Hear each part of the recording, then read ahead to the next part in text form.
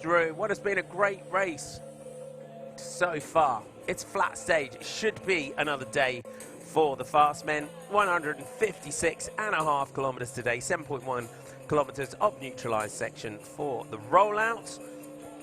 We have two King of the Mountains along the routes, two Cat 4s, but our King of the Mountains already sewn up on stage 5 with Simon Pello of Tour de Pro Cycling. We have three intermediate sprints, one coming with 124.3 to go at Kapar, one at 107.1 at Sungai Belul.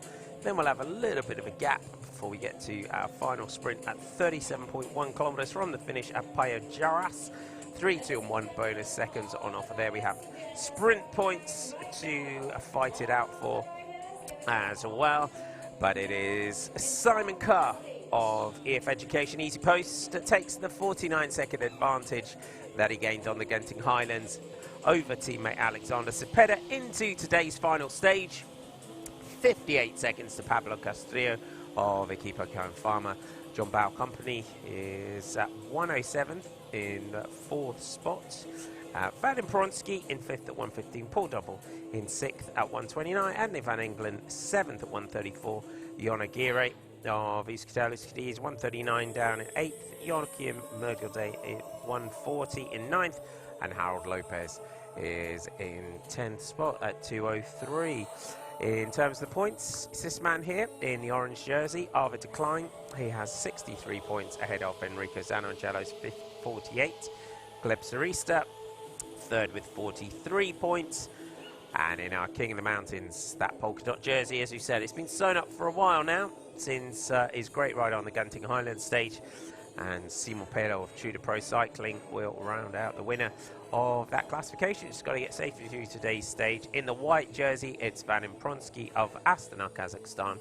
And he has a 2:07, 2 minutes and 7 second advantage over Jambalan Sayen with Fonsavat in third at 4:49. EF Education is Tom Scully on your right there. So EF Education Easy Post leading in the team standings ahead of Euskadi by quite a commanding lead, 2 minutes and 18 seconds. Equipo Kern Farmer third at 3 minutes and 43 seconds. Weather forecast. It's a beautiful sunny day here in Malaysia. As you can see, it's 29 to 31 degrees Celsius. That's 84 to 88 degrees Fahrenheit, and the forecast is for a sunny day for the riders and to finish off this year's race. Just a 4 to 5 kilometre an hour westerly wind, switching to southerly as the day goes on, but gusts of 15 to 21, so nothing really too much to be concerned with. We will be heading along the coast, and if we had some monster crosswinds, we could have expected some crosswind action, but it should be fairly mild for the riders. If you weren't with us yesterday, it was Sasha Vimas of Human Powered Health that took the stage victory ahead of Arvid de Klein here. Gleb Sarista third, Matt Bostock fourth, Attila Viviani was fifth, Raymond Creeder sixth, Youssef Regigi getting up there in seventh, Enrico Zanoncello was eighth, Michael Ziad ninth, and Maris Bogdanovic was 10th. It should be another day for the sprinters today, John, with the expectation. It's been your first time here, Tour de Langkawi, as we look forward to the rollout. Thoughts on the race? It's been a very entertaining one, good one for the sprinters. And of course, that racing from the gun every day has been flat out. It's taken at least an hour for the breakaway to go, and that's exactly what, as fans, we want to see. It was absolutely nuts yesterday, wasn't it, for want of a better description? Truly bonkers was the stage yesterday. It was that fast in the beginning. We dropped the flag. It's kilometre zero. We have 7.1 kilometres to just have a little rollout. Everyone just have a little catch up and finish off the final stage before we get going. We'll see if our two neutral section buddies are catching up this morning. If you haven't been with us so far, Harif Saleh, usually in the morning, Thomas Barter, normally chilling out down the back having a little chat. We'll see if they do the same today. It's normally been the pattern so far during the neutralised sections. 30 degrees C for the riders. So it's getting up to that sort of top end of that weather forecast for today.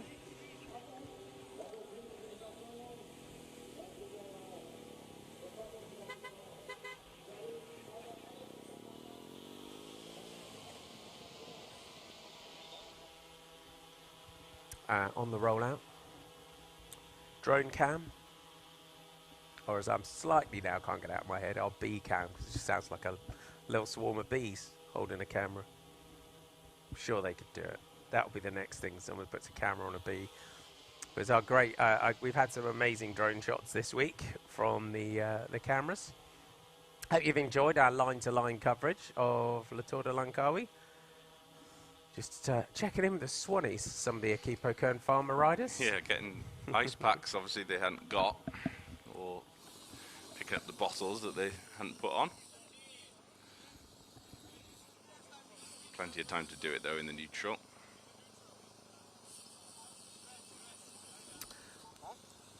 Today, very much, for many riders, it's going to be schools out after this, isn't it? Because for most riders, this is going to be end of the season. What's the feeling as a pro when you get to that end of the year? Yeah, there's a lot of fatigue in not just the legs, but just in the mind more than anything. You've been travelling for some of these riders started way back in January, so when the end of season comes, it's nice to head home, have a bit of time off, maybe go on holiday, or maybe just spend a bit of time at home actually, and unpack your suitcase, put it in the wardrobe, clean all your clothes for once, and then just live a bit of a normal life. Clean all your clothes for once. Yeah. I suppose that depends what age of pro you are, does it not? Yeah, clean them a bit better than just in the wash bag that you always get. Nice to just, well, what I mean is clean your own clothes for once, not just get, someone comes around and cleans them. You forget when you're a pro, if you just leave your wash bag outside your door at home, it doesn't just get washed like it does when you're away with the team. And if you're new to cycling, by that, John means that the soigneurs, as we always say, are the hardest work. Soigneurs, mechanics, hardest working staff in cycling, because if you're ever in a team hotel, you walk down the corridor and there'll be those little net bags, just full of. If you can get through the aroma of walking down a corridor after a bike race, no offence, lads, but you go and you see all the little net bags in the corridor, and the Swannies will take it and they wash the kit and they deliver it back. Yeah, it's good. You normally put it outside your door when you were riding anyway. Put it outside your door, and then you go have a massage, and you go have dinner, and then you come back and it's back outside your door, hanging on your door handle, and it's all clean and smells nice. And the wash fairies aren't always at home, yeah, unless you still live at home with your mum. Yeah, and then you go home and you have to do it yourself. It's awful. As if we so have our own little wash pixies to take care of the kit. But they are. We said it, I think we touched on it earlier on in the week in terms of the job that the soigneurs, for example, do when they come away to a race like this. And we had a wander around the supermarket. We found a great supermarket. As bike riders, and if you've ever been involved with teams, you become slightly supermarket obsessed wherever you go in the world. It's always good you find yourself, even if you're not involved with teams anymore, subliminally checking out the supermarket, thinking, okay, this would be a good supermarket for the teams to get this. Find the bread, find the jams, find the chocolate spreads, and all that kind of stuff. They do a great job. Yeah, the Swannies have a great knack of finding what they need. And of course, they let all the other soigneurs from other teams let them know where the good stuff is, and they have a good conversation every morning. Oh, did you go to that supermarket? No, I went to this supermarket. Oh, did you get this? And as a manager now, it's quite. I kind of take the mick out of them all. And as soon as they come over, and they'll tell me about the feed zone they're going to and how they have to go here, then they go there. But no, they are really, it's a big team behind just the 6 riders who were on the race. Behind that, so many staff members, soigneurs, mechanics, like we said, and then the managers. And now, quite common, videographer, photographer, personal photographers, the teams, or social media managers now as well. Of course, at a lower level team, a lot of the teams here, you take Bolton Equities, they would do the social media and be handing out bottles or mopping together. At a World Tour team, it might be a bit different when you've got the budget to have separate jobs and everyone does their own certain job. But when you come from Europe and you come to Asia, you normally cover 2 or 3 jobs and all muck in together. So it's behind the team of riders that all work together and have a great time together. There's a group of staff that are traveling the world as well and enjoying themselves. And I suppose at the end of the year, again, you get to this point of the year and they all need a break. Yeah, as well. In some ways, they need a break more than, especially continental level and a bit of pro-continental level. You're at a lot more races than some of the riders. The riders might have a mid-season break, injury, illness, of course, throughout the year with what they're doing. But sometimes, like a mechanic or a soigneur could be on the road for every single race through the year, and potentially they're away a lot more than the riders. And I suppose when you say that, sometimes having a holiday at home is a nice thing, and that it sometimes might not compute for that.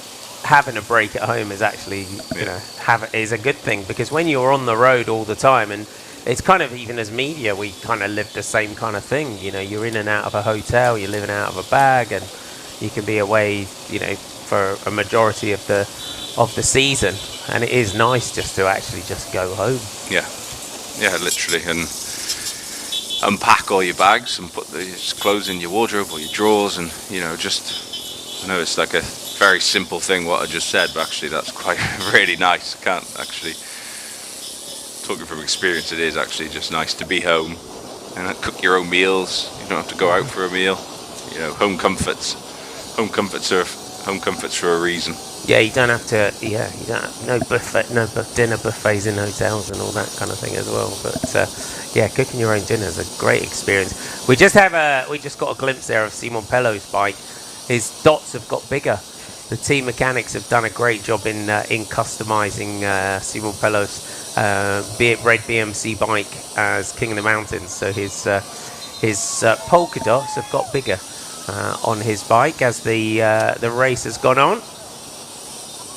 Everyone on the rollout, just dealing with a little bit of road furniture here. Tudor Pro Cycling have done a great job this week, delivering Arvid de Klein to 2 stage victories. He won on day 1, he won on day 6, and he's been up there on subsequent sprints, just getting edged out yesterday by Sasha Vimas of Human Powered Health, which was a well-deserved stage victory, and an important one for the Belgian as well, with the Human Powered Health men's team looking like that's going to be ceasing to operate at the end of the season. We've had stage wins for Gleb Zarista of Astana. We've had stage wins for George Jackson of Bolton Equities Blackspoke. We had Daniel Babor of Caja Rural on stage 4. Simon Carr of EF Education Easy Post taking the Genting Highlands stage. And then Arvid Klein, as I said, on stage 6.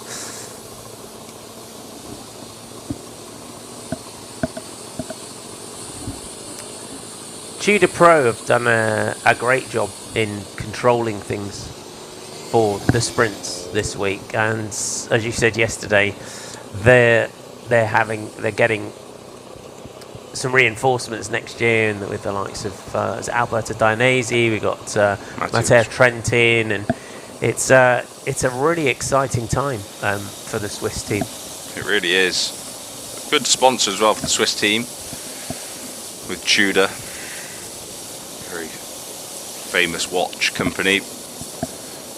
They are backed by Swiss legend as well, Fabian Cancellara. He has some input over the team and has helped them and guide them where he can. But they are moving forward. Of course, BMC bikes going to be interesting. They have a really good under-23 development team as well, Tudor Pro.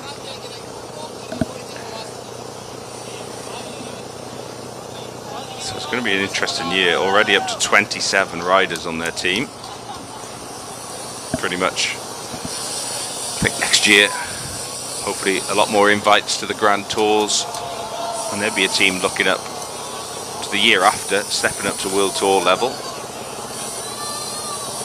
But one of those projects that's really been built and developed year on year, instead of just coming in and saying we can do this straight to World Tour level, being able to build the squads, build the staff, everyone's moved up. Come on, almost in a together way. They've all been together, they've all developed at the same time, and of course some riders unfortunately can't step up all the way up to World Tour in the future. They're making a good program across the board, and again with that under-23 development team, that makes their job easier. They've got that youthful exuberance and development coming through, pushing the older riders constantly. And Tudor watch company? Watch company, yeah, big, really nice watches as well actually. And they have got some good sponsors, if you notice on their sleeve as well. Hugo Boss, Assos kit.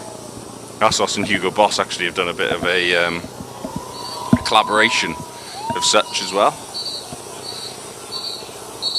So I actually walked past the Hugo Boss shop in the airport, and it looked like an Assos design on a t-shirt. It wasn't, but it looked very, very similar. So maybe they have just stolen that A and put it on one of the t-shirts.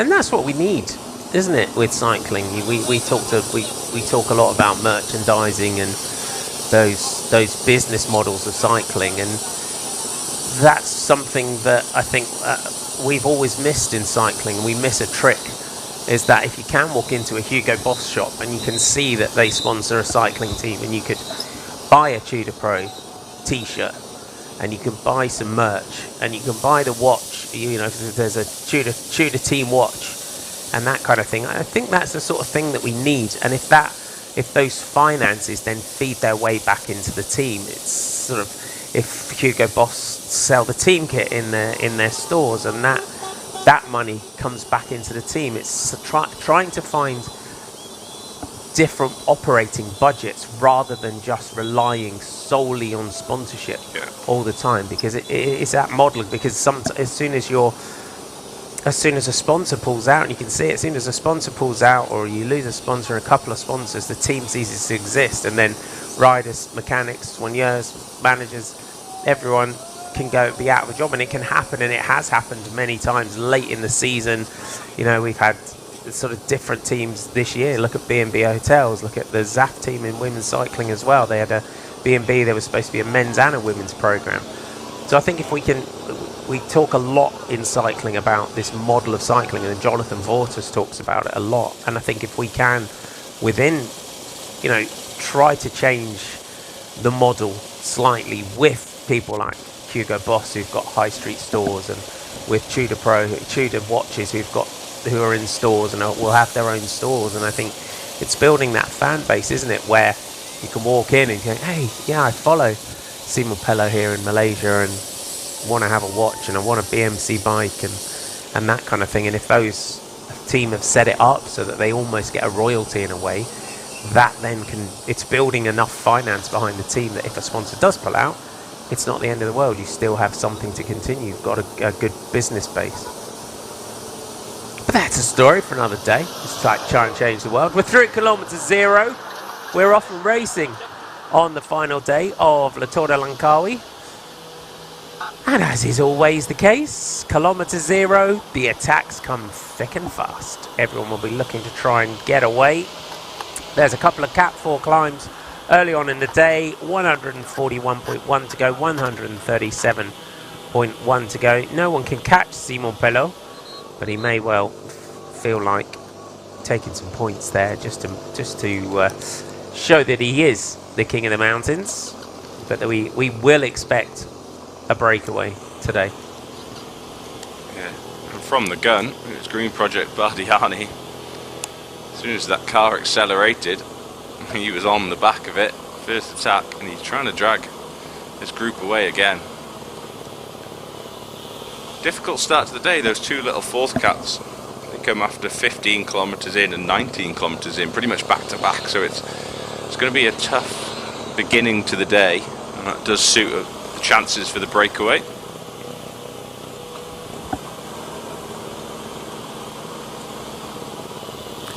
Next attacks.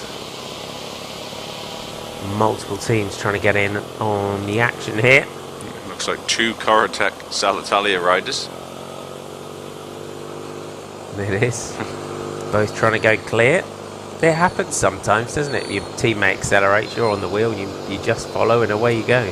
You know, you end up both attacking on either side of the road, and then you just join up at the front and go, oh, hey mate, how you doing? You like that? Should we have it? Yeah. Let's go. Go on. Let's go for it. And they are. And they've ridden really well this week, Corotec Italia perhaps.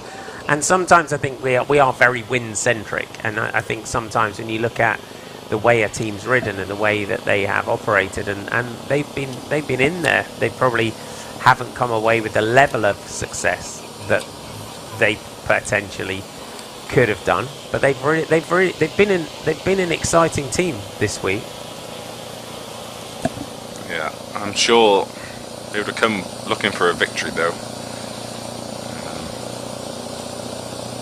Top class pro continental Italian team.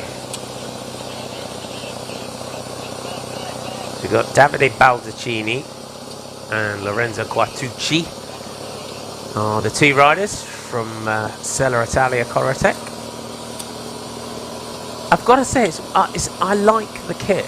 It's one of I like the Italia Corotec kit. It's quite. I love a load of logos as well. I've always been an Androni fan as well. I love a jersey that's quite plain, just with loads of logos on it. There's just something about it. Yeah, it's definitely different. It stands out though. It's the sort of maroon and blue colours. Shorts. You know. I don't know what colour. I'm not very good with colours either, blue or red. So, but it looks like a bluish, faded blue, not faded, but you're better with the colours. I don't know what colour blue that would be. It's kind of like an off navy, isn't it? It's sort of a deep. It's like a deep blue. It's deep like almost a navy, but it's not quite a navy blue. So I can get away with maroon. I could recognise that, but Corotec bikes, another bike brand that have been around for a long time. Good to see them with the team. But Balducci and Quartucci are on the Baldacchini, Ronnie. Sorry, are on the attack here as we get across a member of our Malaysian national team. And just like that, that's the whole peloton by the looks of it. All comes back together. And that is the way, just to get two riders, then 5 riders and a whole group more riders, and then it all comes back together. But our first real attack of the day from our two Corotec Italia riders, brought back 153 kilometres to go. It is a tall order, you would say, today to have anything other than a bunch sprint today. It's going to be a tough one to try and get clear and really make something stick. We're on board with Equipo Kern Farmer. They have Pablo Castillo in 3rd on general classification. They sit 3rd in the team standings. Do Equipo Kern Farmer. Nice little idea. I like the earpiece in his ear for the race radio, actually. And hear it quite well. We've got our radio completely wired up inside the car, and sometimes if the guys are speaking on the radio tools going off as well, it's quite difficult to try and keep track of all these different radios you have within the team car. Kind of. You're going to adopt that one? I might actually try that. It was like that. He's just gone with a normal headset, same as what the riders have, one earpiece, and then the microphone that he had pinned onto his t-shirt. See the riders pin it inside their jersey or to their bib shorts sometimes. Yeah, quite like that. It's always good though. Normally you need it loud enough, because then the mechanic can translate when you can't understand them sometimes. And you also just get really good at, it's the same as the running joke on the underground or anything, you can understand the conductor talk. It's the same in a race radio. You can actually, you get to recognise all the riders' voices and understand what they're saying, even though it wasn't that clear. Just make it out through the fuzz. We had Cristian Relianu on the attack, the Romanian rider on the Chinese team. He's been brought back. We're seeing EF Education Easy Post. Now round the front, you've got Simon Carr, British rider for EF Education Easy Post, up towards the front. They sort of need a little bit of calm, a little bit of presence, I think, at the front to Simon Carr's team, just to sort of calm things a little bit. Even not to calm things, Simon Carr's there. I think that the most difficult part of the stage is the beginning with those little climbs, so it could split. We saw him on other days on those first category climb, it went into a really small group. So Carr just needs to be at the front and tentative himself and follow the right moves, just keep a track of everything.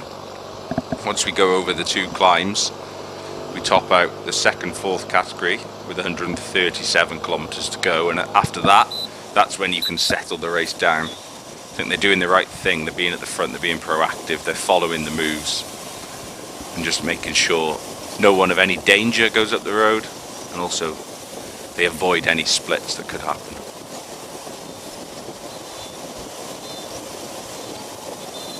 Great to see everyone out and enjoying the race as it passes on the other side. It's always good to see, and I think that's something I was listening to some of the interviews that they've made. We've got Equipa Kern and Euskaltel Euskadi.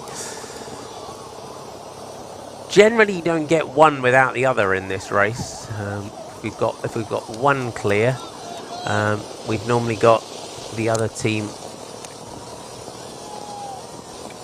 with us as well. So we've got going clear here, Chomin Juarez de Arieta from Euskaltel Euskadi, and then from Equipa Kern is Carlos Garcia Piana, is the man in green. Long, big, wide. Look how wide the roads are here. And we've got Green Project Bardiani and Bolton Equities Black Spoke coming across. You expect to see Cala Royale next coming across, the only Spanish team that have missed this. But back at the peloton, it looks like EF Education Easy Post were controlling things in numbers, but as the roads widened up, just on that final shot we had, attacks from both sides of the road. Peloton aren't happy with this move. And it's Matt Bostock and Matteo Scalco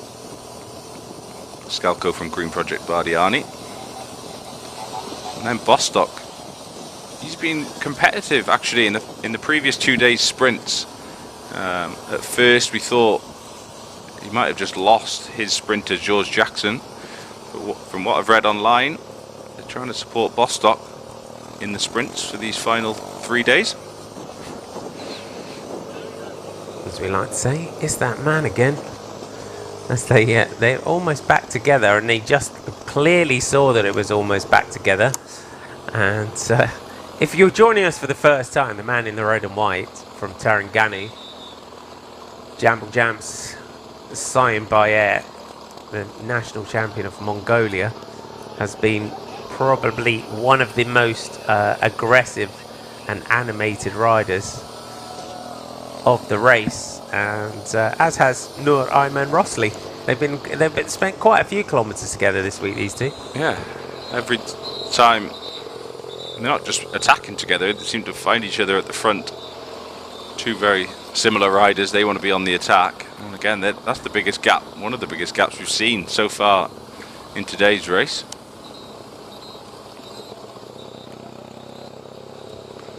Tough when the roads are so wide like this. You can see, and straight actually, you can see the breakaway up ahead, so it really gives hope for anybody who wants to be in that move. They feel like they can jump across and get involved. It also means it's so hard to control. There's always going to be counter attacks, constant attacks. You just have to let it really naturally allow everyone to stop attacking. It looked like Yamamoto that was going up the road as well. He's been quite active the last couple of days. Yeah, didn't see much of Yamamoto in the first few days, but over the last 3 days actually we've seen him in the breakaways. Now only 6 kilometres away from the top of our first KOM of the day.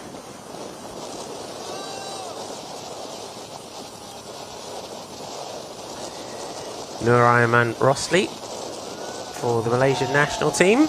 Good to see them on the attack. They have really acquitted themselves well this week, the Malaysian national team. They've been on the attack constantly.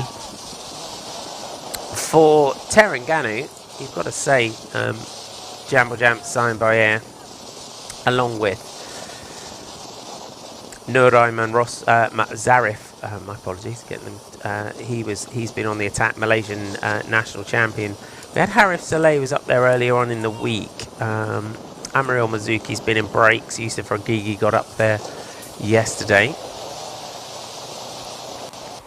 But Sain Bayer sits second in the best Asian riders classification, and he also sits 16th overall at 3 minutes and 19 seconds. Many attacks that he's put in, many a kilometre that he's spent out in the lead. Little flick of the elbow to Rosli to come through. We'll see if this manages to stick now, this breakaway. For anyone that's watching that's new to the sport or is racing, and you come to the big wide roads that we had, and we're narrowing down now into 2 lanes here as Yamamoto gets up, Masaki Yamamoto from JCL. 2 more riders coming across. So we've got Mikael Biscara is got up there, and Ratshanan Yawarat is up there as well. Ratshanan Yawarat, another rider that we've seen on the attack this week.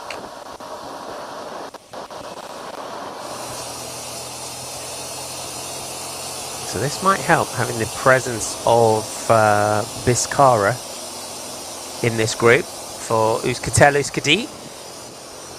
Man wearing 75.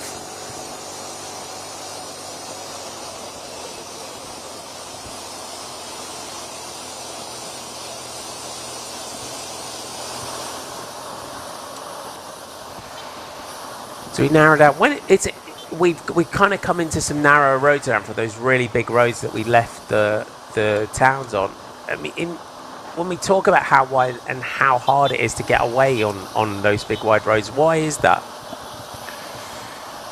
Just there's a few different reasons really. It's actually really the peloton that decide when a breakaway goes away. Normally you can close the road, block the road, you go across the road, and that kind of finishes the chase or finishes the attacks. Normally a few teams as well, it would take a few teams, but of course when the roads are that wide it's near enough impossible to get 3 or 4 teams to the front all together to be able to go across the road.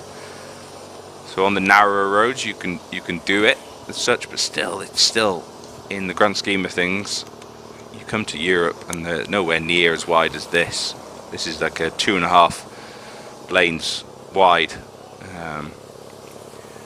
in Europe, probably a third of the size of this road sometimes.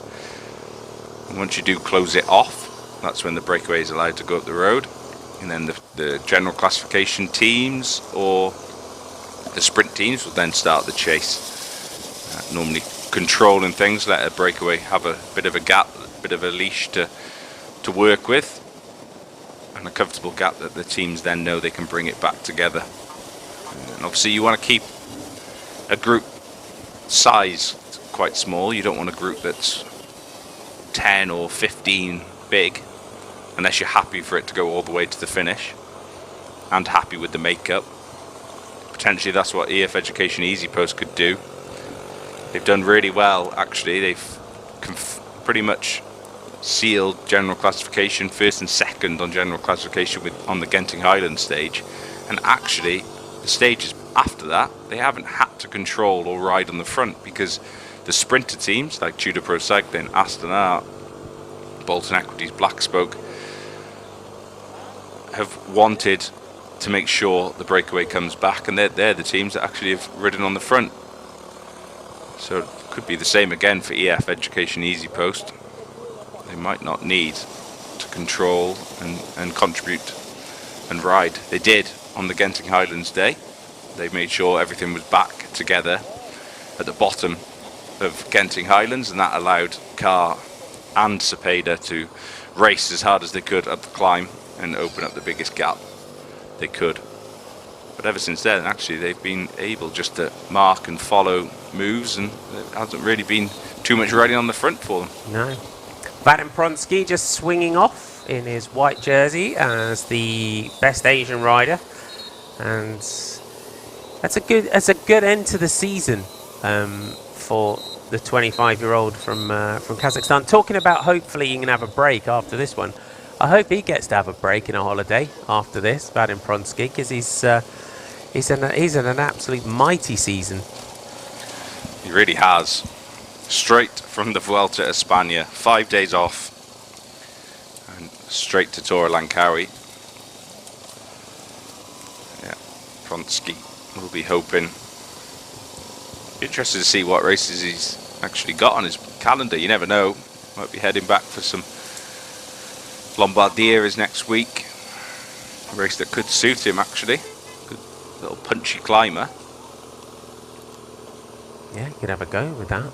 It's always a good end to the season. It is a beautiful race down in Bergamo and Lombardy. Can recommend it. 500 meters to go to the top of the climb. This is our first KOM of the day.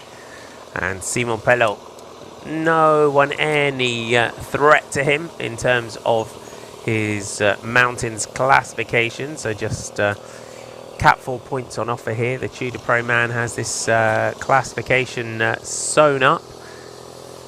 There is that level of pride sometimes as a king of the mountains that you just want to sweep up the points if they're there. It's Tudor Pro that are on the front here. Remember, there are some prizes still for the summit. They'll sprint out for that. We'll get confirmation of our order over the top. So just going through over the top there, Xavier Azarsi takes point, the maximum points. That was really an attack for Azarsi rather than just the KOM points, but that sprint for the summit there has really spread things out, hasn't it? See how lined out that group is. Little gaps here and there. One just trying to close the wheel in front of them. Yeah, Mateo Scalco did a great job from the bottom, absolutely drilling it on the front, and Izarsi taking over. Corotec Sella Italia, EF Education Easy Post. Just having a little clip off the front here on the descent. You saw that drone shot though, how straight that road is. It's a been a big split actually, yeah. There's a lot of riders caught out at the back. This is just how easy it is at the front.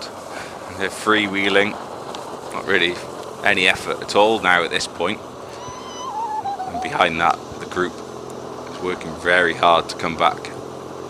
It's that the way this road has got kind of elements of a sort of rock and roll and roller coaster. The way, and you're kind of almost getting that momentum over time. You see how far the team cars are lined out behind. Big shout out to any of our DSs joining us in team car today. Welcome along. Thanks for joining us. We do appreciate your company. Our next KOM is going to come pretty soon. 137.1 kilometres to go is our next Cat 4 climb. It does look like there's a few tired legs down the back. And it is the Malaysian national team colours on the front. There you have it. Javier Izasi takes it from Luca Corvilli. So 2 and 1 points. So Luca Corvilli takes the second there for Green Project, Bardiani. And there's your King of the Mountains, GC. Overall, Simon Pello with 32 points, so 12 points ahead of our overall leader, Simon Carr, and Pablo Castillo of Equipo Confirma up there in third spot in the overall. These look at these shots, just as we said, it's just rocks and rolls. These big rolling climbs that we've got here today. This early part of the stage, not easy by any means, and these the sort of relentless pressure on the front with no breakaway clear. It is clearly snapping a few riders' legs at the back and really putting them into a world of hurt. It's those orange jerseys of Euskaltel Euskadi who have been really active since the start, but our turquoise leaders jersey of Simon Carr just getting up here and just getting into the move here. It's the best just way. Covering it. And then the Euskaltel Euskadi rider, just a bit of a hand signal to roll through. He would have been disappointed when he saw that turquoise jersey of Simon Carr there. Carr, no need to actually contribute. This was the importance of being in position. He hasn't done it trying to really go on the attack. He's just been able to be there, follow the position, follow the riders who are making the move, and he's found himself in that leading group. 1 kilometre to the summit of our second climb of the day. The summit comes with 137.1 kilometres to go today in another Cat 4 climb. It is at Meru. It's just 200 metres. The actual categorised part of the climb averaging 6.5%. Just a small group creeping off the front. It is going to get brought back together. And it is that Malaysian national champion, Nurai Manzarif, that is just covering the moves at the front. Nothing managing to stick here at the moment. Everyone just dancing around at the front. It is going to be Zarif who's going to cover this move by the Rouge Eye online insurance team rider, that orange helmet, looking for the summit. Just wanting to take that last little prize here if he can. 100 metres to go now, up towards the top. 2 points on offer. So he's going to take that. Is that Polychronis Zakis? Yeah, it looks like it. The big Greek man. So over the top. We'll get confirmation of that momentarily. A very, very active start to the day. If you are just jumping into our coverage today, we're about to swing right here. Stage 8, the 8th and final stage of the 27th edition of the Tour de Langkawi. 156.5 kilometres today, starting in Setia Alam and finishing in Kuala Lumpur. 2 Cat 2 climbs, 3 intermediate sprints along the route. But Simon Carr of EF Education Easy Post just has to get through the stage, and he will be crowned the first British winner of the Tour de Langkawi in its history.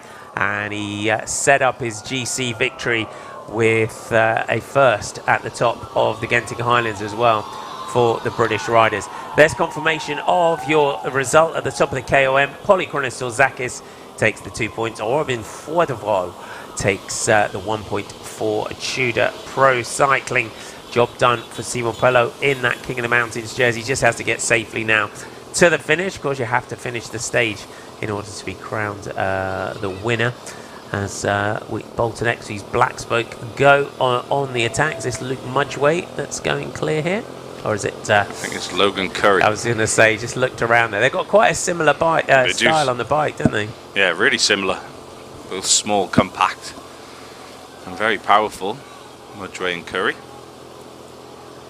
Curry a little bit younger than Mudway. But we have a little group of 3 going up the road. And it is that man, Harold Martin Lopez from Astana, Kazakhstan. But it is Yuskatel Uskardi who then bring that group back together again. Yuskatel Uskardi, of course, unfortunately losing Canal Blanco. Had confirmation from the team though.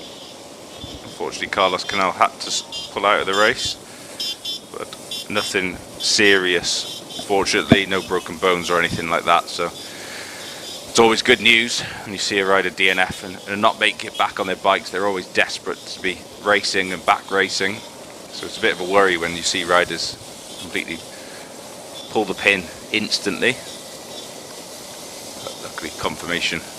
No injuries, no broken bones. Of course, plenty of road rash, but nothing serious.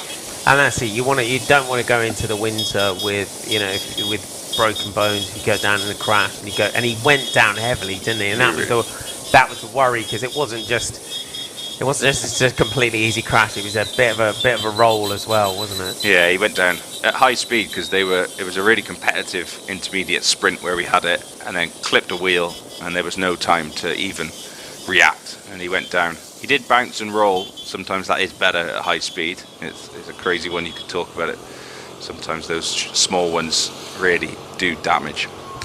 If you're with us, you're up for a little commercial break. Make sure you come back soon. See you in a little while.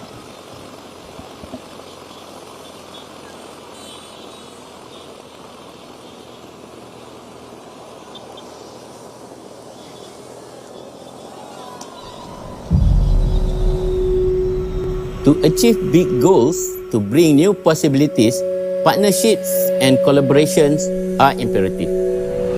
With the focus of people, planet and profit, together with our partners, we are amplifying our efforts to reduce carbon emissions in our downstream operations. To strike a balance between business goals and environmental needs, at the same time recognizing and addressing the plastic waste and pollution in the economy. One of downstream subsidiaries, Petronas Chemicals Group, is committed shifting the industry towards a circular economy approach, better known as new plastics economy. Thanks to technology and collaborations, this will not become a mere figment of imagination, but soon will be a reality for us.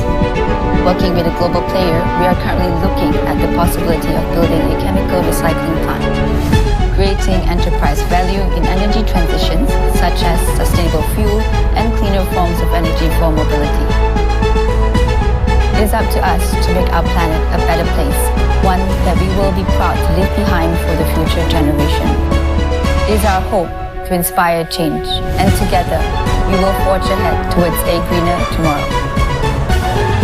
This is my pledge to the organization. This is our pledge to you.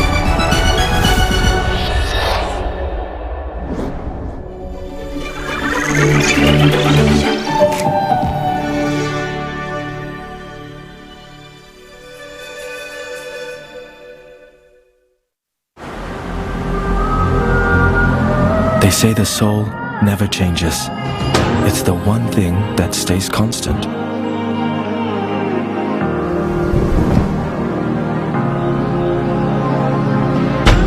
While what we see around us may change and grow, the feeling of where it came will always stay the same.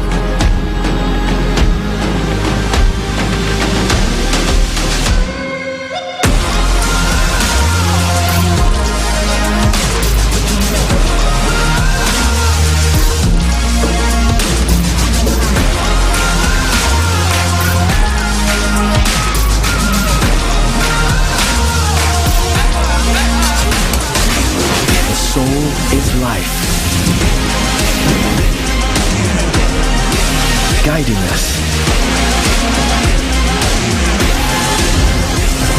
to make us who we are.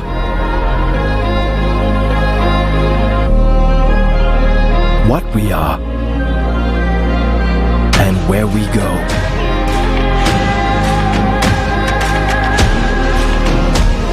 And where I'm from, we go forward. So come, we have much more to share. Malaysia, truly Asia.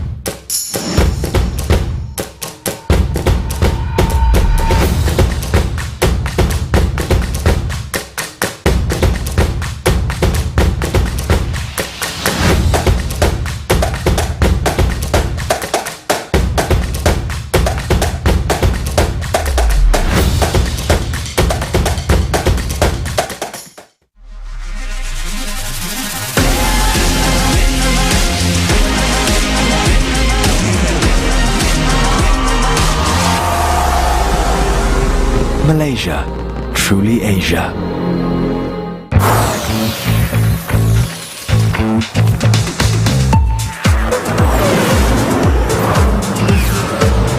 No matter how far you go, there's always Petronas Premix 95 with Pro Drive to make your journey smoother. Petronas Premix 95 with Pro Drive, Malaysians' favorite fuel.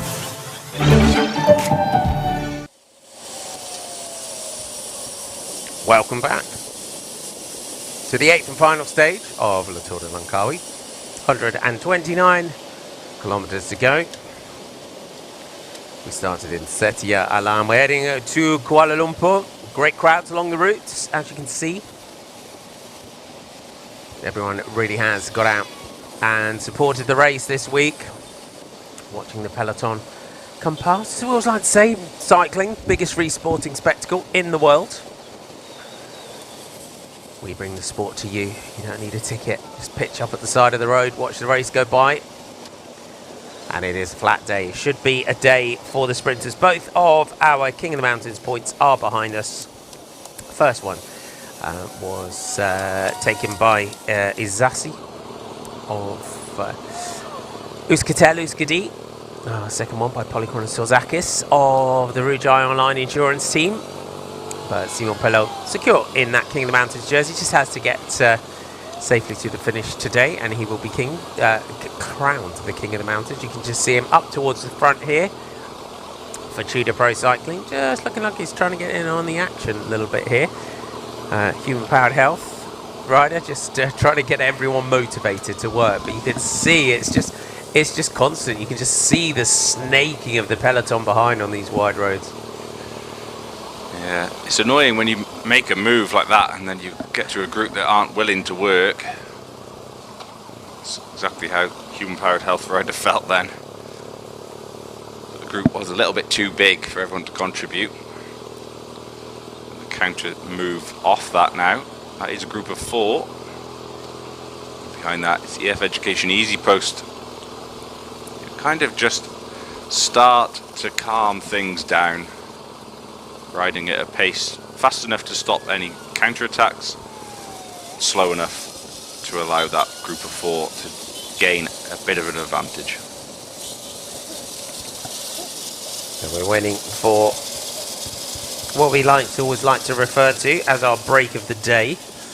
Can they get clear? Will this be the one that finally sticks? We had multiple groups going clear. Baldacchini and Quartucci of Corratec Sella Italia. They were caught. Christian Aurelianu of Henjang from Romania, he was the next to go. And and on the attack now. We've got Christian Aureliano for Henjiang. We've got Manuele Tarozzi is the rider from the Green Project Bardiani. We've got Nuraiman Rosli from the Malaysian national team. I just need to pick out who our leaning star rider is. Can't quite make out the number.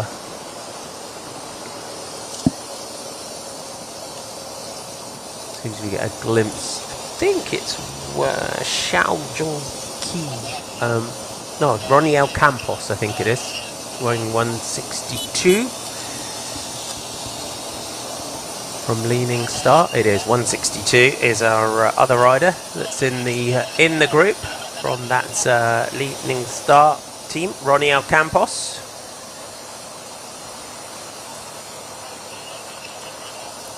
I always like as well when we're out on a race and we're out in a different part of the world, finding different team sponsors. I remember the first time I was walking down through Bath, where GCN is based, Global Cycling Network, and I saw all these massive groups of EF Education groups with their big pink flags, and I think I did kind of took the guide leader by surprise. I was like, oh my God, EF! And yesterday I was in the mall and I walked past a Leaning Star sports shop. So there was a shop in the mall, a Leaning Star. So I went in, had a little mooch about, and had a look. And I think as well, it's sometimes important. It's good to find out what the team sponsors do. Yeah, sometimes it's quite surprising actually what they are, and it's always, as you say, it's quite interesting just to see what and where they're based, what they do, where they're based. And sometimes these sponsors teams have so many different offices around the world. I found when I was racing, you go to a race in Europe or Australia, and the good sponsors, the good teams have marketing stuff that you have to do as a rider, as an athlete. And you travel to Australia and you don't realise there's offices for that company there. Now, a group of 6. Michael Valgren of EF Education Easy Post comes across. That's with Zabia Isasa from Euskaltel Euskadi as well. Expect the peloton to be quite close to this group now. Not sure they'll want Michael Valgren up the road. And also, only 500 meters to go to our first intermediate sprint of the day as well. Well, we're getting them off quickly again today. We are indeed. That's the beauty of it. They do give us plenty of prizes within this race and plenty of points to sprint out for. So Kapar is our first sprint of the day. There's the gap from the drone shot as they start to sprint it out here, and those counters are unfortunately pulling this back together. The peloton all lined out, one long line, and it's Nuraiman Rosli that jumps clear to take that one. So Rosli is going to roll through. Rosli from Tarozzi, and it was the Corratec Sella Italia riders that were trying to get across, and unfortunately have just brought the peloton up to them. So we start again. So we reset, nothing managing to get clear and stick. The peloton has been snaking in one long line, and it's just been relentless yet again since the start of today's stage. This has pretty much been the pattern of a lot of the stages so far in this year's Tour de Langkawi, that some days it's taken an hour for the breakaway to go clear. Next move. There we go. Malaysian national team just jumping clear. Tudor Pro Cycling, Cajaradal all around the front. So they've all got sprinters in their midst. They've all got fast riders that they know can spread it out. There's confirmation. So Nur Ayman Rosli takes 3 points and 3 seconds. Manueli Tarazzi takes the 2. And Christian Reliano there of Henjiang takes the 1.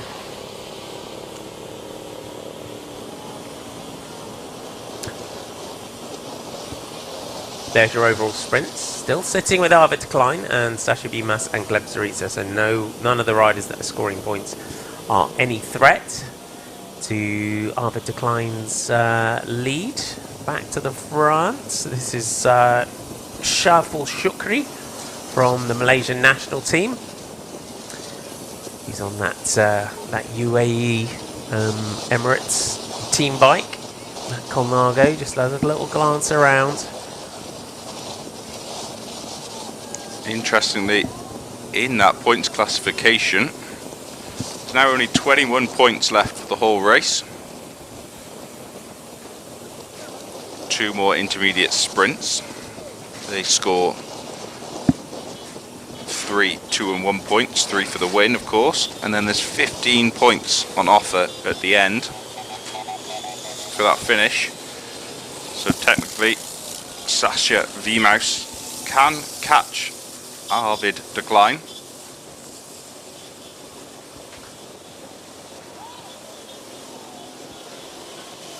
He picks up some points in those intermediate sprints and then wins the stage, and de Klein doesn't score any points, then technically on countback Sasha Vimaus can then take that victory in the overall points classification. So still up for grabs there. Still one just to keep an eye on. If de Klein aims and goes for one of those intermediate sprints, though, he's almost confirms himself that jersey and will be on the podium at the end of the day. Yes, indeed. Got to keep the excitement alive. That's for those classifications. Mohammed Shukri of the Malaysian national team going clear here. Good to see him on the attack. 25 years old. It's like he's had a season where he's been racing domestically for the most part. He's had a few dips out into international racing in his career, as a lot of riders from Malaysia do. They'll head out, do races such as Tour of Thailand. That not being too far away, so he did the Tour of Thailand earlier on in the season. As Luke Mudgway gets up to him, joining him at the front. So Chomin Juaristiarieta also getting up here. So 3 riders, and it's the Bolton Equities Black Spoke rider that just comes straight through to the front. Mudgway knows that the hope really to get clear is to come through, and the Corratec Sella Italia rider with Zarif on his wheel, and there's that Simon Pello trying to come across. So Pello on the back for Tudor Pro. This is a decent sized group that are trying to go clear. Many teams are represented in here.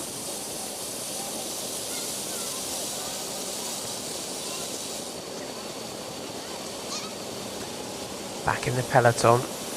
They'll almost be willing it, I think, at this point for a break to go on the final day.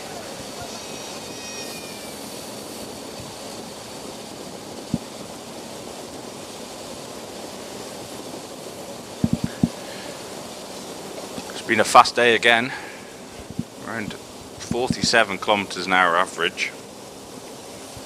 Get you an update in about 14 minutes time when we go over an hour of racing. But way up on the fastest schedule, up to that intermediate sprint. So not hanging around this year's Tour de Langkawi.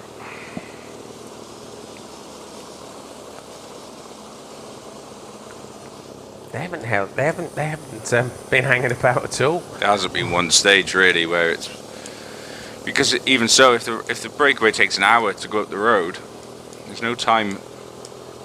We haven't seen any big gaps go out to the breakaway. No big big gaps that have been allowed. No, the biggest gap we've seen is around 4.5 minutes, which actually isn't very much.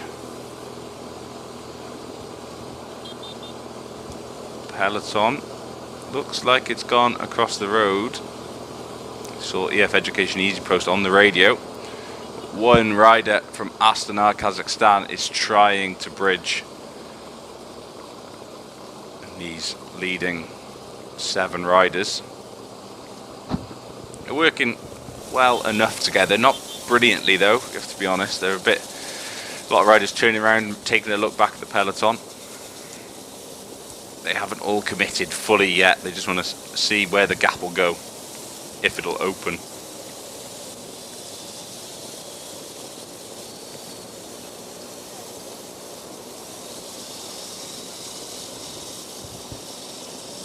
Andres Vosokans of Henjiang looking for the team car.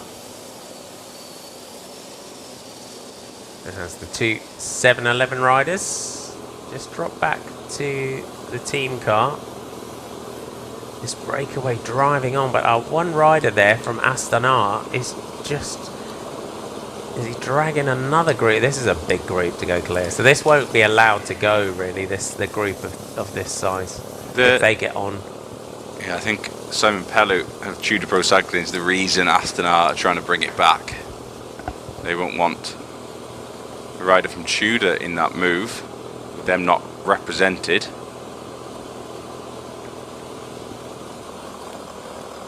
There's another Tudor rider coming across in that counter-attack, one from Green Project Bardiani. It looks maybe even human-powered health. Get a good glimpse now as they come past.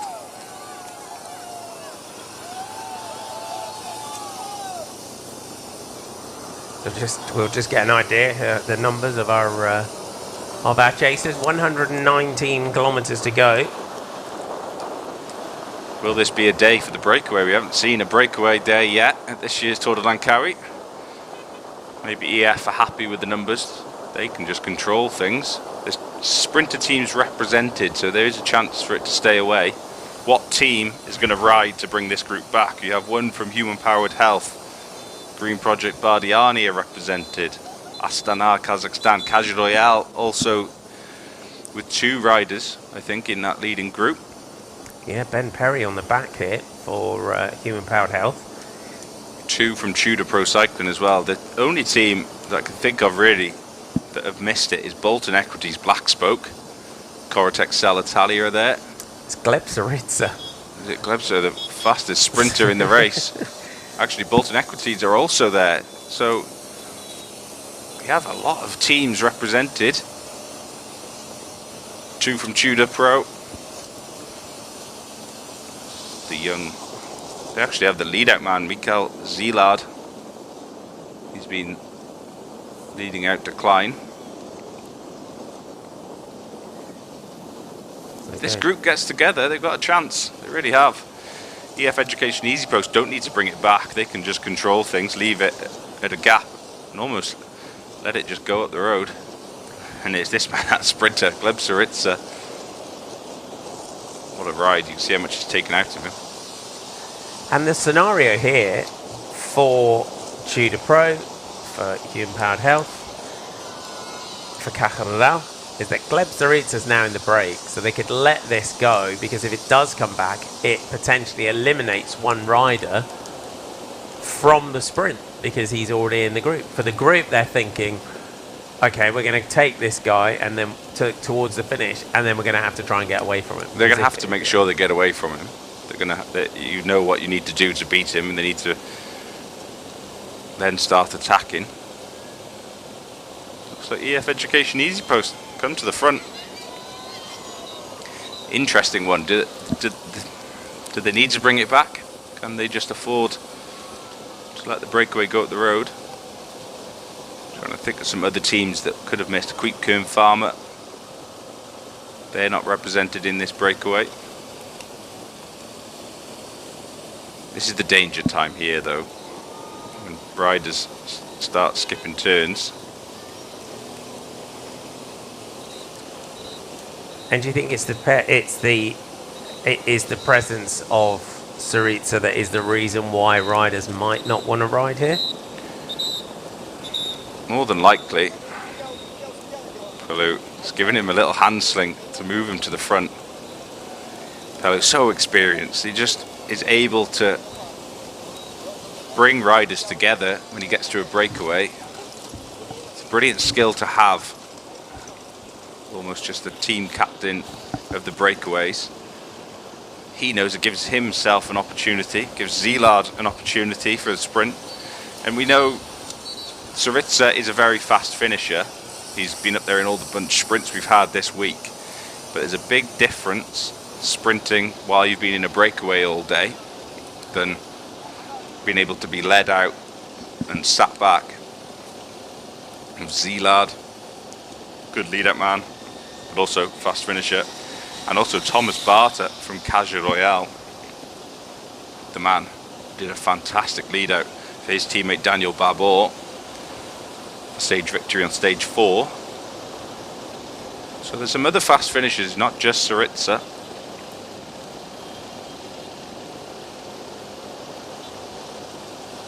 I think this is the first day,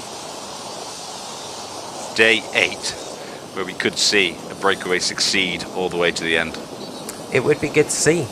We, as you said, we haven't had that so far this week. So could it be a day? Could it be a day for the breakaway? It would be good. We would love that if it did. Let's give you your GC positions. I'll go through them as they are on the start list rather than where they are in order, just so that you get an idea of where everyone is. So Gleb Saritsa is 76th at 55.40. Davide Gaburo is 48th at 20 minutes and 7. Manuele Tarozzi is 37 at 11 minutes and 12. Simon Pello's 30th at 8.10. Mikkel Szilard is 82nd at 56.51. Luke Mudgway's 97th at an hour and 3. Ben Perry 72nd at 53 minutes and 26 seconds. The only danger rider you would say is Chomin Huaristi Arietta from Euskaltel Euskadi, who's 11th at 2 minutes and 14 seconds. You've got Alexander Konishev, 49th at 20.09. Nurayman Razarif is 42nd at 13.32. And Shaifal Shukri is 44th at 15.06. So it's our man who's wearing 76 in the orange of Euskaltel Euskadi, who is perhaps our spanner in the works here, because everyone else is far enough down overall that they could give this breakaway a fair amount of a lead, EF Education, and not worry too much. So this is our man here, Chomin Huarista Arietta in the orange of Euskaltel Euskadi. He's 11th at 2 minutes and 14 seconds. So for EF Education, give it 3 minutes and then just bring it back and just make sure that you keep him within a minute or so at the finish. In some ways, yeah, just let the break go. Almost just exactly a quick Kern Farmer now will help at the front of the race as well. They sit 3rd place on general classification. So now they do have a Quick Kern Farmer riding. They just need to protect what they've got. They want to protect the podium places.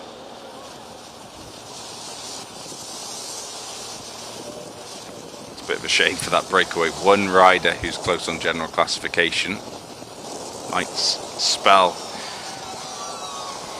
a bad time. It might not be successful. We got excited in the big group, went up the road, but maybe that means it'll have to come back. Yeah, this man here, beyond him, no one a threat in the GC. He's just having a word as they go through. This is Giulia Massotto, 82. Massotto is 70th at 52.38. I'm just going to check if I had my 82s and 84s mixed up. My apologies. So the EF Education Easy Post riders will be notified by the DSs behind that they do have to be careful that they do have to watch the breakaway and not give it too much of an advantage, and then really make life difficult for themselves here on the final day. Beyond Chomin Juaristi Arieta, the breakaway could have been given 6 minutes. No one too much of a danger. Bring it back a little bit at the end, and then let the break go all the way to the finish. And for the sprinters teams, we've had, and I think that's the beauty of this year's race, is that we've had so many different winners in the sprints from so many different teams that you would say that for the sprinters teams, they've all pretty much got something out of this race so far. Yeah, the sprinter teams we've gone to watch have all picked up a stage win actually now. It's more just about human-powered health that hadn't picked up victory yet, and they did yesterday. Sasha Vimaus. Right, the other rider that I hadn't noted was Thomas Barter. That's also in there for Categorised. So it's good to see him that's made it into this group. Thomas Barter, also a very fast finisher. You would say pound for pound in a sprint. Thomas Barter might fancy his chances against Gleb Syriza, as he's been the lead-out man this week. He's 85th at 58.38. Is Barter. They're wearing number 92. We do have Julia Masotto and Alexander Konishev in there for Corotec Sella Italia. Back to EF, 1 minute and 10. So the gap is going out with 114 to go. 1 minute and 10 seconds is the gap.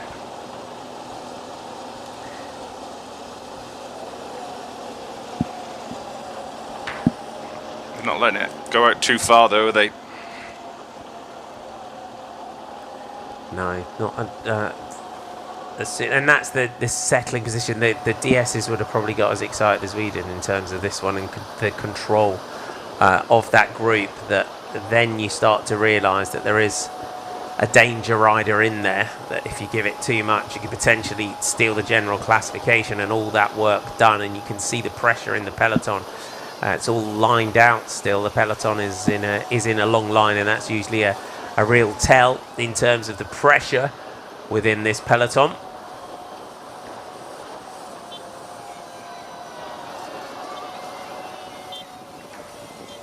Back to our leaders and our leading groups to update you on who is in here. Luke Mudgeway of Bolton Equities Black Spoke. Chomin Arieta from Euskatel-Euskadi. He is our danger rider. You've got Mohammed Shukri from the Malaysian national team. Simon Pello here in his polka dot jersey, on his polka dot bike for Tudor Pro Cycling.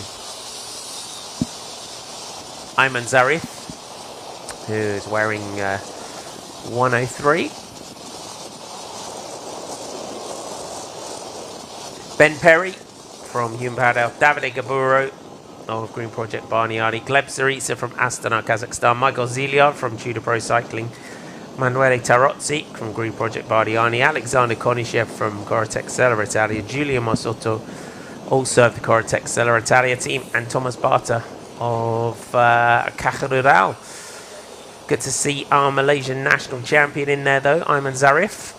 You can see him just riding up the white jersey with the blue shoulders on the red bike.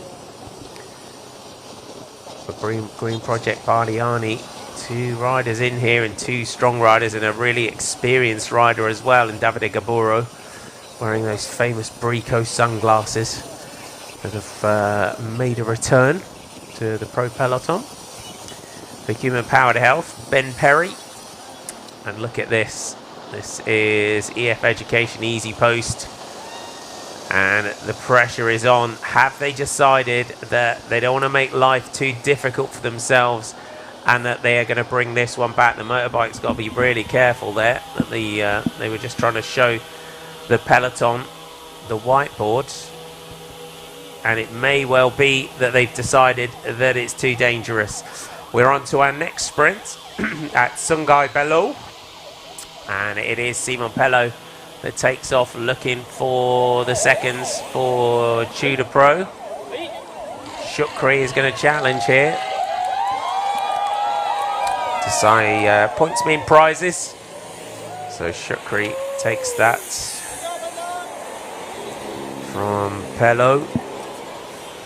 And it looked like Arias, the Euskadi rider, Juaristi, Arietta takes the third. We'll get confirmation of that.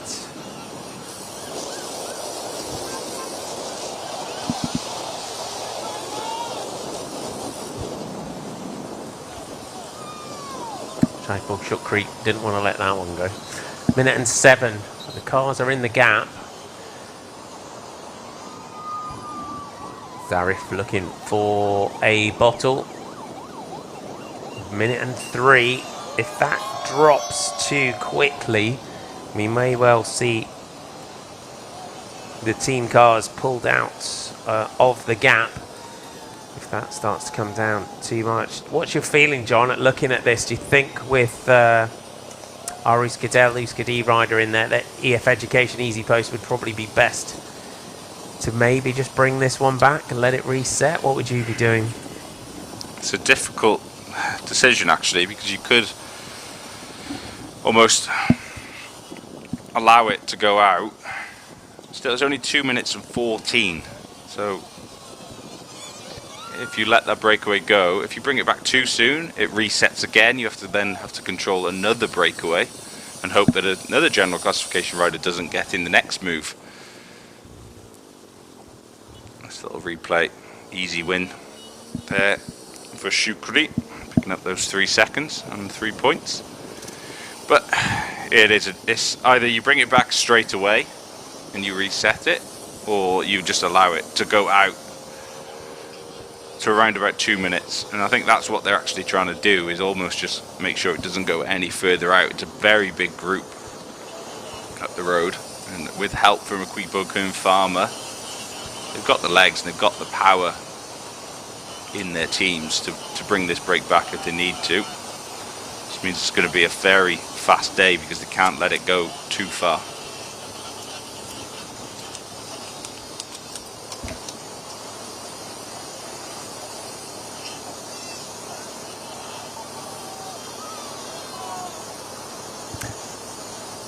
Look at the pressure in the peloton behind our breakaway group. 105 kilometres to go. And this has been the pattern of the Tour de Langkawi throughout. It has been absolutely savage, you would say, day in, day out. It has been attack after attack after attack in this race. We've had very little time where it's really been an opportunity to relax. But the sprinters teams, we have had multiple winners. It's been a really successful race for all of the sprinters, you would say. When we came in on the opening day with Arvid de Klein taking the stage win, it looked like he would just romp away in the sprints, but it was Gleb Syriza who swung back the next day for Astana, Kazakhstan, onto stage 3. That was a day that Bolton Equities Black Spoke controlled things and controlled it perfectly for George Jackson to take the stage.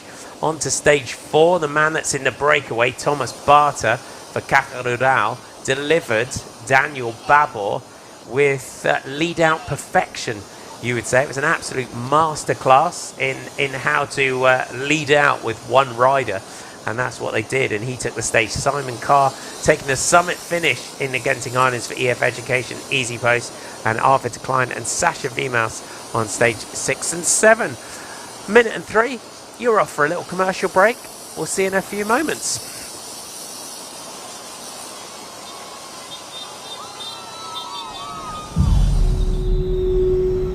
To achieve big goals, to bring new possibilities, partnerships and collaborations are imperative. With the focus of people, planet and profit, together with our partners, we are amplifying our efforts to reduce carbon emissions in our downstream operations. To strike a balance between business goals and environmental needs, at the same time recognizing and addressing the plastic waste and pollution in the economy. One of downstream subsidiaries, Petronas Chemicals Group is committed shifting the industry towards a circular economic approach, better known as new plastics economy. Thanks to technology and collaborations, this will not become a mere figment of imagination, but soon will be a reality for us. Working with a global player, we are currently looking at the possibility of building a chemical recycling plant, creating enterprise value in energy transitions such as sustainable fuel and cleaner forms of energy for mobility. It is up to us to make our planet a better place, one that we will be proud to leave behind for the future generation. It is our hope to inspire change, and together we will forge ahead towards a greener tomorrow. This is my pledge to the organization. This is our pledge to you.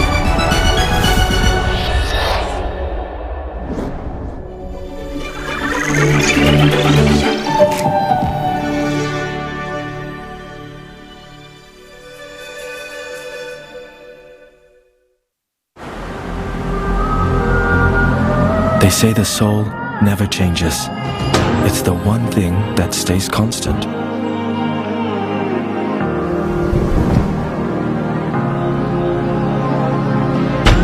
While what we see around us may change and grow, the feeling of where it came will always stay the same.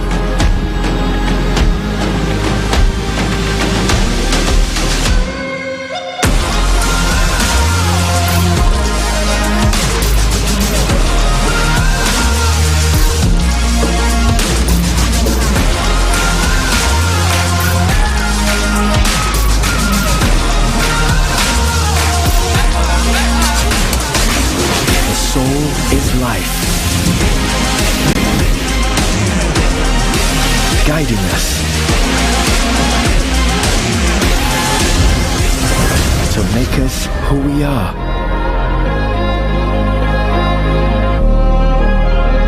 What we are and where we go.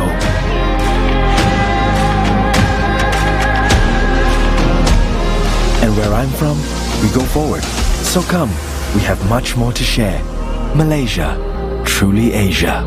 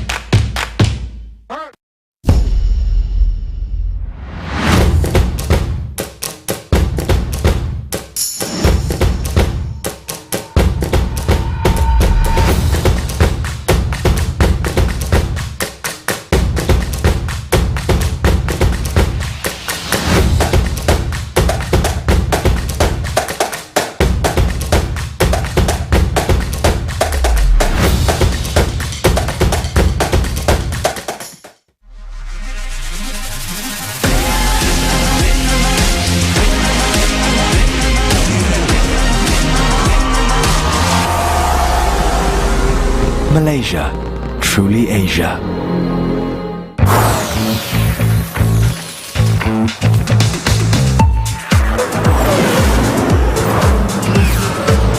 No matter how far you go,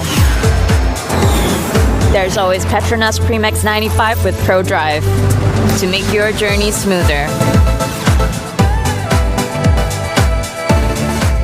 Petronas Premix 95 with Pro Drive, Malaysians' favorite fuel. Welcome back to the 8th and final stage of the Tour de Langkawi. 156.5 kilometres today from Setia Alam to Kuala Lumpur. But we'll bring to a conclusion the 27th edition of the Tour de Langkawi, and what an edition it has been. 47 seconds is the gap from our breakaway group, and it did look like when the group went that this was a group that could go. all the way to the finish, potentially. But Euskadi rider Choman Juarez de Arrieta, 11th overall at 2 minutes and 14 seconds. Sneakily, you would say, sneaking into that breakaway by stealth. And he could be the rider that might prevent the breakaway going all the way to the finish. You can see the pressure through the peloton. The peloton has been all lined out since the breakaway settled, and the word of who was in that breakaway filtered back through to the peloton. 47 seconds is the gap, and it is being controlled by EF Education Easy Post. Your breakaway, your break made up of Luke Muchway of the Bolton Equities Black Spoke, Choman Arrieta, as he said, from Euskadi, Mohammed Shukri from the Malaysian national team, Simo Pelo from Tudor Pro Cycling, Ayman Zarif from the Terengganu Polygon team, Ben Perry from Human Powder, Davide Gavuro from Green Project Bardiani, Gleb Syriza from Astana, Kazakhstan, Michael Zilio from Tudor Pro, Manueli Tarozzi, also of Green Project Bardiani, Alexander Konishev and Giulia Massotto of the Corotec Sella Italia team, and Thomas Barter of Caja Rural. But with Juarez de Arrieta in the orange of Euskadi, a danger, you would say, to the turquoise leaders jersey. They can't really let this breakaway get too far out. We're about to click through our real first milestone of the day, as we always point out when we're here line to line. We will go through the 100 kilometre to go point momentarily. Great crowds out along the route of La Tour de Langkawi. There we have it. The camera just looks back. You can see the peloton in the distance. Simon Pelo just hand up in the breakaway, looking for a bit of service. Maybe a little bit of feeding. It is a warm day. It's 29 to 31 degrees Celsius for the riders today. That's 84 to 88 degrees Fahrenheit and sunny. Just a light 4 to 5 kilometre an hour wind. The neutral service car just moving up to potentially just give Simon Pelo some service. The team cars will have been pulled out of the gap. The gap under a minute, and there it is. EF Education Easy Post are chasing behind with Simon Carr, the leader, in there. So clearly, John, they are not happy with the makeup of this group with the presence of Choman Juarez de Arrieta from Euskadi. Yeah, I wonder if there's a lot of conversation in that breakaway. Maybe some words to say, can you sit up and go back? Obviously that means Euskadi haven't got a rider in the breakaway. If they had a rider there, potentially he could sit up and go back to the peloton, and that would mean that breakaway really has a chance of going all the way to the finish. Of course, you can't sacrifice a move now. If he had a teammate there, I think it could be done. But unfortunately, all those other riders in the breakaway, looks like their chances of stage victory are going to be doomed today. But it is a conversation that sometimes happens. Yeah, it does. Very often, actually. But I think if he had a teammate there, then potentially he could sit up and then go back. But also he's moving himself up. If it stays away, he moves himself up into the top 10 on general classification. So that race, I say he's not, maybe even if it stays away until the end and only gains a minute like we are at the moment, it would move him up, all the way up to 5th place on general classification. So he could move himself really high up into GC. And of course with that comes with those extra bit of prize money, the extra bit of bonuses that could be on offer. It would be 5th place on a pro classified race as well, so it would be a big result. Bit of a problem with his shoe. Simon Pelo needs to change his shoe. You don't see many riders, you know, laces are great in some ways. Until this moment. Until that moment where you can't do them back up. It's always a good move when you're changing a shoe. and this is something that you don't get to see very often, is a rider having to change his shoe, but clearly he's broken something on his shoe, his replacement shoe, and sensibly his next pair of shoes, and you get it clipped in, then get your foot in. This is when you do respect triathletes and what triathletes can do out on the road and getting their feet into their shoes when they're trying to get racing. But now he's got a BOA system on this shoe, which means that he can just get it done up quickly. Yeah, it's not. It's quite it's easier than it looks, I think. Once you do it once, you're like, oh, actually, that wasn't so bad. And Simon Pello, I'm sure, has Wouldn't have been the first time. I was going to say, he's a fairly experienced pro.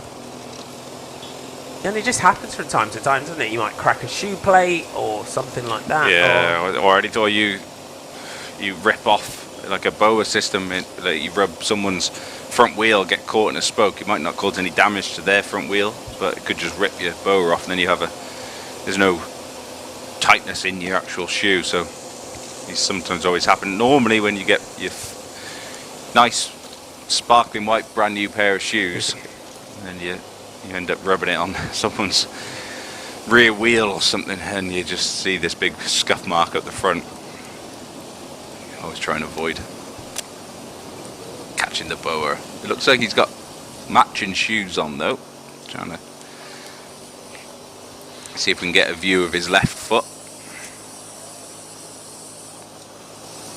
Just get it adjusted. And that cycling kit as well, for anyone that might have just jumped into our coverage, because you look at bike riders, and all your kit really is designed to be able to take off on the move, whether you've got arm warmers, a gilet, everything. So everything within cycling, you always try, and especially as young riders coming through, it's learning everything from being able to swap a shoe while you're pedaling along, and being able to take your arm warmers off, being able to put a rain jacket on, being able to take a rain jacket off. You know, because kind of coming over the top of a mountain or in a race, if you need to take your rain jacket off, you need to be able to do these sort of things quite quickly. Yeah, something you take for granted sometimes. I remember as a 16, 17-year-old with Great Britain, we be training on our training camps in Wales. Raining, of course, because it rains quite often in Wales. Trust me of that. And I just remember with your rain cape on, and the ride was every time the coach behind in the car beeped the horn, we had to take our rain capes off, put them in our back pocket, and then he'd beep them again, we have to put them back on. And at the time it was very it was a long day. Even now I can remember it. It was chucking it down with rain, and we were taking our rain capes on and off constantly. But that's how you learn. Do it on the go, learning those basic skills that you actually end up taking for granted when you step up and start racing, because those things just come naturally. Then you don't have to think about them, you're not worrying about them. And it was definitely windy enough when we were 16 in Wales as well, so we were used to the crosswinds, trying to take your jackets off. That's why you see so many riders helping each other. Sometimes your arm just gets stuck in it and you just can't get it off your shoulder or get it over your wrist. And every rider knows that feeling. So that's why you see them helping each other out, pulling that jersey off when they need it. And when it's cold as well, that can be the difference as well, can't it? If you need to do something when it's cold. And I suppose it's those skills that when you see youngsters picking up a bottle, grabbing a bottle from the side, isn't it? And now, because the soigneurs they always put a gel in there, so it's being able to get your bottle, get your gel out, but also being able, it's all the skill set that you need as a bike rider. That it's not, you don't just want to start racing, be winning everything, get a pro contract, and you turn pro and you think, then they're like, can you go back and get me? Can you come back to the car and get everyone bottles? And then you've got to fill up with food, and you've never taken a bottle from the car, and you've never filled up from the car, and you've never, had the mechanic help you from the car. You've never grabbed a bottle from the side and that kind of thing. So I suppose even from when kids are little and are low, a lot of the, clubs around the world, the grassroots level, that's the sort of things they'll work on with kids going in and out of cones and riding around. But there's also those extra elements of bike racing that you need to learn right from an early age. Yeah, you really do. Even interesting, all the way up. Actually, now you look some World Tour pros even they'd missed those basic skills, very strong, or if they've joined the sport late, which is of course inevitable if they have come from a different sport. Sometimes they miss those. Yeah, I would say in some way fundamental skills that when you grew up riding a bike and racing from quite a young age, you take for granted that you could just do because you've had to do it when you were younger. And even we always talk about the throwing your bike at the line. And I was really lucky. I started racing when I was 12. You know, I got into cycling when I was 12, started racing when I was 13. And it's one thing that I used to race my brother Anthony round our estate, and literally every single out on our bike rides with VC Venta, my club in Winchester, which is the club that Paul Double came through. We used to sprint for every single town side, and that was the thing, going round and round and round all the time, was learning how to throw your bike at the line, and learning all those little things that can just make a difference. Because we saw it yesterday, didn't we, in terms of the photo finish between Sasha Vimas, Arvid de Klein, and Gleb Sarica, the three of them, just full throw, arms, out as extended as far as you can, and that's what won Sasha Vimas the stage yesterday. Yeah, and timing that lunge as well. Sometimes you see people, the furthest it needs to be pushed away is at that point. See the conversation actually in the break. I think that was talking about why are we not being allowed to go up the road. Sports directors are being in their ears. Unfortunately, it's all down because of Arietta of Yuskatel Uskadi, that man, number 76, the 28-year-old. He sits too close on general classification. Yeah, that's the reason. So our breakaway group, if you're just joining us, we've got Luke Mudgway of Bolton Equities Black Spoke, the Danger Man in GC, Choman Arietta. You've got Mohammed Shukri of the Malaysian national team, Simon Pello of Judo Pro. You've got Ayman Zarif of Terengganu, the Malaysian national champion, Ben Perry of Human Powered Health, Davide Gaburo of the Green Project, Bardiani. Gleb Sarica, already a stage winner for Astana, Kazakhstan. Can he win from a breakaway group here today? Interesting to see him getting up there and into the breakaway. Michael Ziad of Judo Pro, who's done a phenomenal job this week, up with Tarotsi, Konashev, Mozotto and Barta. And look at the chat now going on between the EF Education and Nikki Farmer. Yeah, so talking, he said they need help. We need help from you. You need to protect your podium. That's exactly what they need to do. And that's why they're asking Equipe Farmer to come up and contribute more to this chase. It's not all panic stations, but it is. The team that are in more trouble is actually Equipe Farmer, so it's actually up to them to protect third place. EF Education Easy Post. They've got a little bit more sliding room. They still have a minute from this point. If it went over 2 minutes 15, then they lose general classification. But they're doing the right thing. They go to Equipe Farmer and say, you need to help us. It's now at the point where they are actually losing that general classification place. Third place for Equipe Farmer, and that's Pablo Castrillo. At the moment, Arietta, Yuskatel Escadi moved himself provisionally at the moment onto a podium place. That was such a rare insight that we got there from TJ Van Garderen, and how the DSs communicate in the convoy behind. It's not something that you get to see very often. We don't get to see it at all, hardly anything, and it really does go on very often. There's always teams talking to each other. And as a DS, you're looking in your mirror to see which teams are actually speaking to each other. Are they just mates? Are they having a chat? Or are they trying to make a deal? At this point, it is definitely all about making the deal. It's a very strong breakaway. They need Equipe Farmer. Need to move themselves to the front, and they need to contribute with EF Education Easy Post.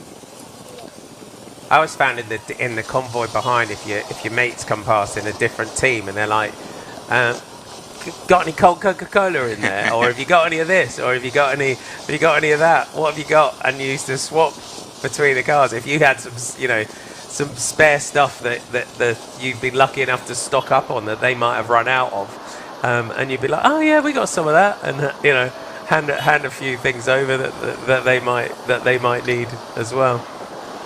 It's life on the road, isn't it? You get used to it, and you being a director sportif now as well. It's learning, and keeping each other going. And you find when you come to different parts of the world, especially when some teams come to Asia, and you're completely out of your norm and having everything that you would normally have as a team. You do bandy together a little bit more, don't you? And you really do sort of help each other even more. Yeah, you help each other out. You're all in it together. You don't have the same buses and everything else that you have in mainland Europe. You have to look after each other.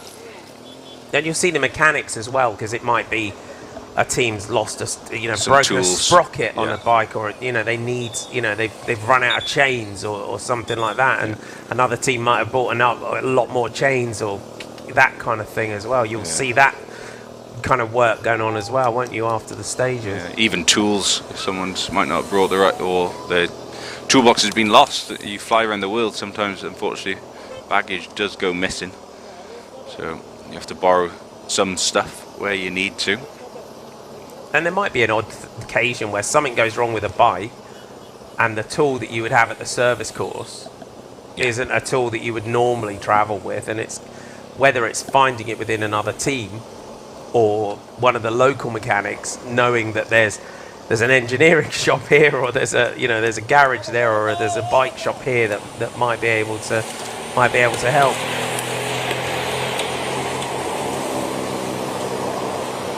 There's Sharon on the left in the blue from Terengganu, talking about all the management and the social media, and she's been a real integral part of Terengganu for years, Sharon Lau, and she does a great job with all the social media and sponsorship and management, and she's been such a really important part of Terengganu for as long as I've known Terengganu. Sharon Lau has been there as part of that team. So good to see her out there at the feed. Our breakaway, Gleb Saritsa, looking for his Swanee. It's a fast road to hand up a musette as well, isn't it? Well, it's very fast. They did well there. And that's why that's why the Swanees tie the big knots in the top of the musette. Yeah, so it doesn't swing too much. A bit of a knot. It gets that they're closer together than the strap, so you can actually grab it with one hand if you're trying to hold it. And it kind of slides down as well, doesn't it? And the knot helps hold it in your hand rather than just grabbing it at speed like that, and it just end up just dropping it. Yeah. The Keeper Kern Farmer are up towards the front, so TJ Van Garderen and the Keeper Kern Farmer, DS is behind, having a little chat now. Keeper are up there to defend for their third spot on the general classification. Minute and 85 kilometres to go. So if you are just joining us, the reason our breakaway not being given too much of an advantage is that number 76 from Euskaltel Chomin Juaristi Arieta is 11th overall at 2 minutes and 14 seconds. So just knocking on the door of that top 10 anyway. The top 10 going into today, Simon Carr of EF Education Easy Post leading teammate Alexander Cepeda by 49 seconds. The man whose position is under threat is Pablo Castrillo, who's third overall at 58 seconds. John Bao, company of Euskaltel Euskadi, is fourth at 1 minute and 7. Vadim Pronsky of Astana in fifth. Poor double sixth at 1 minute 29. Adley Van Engelen, Jon Aguirre and Joachim Mugelde. And Harold Lopez, the top 10.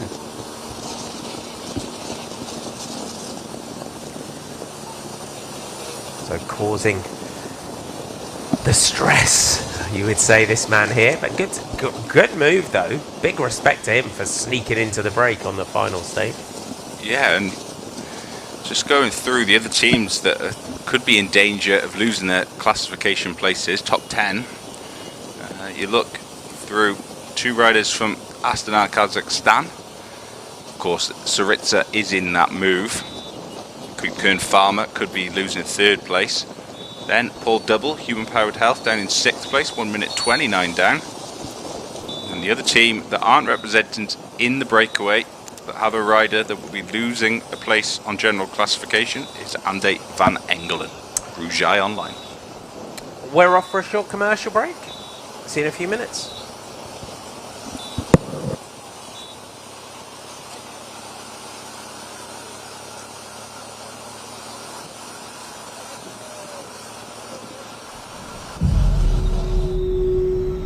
To achieve big goals, to bring new possibilities, partnerships and collaborations are imperative. With the focus of people, planet, and profit, together with our partners, we are amplifying our efforts to reduce carbon emissions in our downstream operations.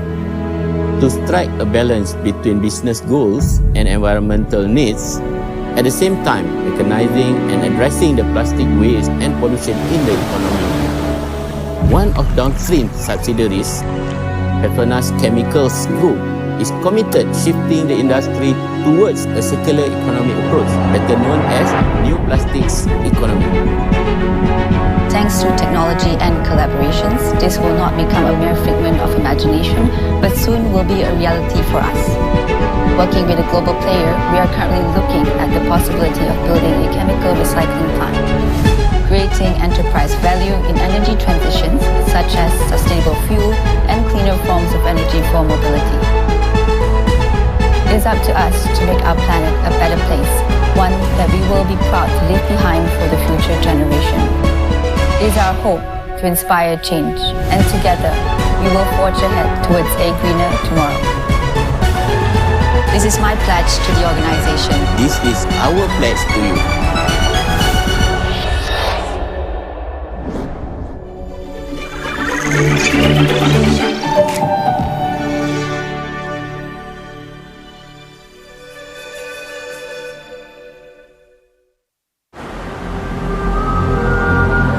They say the soul never changes. It's the one thing that stays constant.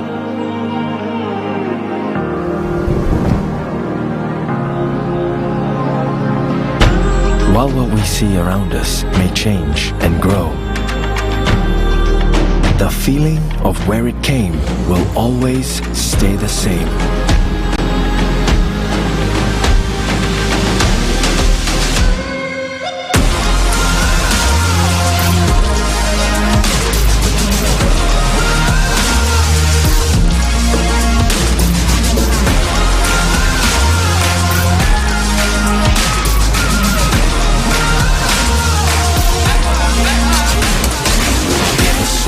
Is life, guiding us to make us who we are.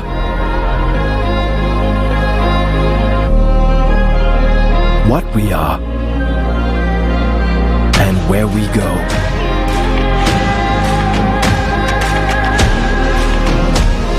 And where I'm from, we go forward. So come, we have much more to share. Malaysia, truly Asia.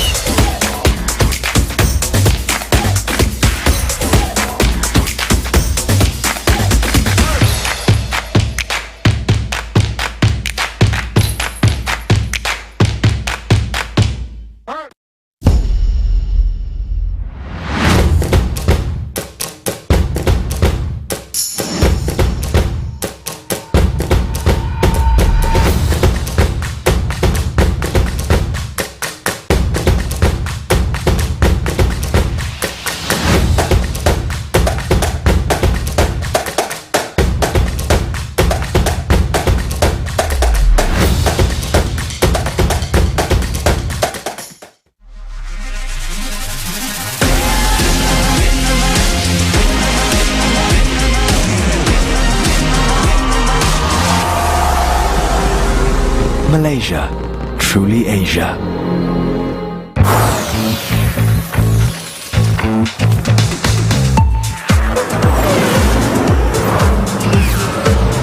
No matter how far you go, there's always Petronas Premix 95 with Pro Drive to make your journey smoother. Petronas Premix 95 with Pro Drive, Malaysians' favorite fuel.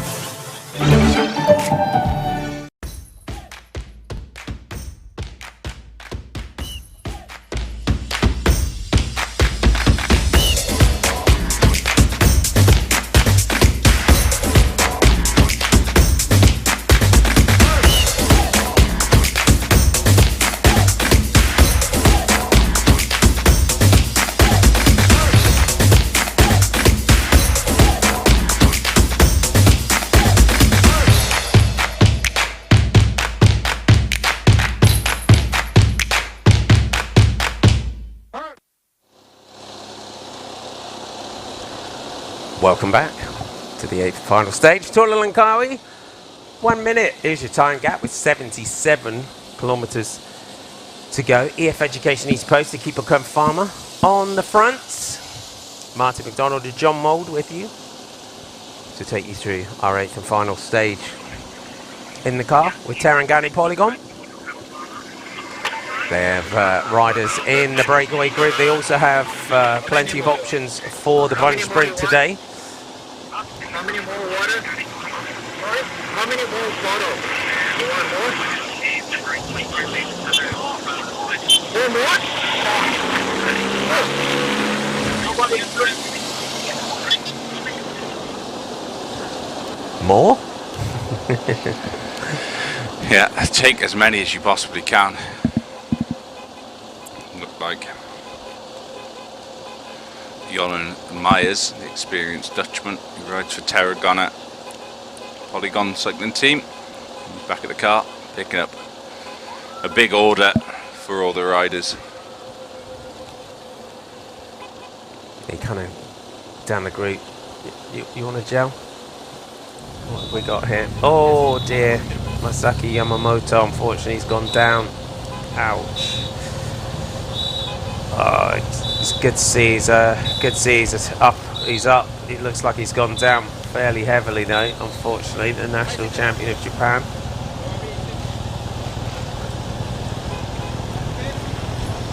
Looks like he might be calling it a day here on the final stage.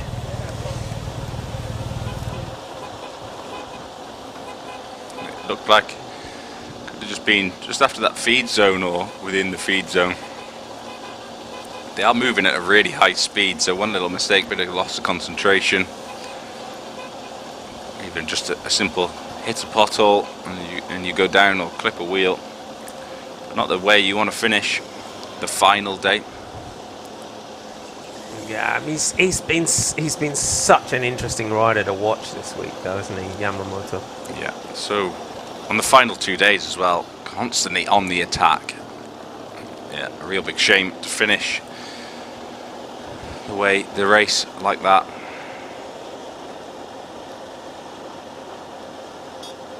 Hopefully, though, he did look okay. It looked a lot more like road rash and taking a lot of skin off, but it didn't look like there was any too many serious injuries. Nothing broken. He will have to go checked over. Yeah, it looked like he'd cut his face and things a little bit. And we do have a lot of concussion protocols and things now, understandably and importantly, in place now. Yeah, it's something across the cycling world actually really needs to. Yeah, all sport actually trying to understand the concussion and what we can do to help riders or athletes recover after a concussion. So hard to judge, obviously. It's not like a broken bone where it's healed, or and symptoms can seem to go away and then they flare up again. Yeah, it's a difficult one because to the UCI rules with following the car, using your own team car to get back to the peloton. Let's say a concussion protocol takes 5 minutes at the side of the road, how do you then expect a rider to get back to the peloton without being helped or aided by his team car?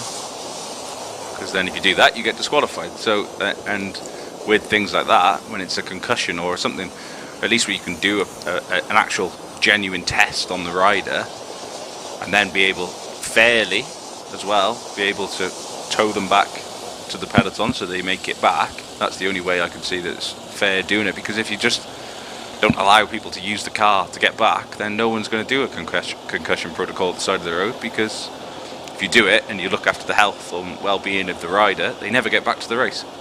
And that's the thing with cycling. If you're watching our coverage and watching our live stream and you're new to cycling, you have to finish every stage in order to continue. But does there become a point in cycling? And cycling it's always been, hasn't it, the toughest sport in the world, one of the toughest sports in the world, if not the toughest sport in the world. Especially you're riding hundreds and hundreds of kilometres every day. You have to finish to start the next day, and that is usually the case with the rider. If you crash, you jump up, you get back on your bike, you have to finish.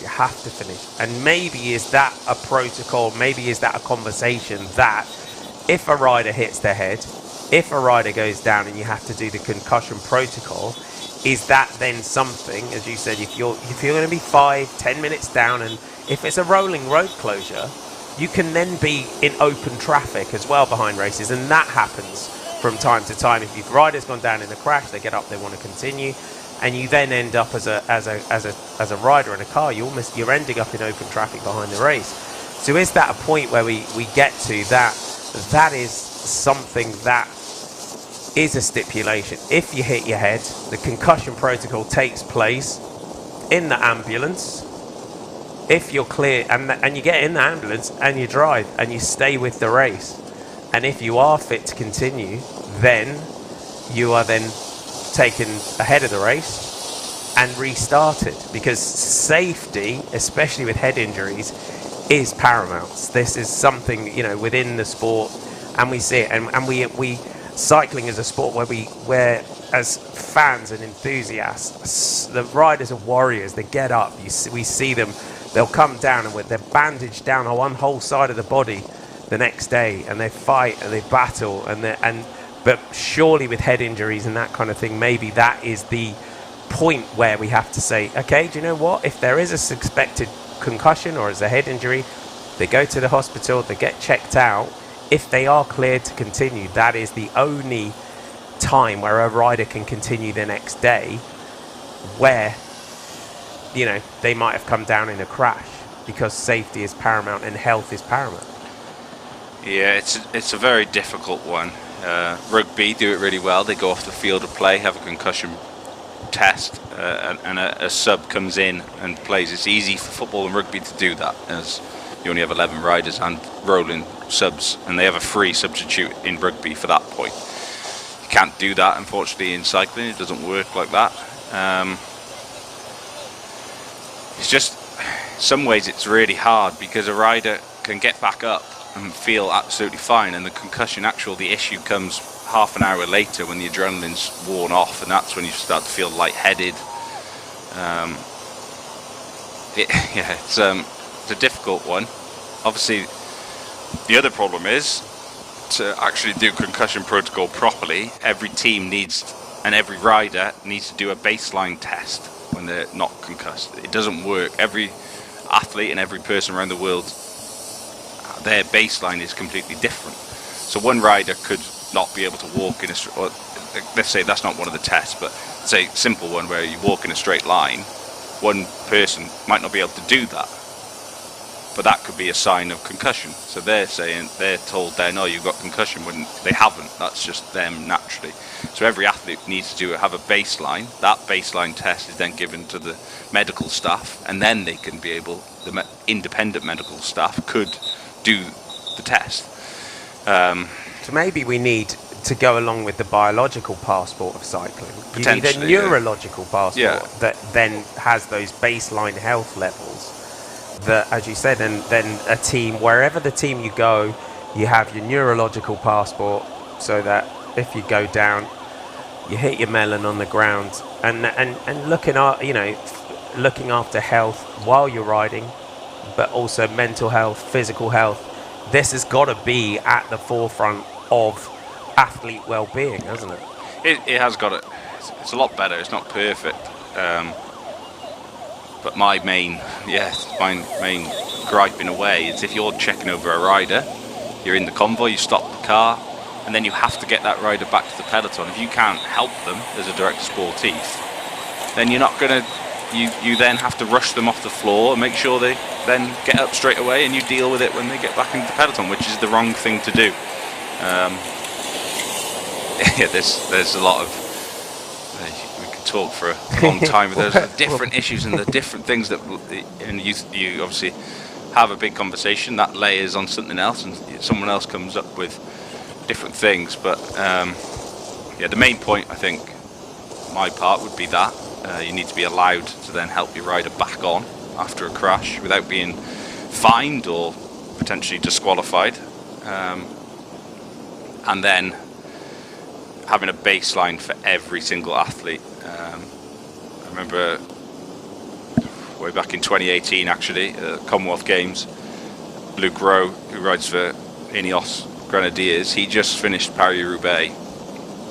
He came down really hard in that actually, and then the Welsh sports doctor checked him over and said, oh well, you with concussion protocol you can't ride, you have to have 2 weeks off. And Luke's first answer was like, there isn't concussion protocol, this was 2018, it doesn't exist in cycling, it exists in rugby and football in some ways, but it doesn't exist. So I've flown all the way to Australia, I'm racing, doesn't matter if. And he did enough tests with him, but again, he'd never done a concussion protocol test with Luke previously, so the baseline, he had no idea where the baseline was. So actually that test is completely and utterly void, doesn't really mean anything. So the importance of having every rider having their own individual test and then having that record, exactly like I said, a neurological passport as such. There we go, we've opened that one up now. I think we have. Yeah. Got me thinking anyway, that whole I'll keep thinking about that one. Yeah, we'll work on that one. 50 seconds is our gap with 69 kilometres to go. It's not really being given too much, and that is because of the presence of German Arietta in the breakaway group for his categorised D, stealthily sneaking in there like a break ninja today, Arietta. It could have been a day that the breakaway could have gone all the way to the finish, but EF Education, Easy Post, and Equipo Current Farmer, wise to the man in orange. And that's, it shows as well, because there's no gifts in, we're used to, aren't we, if anyone's tuning in that maybe only watches the Tour de France and they ride into the finish on the final day and no one attacks and that kind of thing, but it doesn't happen in every other race. No, of course, Tour de France 3 weeks racing, there's plenty of racing to be done in all that time before it. Today, not a procession into Kuala Lumpur. Maybe down to this man, number 76 on your screen now. I think if he wasn't there, and potentially another Euskadi D rider was, they're all quite high up on general classification actually, the whole team, but that could mean this breakaway could have had a chance of going and fighting for victory all the way. The question here is, are we going to have a point in this where we get close to the finish if they're still, because they're really driving. I mean, you look at Gleb Sarista coming through, look at the way that Simo Pello was driving through, that they get in towards the finish, they keep this gap at 50 seconds, they can let it go out to a minute and a half and leave the breakaway out there, because Astana know they could win the stage out of this group with Sarista. They don't have to chase. Cajareral have got Barter in there, they know they can win the stage, they haven't got to chase. We got Konishev in here, Alexander Konishev for Corotec Sella Italia. He's been up there in the sprints this week as well. So it's Ben Perry can sprint from Human Powered Health, and a day in the breakaway is quite a leveler, isn't it, in terms of your finishing sprint? And in a way, I think if I was in that breakaway, I'd be trying to make sure I got rid of Arietta, of Euskaltel Euskadi. If they drop him and then you go off in like a counter-attacking move from this breakaway and attack from the breakaway, 4 riders, 5 riders working well together without Arietta, does that mean the peloton, they don't need to chase you? You're not a threat on GC. And Arietta, you can see riders, they worked really well together at the beginning of this breakaway, but now riders are slowly skipping turns, taking little rests where they can. And what would be your plan in here? Wait, if it comes back to 30 seconds, then start jumping around and see if you can, as you said, get away from Arietta. You'd want to be getting closer to the finish. This is still 66k to go. We still have 45 seconds, 40 seconds with 25k to go maybe. That's when you start trying to split this breakaway apart. Because at the moment you just have to be patient. You don't want to get too carried away too soon.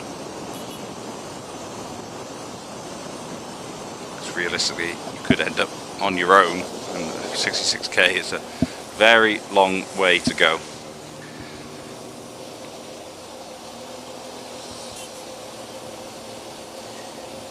Keeper Kern Farmer and EF Education Easy Post. Your team's working on the front.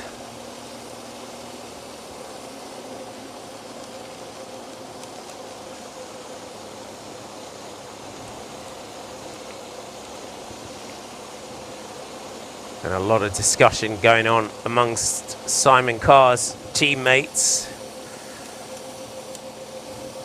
Sure, plenty of team orders coming over the radio for them.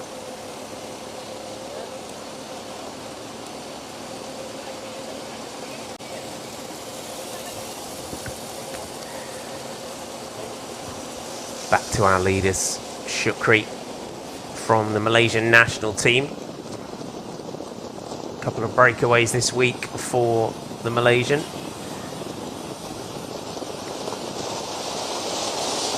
Giulia Masotto coming through for Corratec Sella Italia. Really little discussion from Ben Perry to Haristi Arietta. Maybe trying to persuade him that he's the reason why this breakaway is not being allowed to go clear. Luke Mudgeway moving up, number 46. Pelo trying to get everyone motivated back to the EF Education Easy Post team car.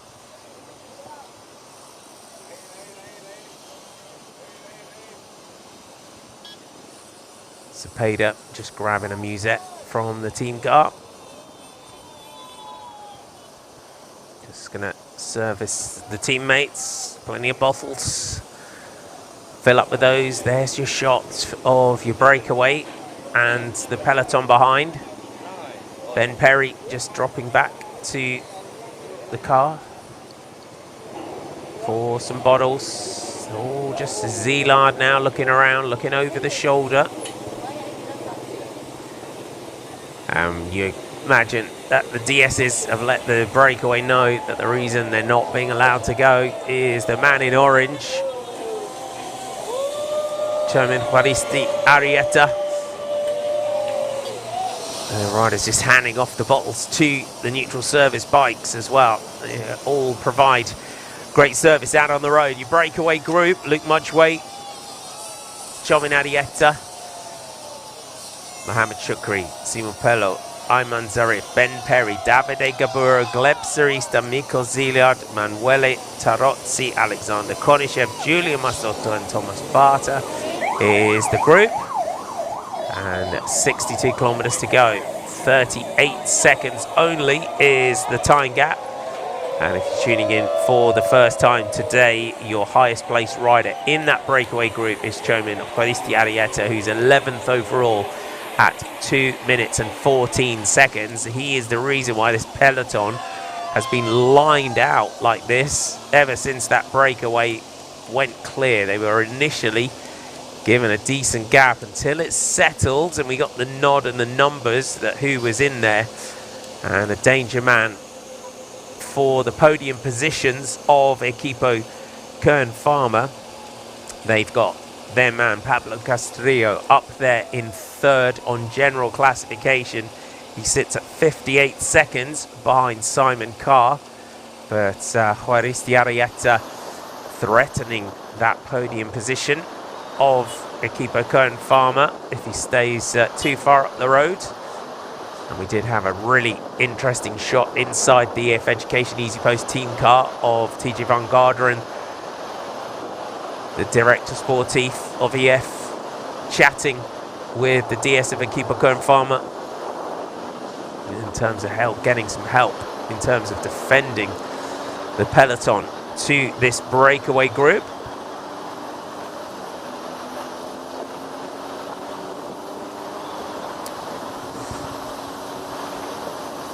Right, Shannon Yarrow out there wearing number 134, jersey full of bottles for the teammates. Good for him that three of them are together.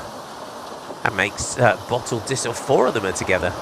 That makes bottle distribution all the more easy. When you just see his teammate there just giving him a little push while he gets all the bottles out of his jersey and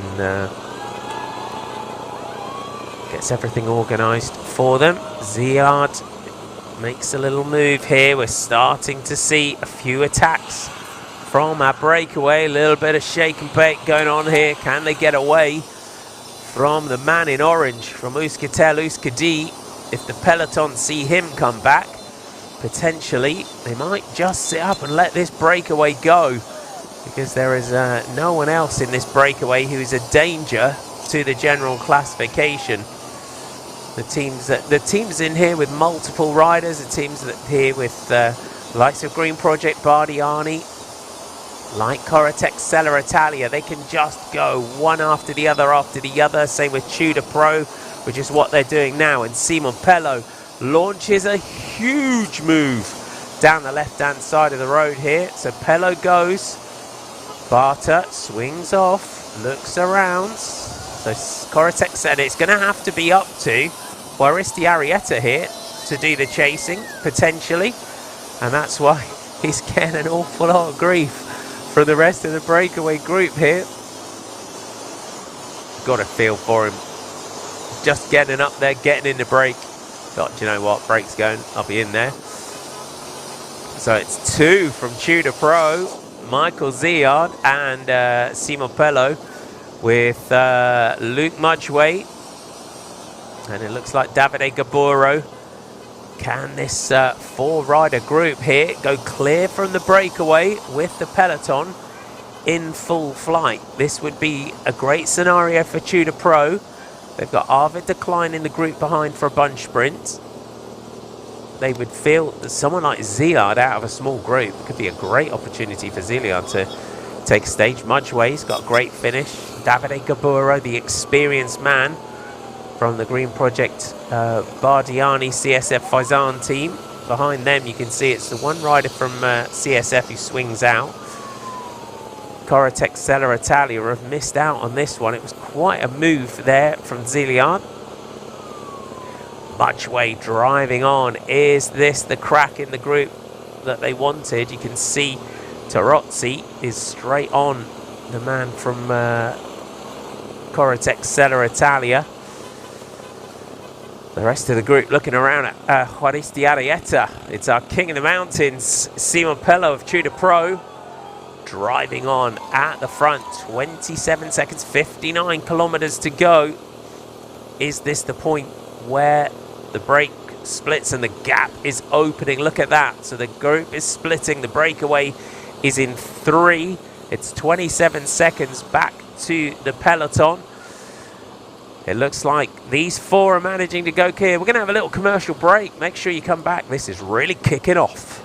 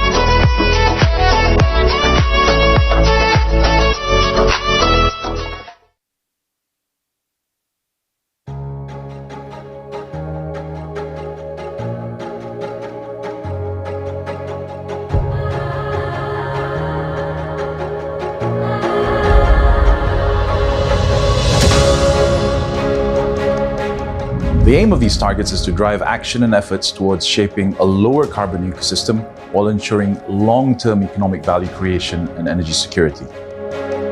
It's a daunting challenge. We are intrinsically a hydrocarbon producer. Petronas' immediate target is to peak our greenhouse gas emissions by 2024. And we also have a target to reduce methane emissions by 50% by 2025. And they're particularly potent as a greenhouse gas. We also have a midterm target for 2030. And that's to reduce our global greenhouse gas emissions by 25%. And we want to achieve 30 to 40 gigawatts of renewable energy capacity. With this pathway, we aim to accelerate our actions and progress towards net zero carbon emissions 2050, leveraging on innovation and technology across the entire group to reach our target.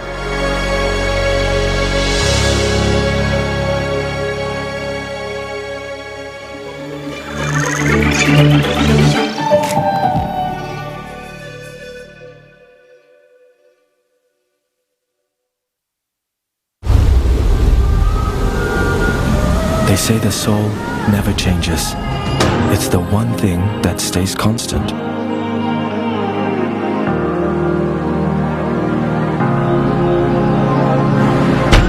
While what we see around us may change and grow, the feeling of where it came will always stay the same.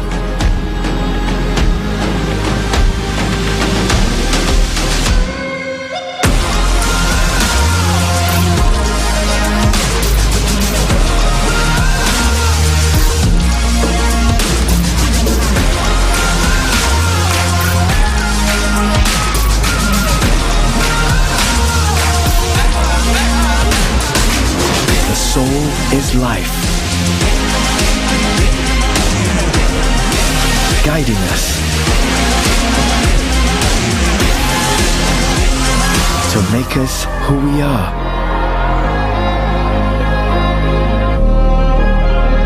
What we are and where we go.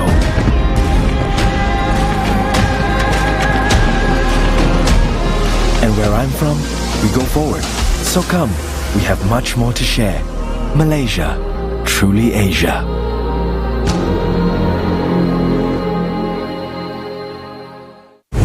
They say the soul never changes. While what we see around us may change and grow, the feeling of where it came will always stay the same. The soul is life, guiding us to make us who we are and where we go. And where I'm from, we go forward, while never forgetting from where we came. So come, we have much more to share.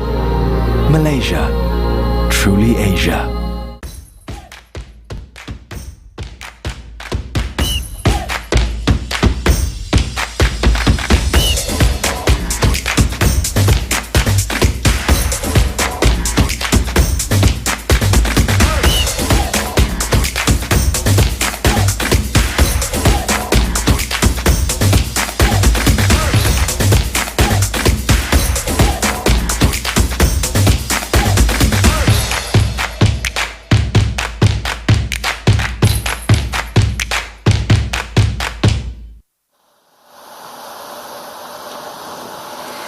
Welcome back, stage 8 and the final day of Tour de Langkawi. Did have a group of 13 riders on the attack. One rider to watch in that breakaway was Arietta of Yuskatel Uskardi.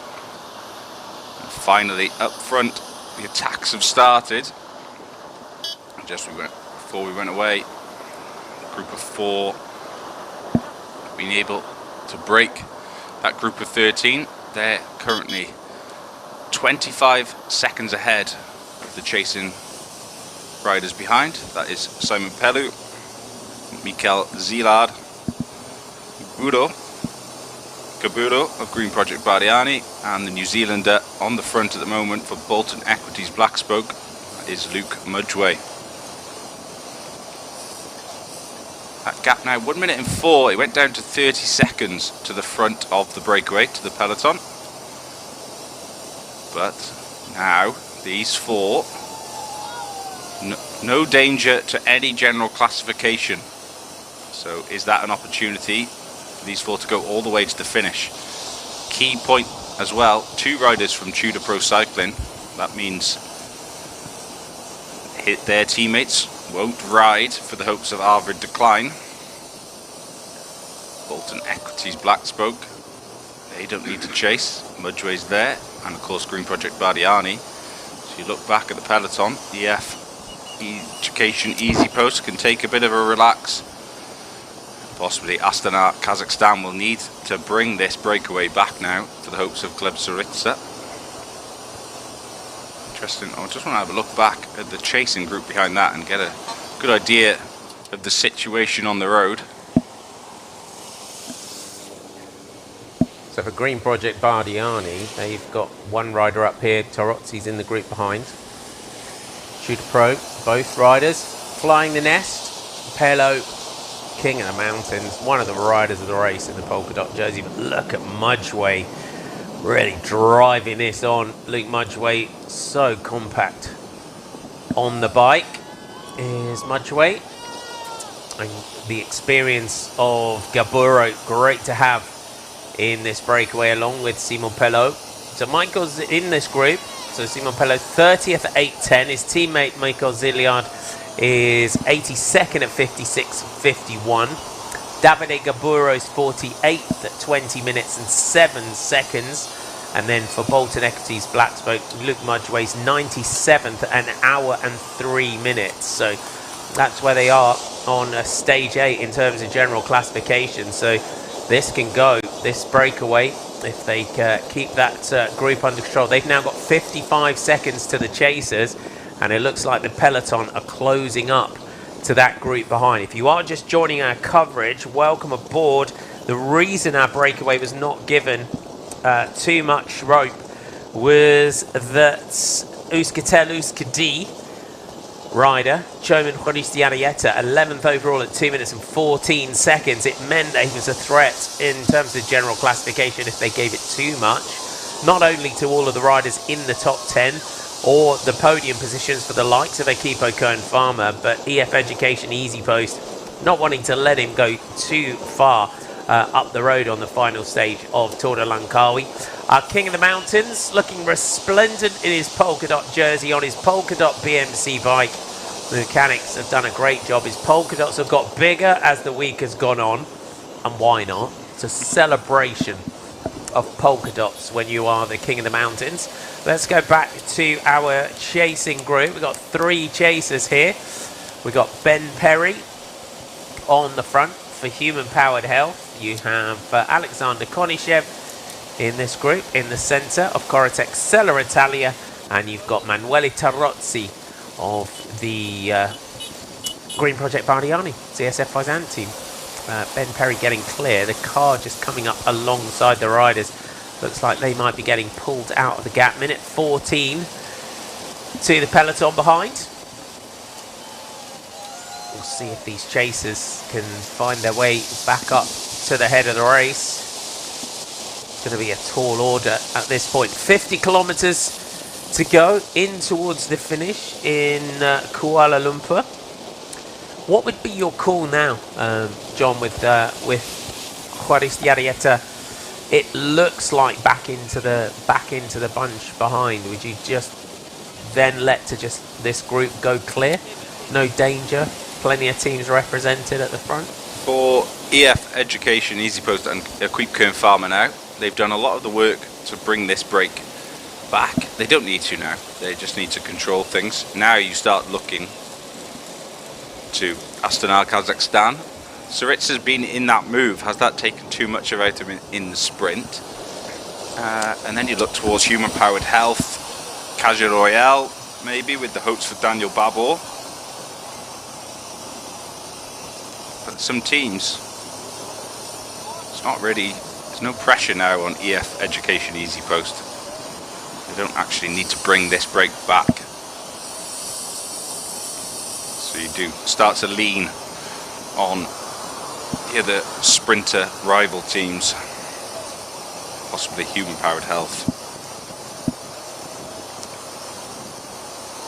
And Astana, Kazakhstan, really. Those two will have to chase if they want to bring this break back.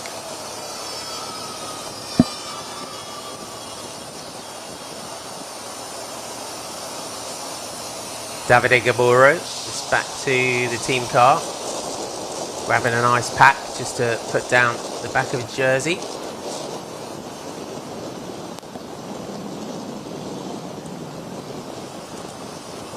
Pello driving on here with his 24-year-old teammate, Michael Zilia. Zilia has done a great job in the lead out to Arvid Decline. Luke Mudgeway deciding to dispense with his mitts. Yeah. I'd be confident with only 4 riders in the breakaway now. Should be quite safe with his mitts off. Always quite liked having your mitts on though, just in case there is an issue and you go down. But also in the sprint, if this stays away, you've still got a sprint for victory possibly at the end. Nice to have full grip, not have to worry about anything.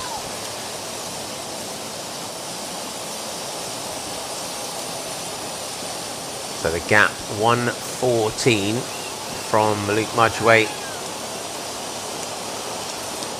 Davide Gaburo in the green and white and purple of Green Project Barniani CSF. Then your polka dot jersey of Simon Pello and his teammate in the black, Michael Zilia from the Netherlands. Mudgeway been in other breakaways this week. He's done a great job working for the team. And this is also an opportunity for someone like Luke Mudgeway. With this team now, the news that Alton Equities are pulling out as a sponsor and it will go down to being a continental team next year, there's also that opportunity for someone like Mudgeway to get a win here, and potentially a team that might still have a spot open for next year on a Pro Conti or World Tour team might think, actually, we'll take a punt on this guy. Yeah, it's always an opportunity. Got to think of that. It's a massive shame, as you said. We've talked about it over the last couple of days as well. News being confirmed around 2 days ago now. Was talk of it, rumours. Hopefully they will still continue. Obviously down at continental level, not pro continental. Be a shame to lose them completely. There's always hope when they can stay at continental level. They can still race on the world stage in some races, not as many. But at least if it's still around, riders can still live their dream of racing throughout the world. And now we get our first glimpse of the peloton, and it is Astana who are now at the front. EF Education Easy Post, no need to ride, they can sit back.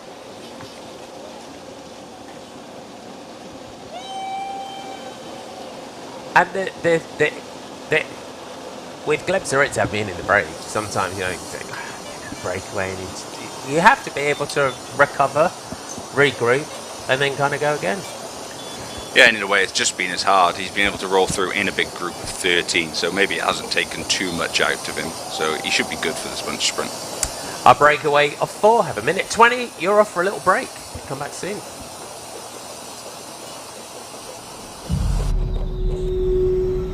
To achieve big goals, to bring new possibilities, partnerships and collaborations are imperative. With the focus of people, planet, and profit, together with our partners, we are amplifying our efforts to reduce carbon emissions in our downstream operations. To strike a balance between business goals and environmental needs, at the same time recognizing and addressing the plastic waste and pollution in the economy. One of downstream subsidiaries, Petronas Chemicals Group, is committed shifting the industry towards a circular economic approach, better known as New Plastics Economy. Thanks to technology and collaborations, this will not become a mere figment of imagination, but soon will be a reality for us. Working with a global player, we are currently looking at the possibility of building a chemical recycling plant, creating enterprise value in energy transitions such as energy for mobility. It is up to us to make our planet a better place, one that we will be proud to leave behind for the future generation. It is our hope to inspire change, and together we will forge ahead towards a greener tomorrow. This is my pledge to the organization. This is our pledge to you.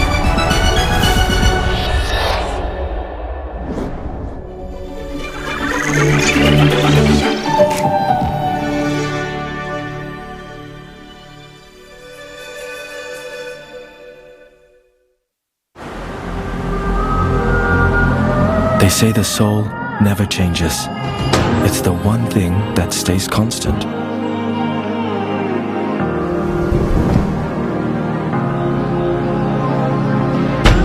While what we see around us may change and grow,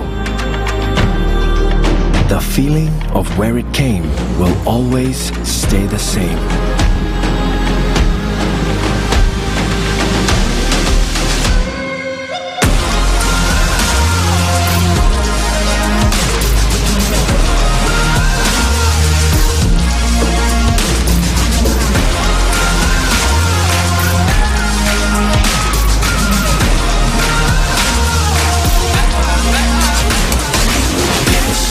Is life,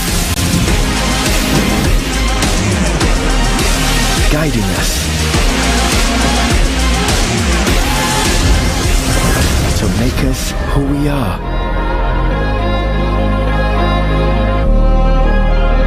What we are and where we go.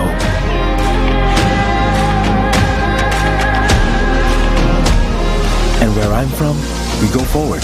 So come, we have much more to share. Malaysia, truly Asia.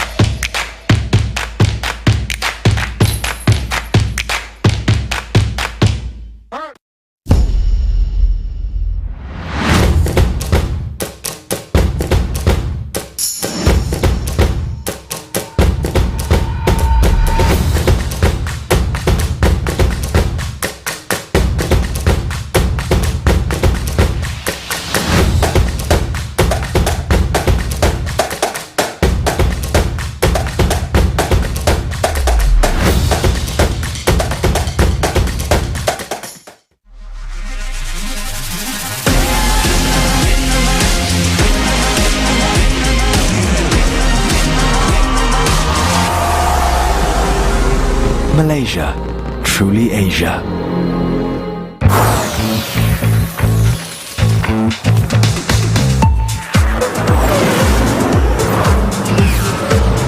No matter how far you go, there's always Petronas Premix 95 with Pro Drive to make your journey smoother. Petronas Premix 95 with Pro Drive, Malaysians' favorite fuel. Welcome back to stage 8 of the Tour de Langkawi. 42 kilometres to go. It's party time along the side. As you can see, everyone banging the drums. 156.5 kilometres today from Setia Alam to Kuala Lumpur. Your breakaway group of 4 riders now have 1 minute and 22 seconds over the peloton. No danger in the general classification. Simon Pelot on the front, the king of the mountains. For Tudor Pros team, Michael Zilliard right behind him. You've got Davide Gaburo of Green Project Bardiani, CSF Faizan, and Luke Muchway of the Bolton Equities, a Black Spoke team. A large group of riders contained the Danger Man, Choman Juaristi Arieta. The peloton really not letting them get too much of an advantage. It's a flat day today.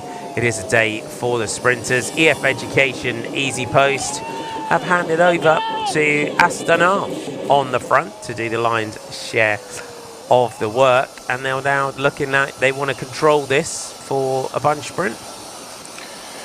Yeah, all back together, that's what they want. Astana, Kazakhstan. Unfortunately, they could sit back when that group of 13 had got through. They had their big sprinter in the move. They'd have been sat there rubbing their hands together. Not anymore. To the front and off to work they go. They need to bring this break of 4 back. And Simon Pello, I mean, what a week. I mean, we saw him early on working to keep things under control for a bunch sprint. We saw him on the Genting Highlands stage go off and secure that King of the Mountains, and now he's hunting for a stage win.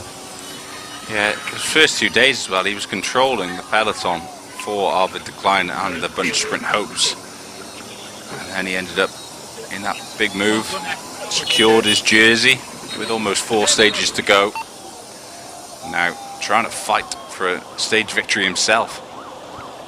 Vladan Pronsky of Astana, Kazakhstan, in the white jersey, best Asian rider in the race. But they are using up riders early here, Astana. Yeah, they have to. Pronsky, 5th overall, 1 minute and 15 down. They need him to contribute to the chase now. There's no time to sit back and not worry about your general classification place.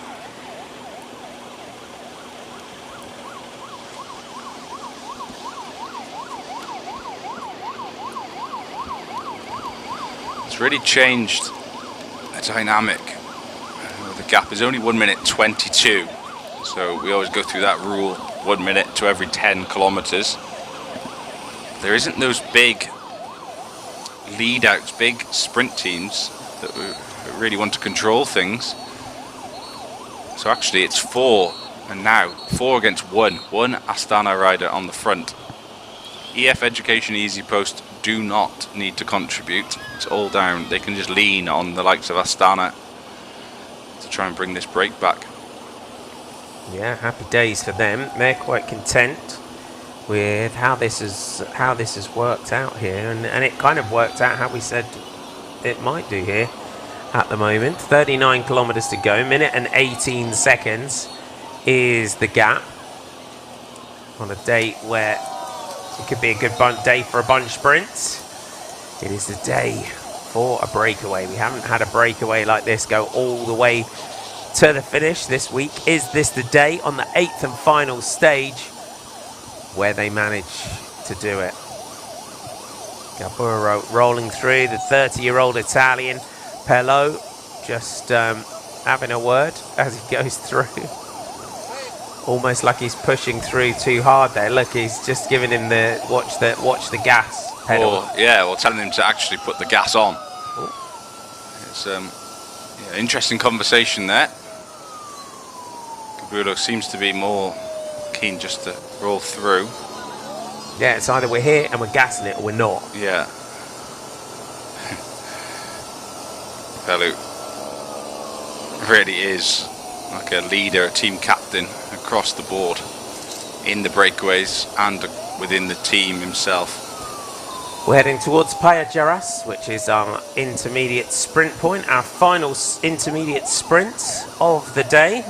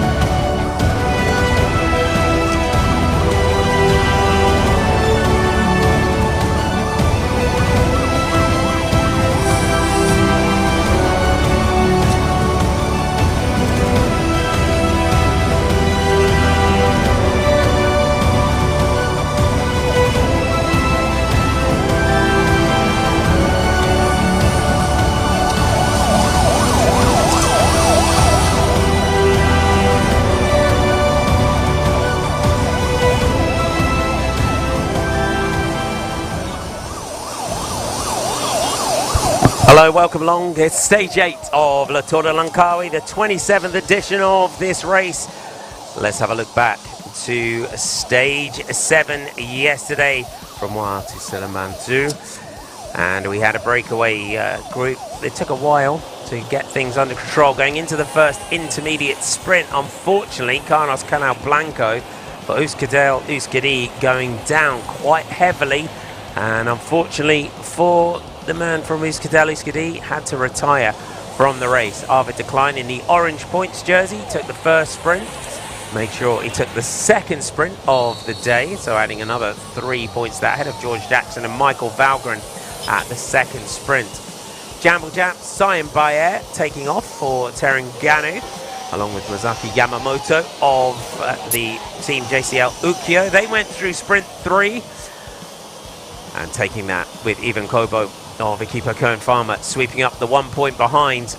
Yamamoto was not done. He was swept up before we came into the finish.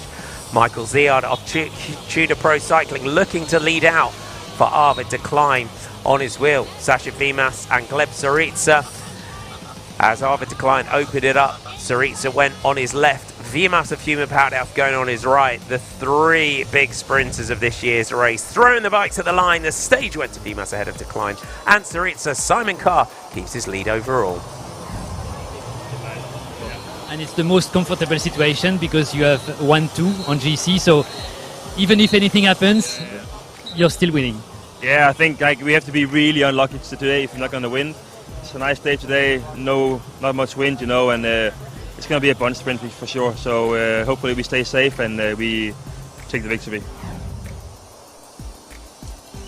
The 8th and final stage from Setia Alam to Kuala Lumpur today, 156.5 kilometres in length. 2 Cat 4 KOMs early on in the day. Our King of the Mountains already sewn up for Simon Pelo. 3 intermediate sprints along the route. The final one coming with 37.1 kilometres to go. It's a flat day. It should be a day for the sprinters. Thanks for your company. Martin McDonald and John Mould with you to take you through today's race action. And on the rollout, EF Education, Easy Post and Simon Carr taking a 49-second advantage over his teammate Alexander Cepeda into the stage. Pablo Castrillo third at 58 seconds. It will be the first British winner of La Tour de Langkawi in its 27 editions. First intermediate sprint of the day. It's been a frantic start to the day. Xavi Azasi taking it ahead of Luca Kovili.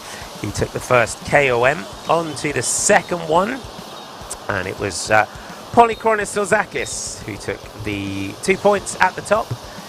Simon Pelo, though, the King of the Mountains, has had this title sewn up since day 5, but points mean prizes, and the Rujai online insurance team rider managed to take points. Multiple breakaways that we've had so far today before one finally stuck. Noah Ayman Rossley taking intermediate sprint. The breakaway had gone clear, but the danger man as we came towards the next intermediate sprint, and it was our Malaysian national team rider Shukri. They take it ahead of Simon Pelo and Chomin Warisi. Chomin Warisi is the rider who is the danger man in that breakaway group. Everything has changed at the head of the race. Malaysia, what an 8 stages truly has Asia. been here in beautiful Malaysia. And it has been a phenomenal edition of La Tour de Langkawi, and it has been an absolutely brutal day yet again. Super frantic. It's 30 degrees Celsius, just a 7km/h wind for the riders to deal with. We have 4 riders at the head of the race, 34 kilometers to go. 1 minute and 35 seconds is your gap back from your breakaway group to the peloton behind. So it's EF Education, Easy Post who are on the fronts, and we have 4 riders at the head of the race. We have Simon Pelo of Tudor Pro Cycling along with his teammate Mikael Zilard. We have Davide Gaburo of the Green Project Bardiani and Luke Mudgeway of Bolton Equities Black Spoke. We go back to the front of the peloton, and with EF Education Easy Post, Tudor Pro now getting up here with the orange jersey of Arvid de Klein, John, just to make sure that they've got it if this comes back. Yeah, interestingly, no Astana Kazakhstan riding on the front anymore. Has Saritsa used too much in that breakaway he was earlier in? Because now there's attacks from the peloton. That's coming from Corotec Salitalia, being chased down by Tudor Pro Cycling.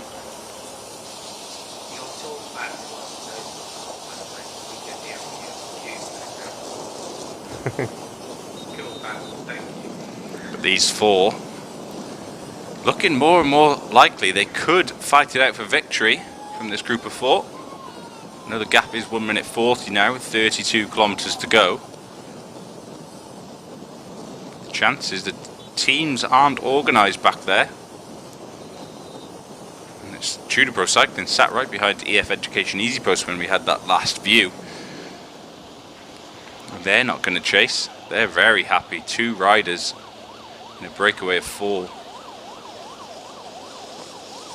With a fast finisher in Zilard and a very experienced rider and proven winner.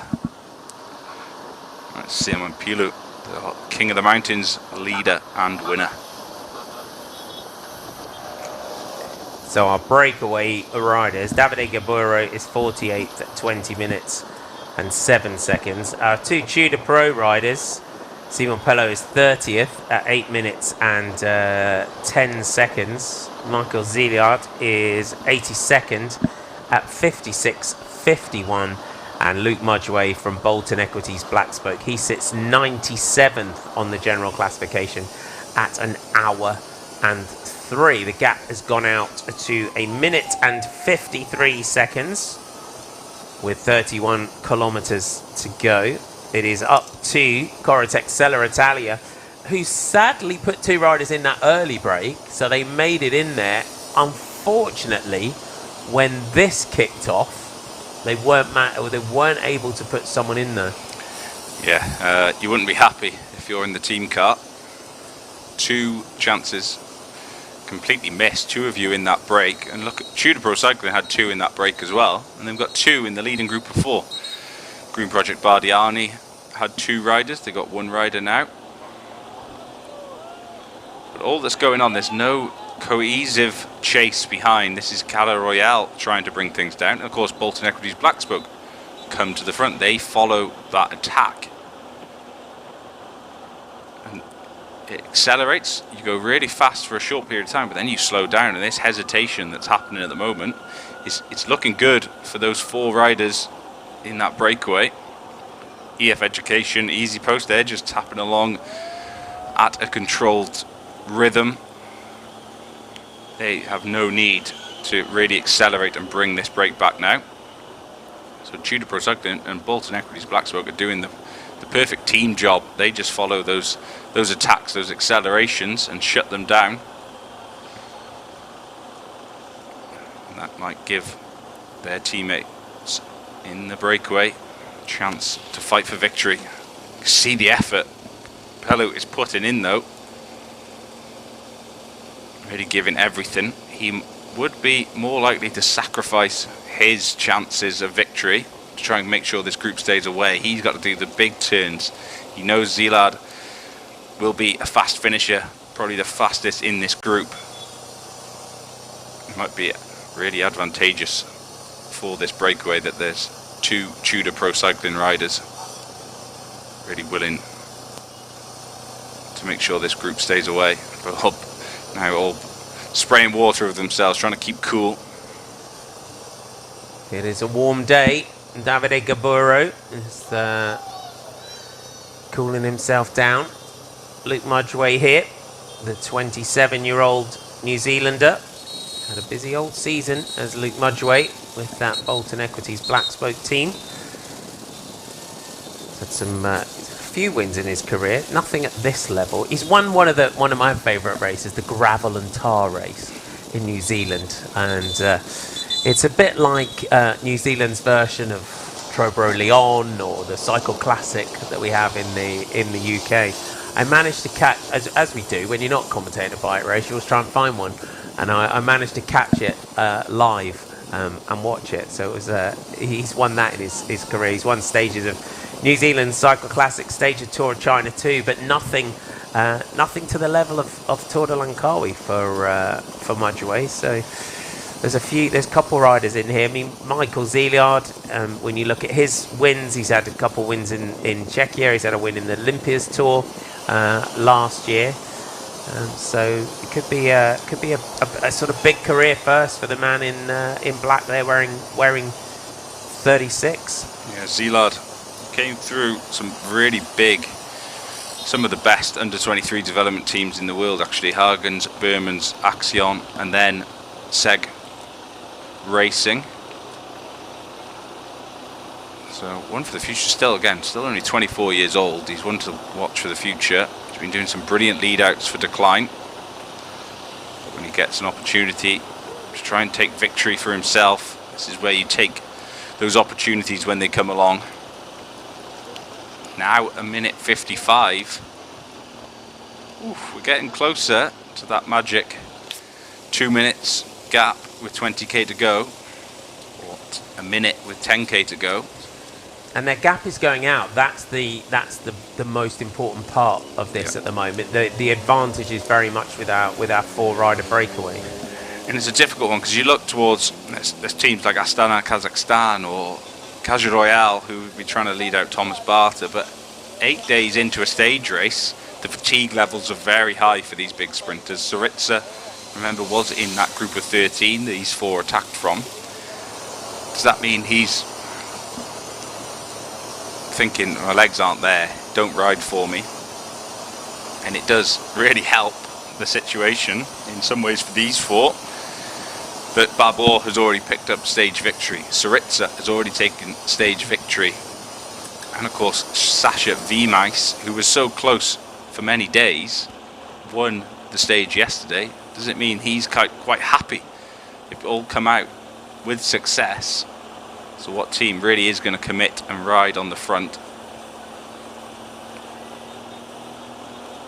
We talked about Sasha Vimais of Human Powered Health. It is his teammate now has moved to the front, but only with 1 rider. Have to be some chase. 1 rider against 4 who are really working well together. And they're behind the EF Education, Easy Post Train, is Tudor Pro Cycling and Black Spoke Bolton Equities in the prime position to shut down any counter-attacks. Just keeping the pace on the front, Adam de Vos, winner of a stage here in Malaysia, the 155, and to go 4 against 1, you can see how Simon Pello is constantly just attacking every rise, every possibility here for the Tudor Pro rider to get as much of an advantage for this group as they can. Davide Gaburo here for Green Project Bardiani. If he managed to win the stage here, this would be his biggest win as a pro. I mean, he's won GP Alanya in Turkey, he's had Italian Cup races, he's one of those riders that's kind of been there and thereabouts for many years, hasn't he? He's always aggressive, always on the attack, but doesn't quite have the victories that you would expect for someone like Gaburo. So it's a big opportunity for him today as well to pick up a win. It is. Picked up 2nd place at the Giro d'Italia last year after a long day in the breakaway. He was unfortunately beat by Thomas de Gent, so no slouch, no real reason to feel bad, but of course he'll want to lift his arms in the air and take victory here today. 25k to go, still 1 minute 55. These 4 are working well together. It's been a hard, long day out for them really, even though it was a group of 13. It was a hard chase from behind, so they had to work to hold the gap they had. In my mind, my thought of it, Pelu is definitely more committed. He's doing longer turns than the other 3 riders. He might be key to keeping this breakaway clear. And if he can get the lead out for Ziliard, who's been leading out for Arvid de Klein, and Ziliard in the lead outs in this race, with this team growing, he's just been, for someone that as well at 24 is that sort of inbuilt ability as a lead out rider to just be that final lead out man for Arvid de Klein. And you can tell actually he is soft tapping, because Mudgway came alongside him and had a little word, and then as he came back, Pelu had a little word as well. He has to be careful, even though he has a teammate, he needs to just contribute the same as Mudgway or Gaburo, just to keep them happy. If he starts sitting on and playing that game too early, then it could spell disaster, because the riders won't just want to start riding because they know how fast Ziliard is. It's just constantly managing your breakaway rivals, constantly thinking about how you can get one up on them, how you can actually beat them. DS in the car, you're really asking the questions, how are you going to actually win? And the riders always need to be thinking about this. You can't just think, oh, I'm good here, I'm in a group of 4, we could go all the way to the finish. In my opinion, it doesn't matter if you get 4th from a group of 4, that's worse than trying to lead out one of your teammates in the peloton. You need to figure out how you can, or at least try, give everything you can to going for victory. And if it doesn't come off, then that's okay. At least you come in with a plan. You tried to do what you thought would allow you to take the win. Human Powered Health have put 3 riders on the front as the gap goes over 2 minutes. 2 minutes and 12 now from our breakaway. This is about the bunch sprint now. None of these riders are a danger to EF Education Easy Post's Simon Carr for the general classification. This is all about the bunch sprint. Sasha Vimas, the winner of the stage yesterday for Human Powered Health. It is 4 against 3. Gaburo just dropping back to the team car. Luke Mudgway just having to slot into the gap there, and you just saw there that sort of unexpected. He was expecting to drop back down 3 riders. Instead he had to drop down and drop in behind 2. It meant just a little bit of acceleration. Look at the pressure of the peloton. It's been eye-watering today. I mean, if you've been at the back of that peloton today, you've just been getting slung around all day. Yeah, the pace has really gone up with that chase. Mudgway now going back for bottles. And it is that man, Simon Pelu, who drives this breakaway. Look at that, completely lined out now. Human Powered Health trying their best to bring this breakaway back. Really needed to. Maybe they could have done it earlier, as soon as Ben Perry was caught. There's always a waiting out process. Stana started riding now. Caja Royale joined them at the front. And they properly joined them here, haven't they? Yeah, it feels like, in a way, it's looked like a bit of an attack, but they know they need to bring it back as soon as possible. Touch and go really is now getting closer to 20k to go, and with 2 minutes 25. It looked like, unfortunately, that Joachim Mergel there got up, brought the team up, and then has gone backwards. And he's gone all the way back down through the group here. He could be the man, actually, though, to look after Babor. We know Barter was in the breakaway, so maybe they've sacrificed Barter to chase the breakaway down. And then, of course, they swap the lead-out man. It's the only thing I'm thinking of. He's made a big effort to get their Caja Royale riders to the front, and he can slip back. What a great stage we've had so far. Stage 8 of La Tour de Langkawi. If you're just tuning in today, welcome aboard. We're heading towards the final 20 kilometres of today's stage. And our breakaway group holding 2 minutes and 25 seconds and have been gaining all the way since leaving that breakaway group of 13 riders. They had a danger man in there of Choman Arietta of the Euskaltel-Euskadi team. They managed to go clear. No riders any threat on the general classification. And we're heading towards Kuala Lumpur, which is an incredible city, part of beautiful Malaysia here. If you've never been here, come and visit.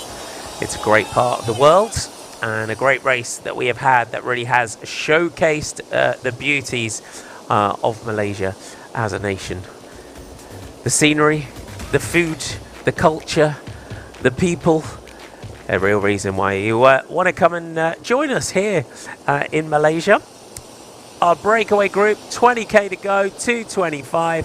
Simo Pello, Davide Gaburo, Michael Zeeland and Luke Mudgway, 2:25. It's looking good for the breakaway. We haven't had a breakaway go all the way to the finish yet in this year's Tour de Langkawi. Will it happen today on the 8th and final stage? If you haven't been with us so far in the race, Arvid de Klein taking the win on day 1 ahead of Sasha Vimas and Gleb Syriza in a bunch sprint. It was advantage back to Astana on day 2 as Gleb Syriza took the stage ahead of Arvid de Klein, with Enrico Zanoncello of the Green Project Bardiani getting up there in 3rd spot. It was the turn of the New Zealander from Bolton Equities Black Spoke, George Jackson, on stage 3 ahead of Enrico Zanoncello, with Carlos Canal Blanco in 3rd spot. On to day 4, another winner, Daniel Babor of Caja Rural, ahead of George Jackson and Sasha Vimas of Human Powered Health. To the Genting Highlands, the iconic Genting Highlands here in Malaysia, and such a part, an historic part of the Tour de Langkawi over the years, the absolute behemoth of a mountain that is Genting Highlands. And Simon Carr taking the stage for EF Education. Easy pose ahead of teammate Alexander Cepeda, with Pablo Castrillo in 3rd spot for Equipo Kern Farmer. Stage 6, it was the turn of the sprinters. Again, swinging back for them. Arvid de Klein taking it ahead of Sasha Vimas and Gleb Syriza. And then yesterday, it was Vimas who managed to edge out de Klein and Syriza in the throw to the line for Human Powered Health. Hence why they're up here and working for them. Both Caja Rural and Human Powered Health stage wins in this year's race. Can they do it today? Can they get this breakaway back? But they are putting some holes in the gap to the leaders. 1 minute and 40 seconds is the time gap. It is going to take, though, John, the combined might of a couple of teams like this to bring this one back. Yeah, finally they have got themselves to the front. And the gap, since they've started, is coming down. It comes down quite quick. We have to remember the fatigue in these 4 leaders' legs now. Notice Zeeland is just starting to follow and sit on. I think all 4 of them really need to work together to contribute to try and stay away. I know Zeeland is thinking about the finish, but he's not at the finish yet. The one other thing you can see, the break and the gap comes down really fast at that first 20-30 seconds. It's really easy when you first get to the front of the peloton to really open up the taps, but as soon as you've ridden for 10-15 kilometers, then the legs and the pace comes out of the chase. So it's easy to bring it back that first minute, but that second minute is going to be a lot more difficult. We've got a lot of numbers there though. 3 for Human Powered Health, I think 2 from Caja Royale. And in terms of our running today, big wide roads, not super technical today, would you say? Yeah, it's a pretty simple one. Wide roads, similar to what we're on now. The final 4 kilometers goes down to 2 lanes. In places it comes back out to 3, but it's completely wide enough. Straight. The final right-hander is just before 4 kilometers to go. And then it does have a little bit of a twist and turn in the final 1 kilometre. But if there's a big lead out, all it'll do, the peloton will just straight line those twists and turns. They're not tight ones, but that does mean positioning will be key. You need to be at the front so you're not then squeezed on the right hand side of the road or squeezed on the left hand side of the road. You want to be in a good position. If you have a few lead out riders in front of you, key to be in front through there. But actually generally, yesterday we had a very technical run in, but today pretty simple enough.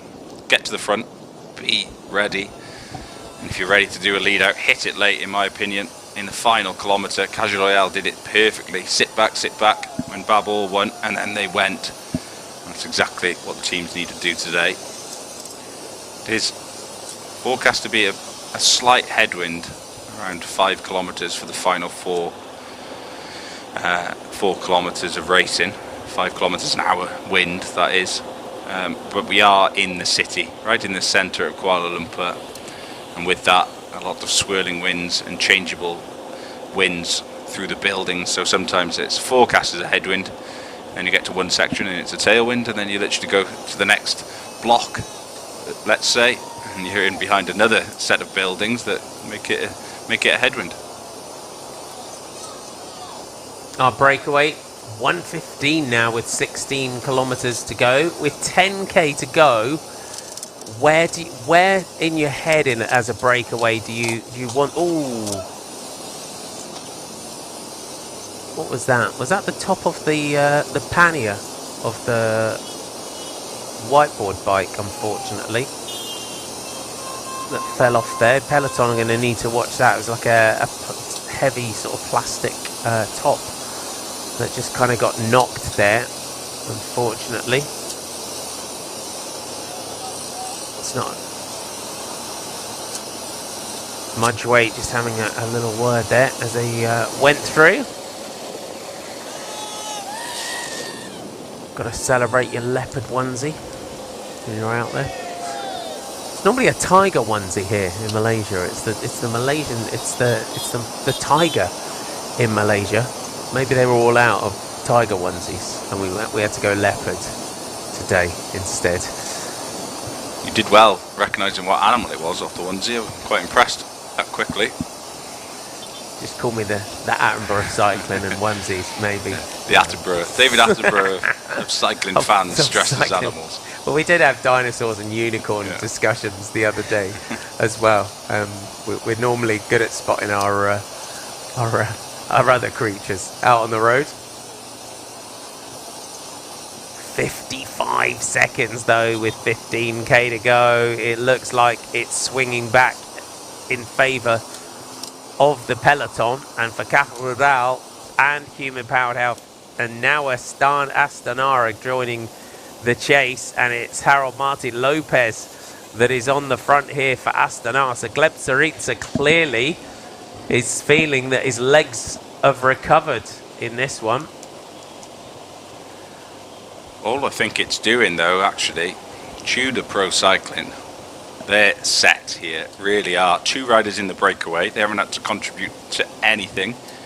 Maybe, yeah, they've lost the best lead out man they have with Michael Zielard, but the class of Arvid de Klein, he's had a bit of a free ride in some ways. It's been a very fast day, can't deny that, but he's looking good, and Tudor Pro Cycling looking in a very good place. Either 2 in the breakaway if it stays away, or they set up to Klein for that bunch sprint. You can see Gaburo, he's either struggling or not willing to ride now. It's an interesting one, of course. Green Project Bardiani, a team without stage victory yet. They've got Zanichello, their fast man. We're also seeing Tarangani getting up there in that chase. So Harif Saleh, has he ridden through this race and recovered to potentially challenge for a stage win today? But Categorised it is now up to them. So it's Categorised and Terengganu, but the rest of the teams, Astana, Human Powered Health, have now gone. So this is danger point for the peloton, because if Human Powered Health and Astana have gone, right, 45 seconds, we've got them now, then if it's down to these two, and that's it, job done. So Categorised are down to one rider. We've got one rider now for Terengganu. The gap's still sitting at 45 seconds with 13k to go. If the breakaway hit the gas now, this is crunch time for them, while there's only two riders on the front of the bunch. If they can do that, which is what Simon Pello is doing, then they could take this away. It's good. Simon Pello he's working so well. Zilad just needs to contribute as well. They need to keep 4 riders chipping off. I know he has a teammate there, but he needs to, in my opinion, just to roll through. Even if you do a shorter turn than the other riders, you give the recovery to your breakaway companions. Now it's splitting. I don't know whether he's done a turn and not realised that he's dropped the riders behind. I think that was exactly what he'd done. Flicked his elbow. No one's there to come through. And it's Coritex Selitalia who have to close that gap down. And the same thing's going to happen again. 2 Astana Kazakhstan riders in the chase. This isn't the good way of bringing this breakaway back. This is very good. Very good news for the breakaway. Back to the front, Simon Pello goes off in search of a stage win. The man who has been, you've got to say, one of the most exciting riders in the race so far. The Swiss man in the King of the Mountains jersey has now decided it's time to go alone. 12 kilometres to go now to the finish, and look at the power and the pressure from Simon Pello. We saw Luke Mudgeway trying to get on Mudgeway and bringing Ziad back up with him. Gaburo is still there. So our breakaway are just starting to attack each other, just as the peloton are doing the same. It was a good attack, but I think that starts to spell the end for the breakaway. Once they start not riding together, why would you, as Mudgeway or Gabulo, now really be committed to riding through?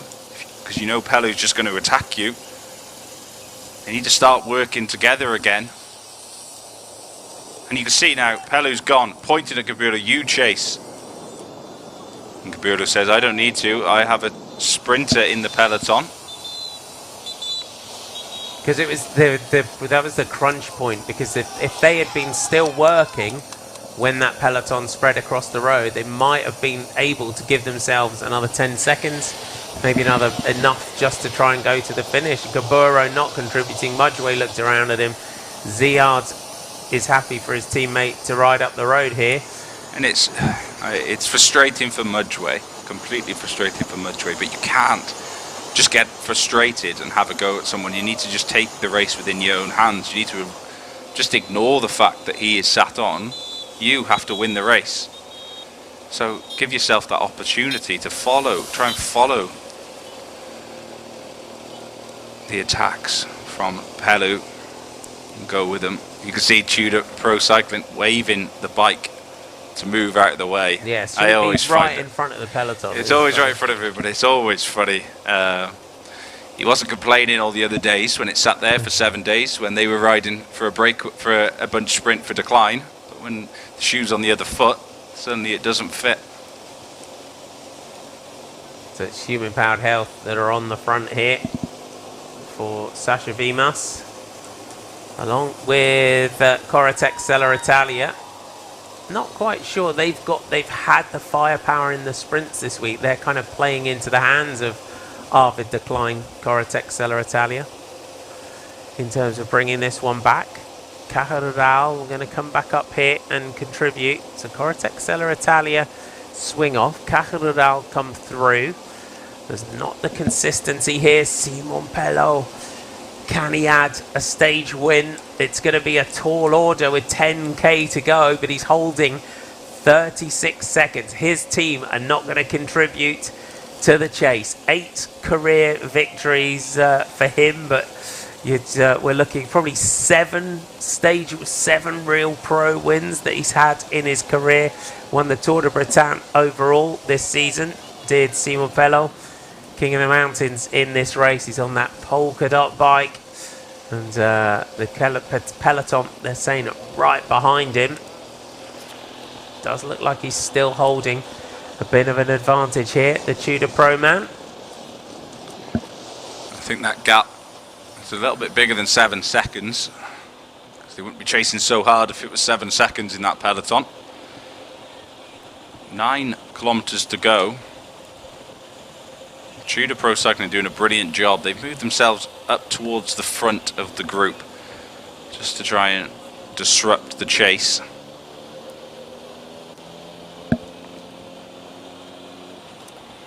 Here's our chasers. Here's the chasers. Mudgeway isn't happy with Gaburdo. So shake of the head by Luke Mudgeway. So 2 are caught. They swing off.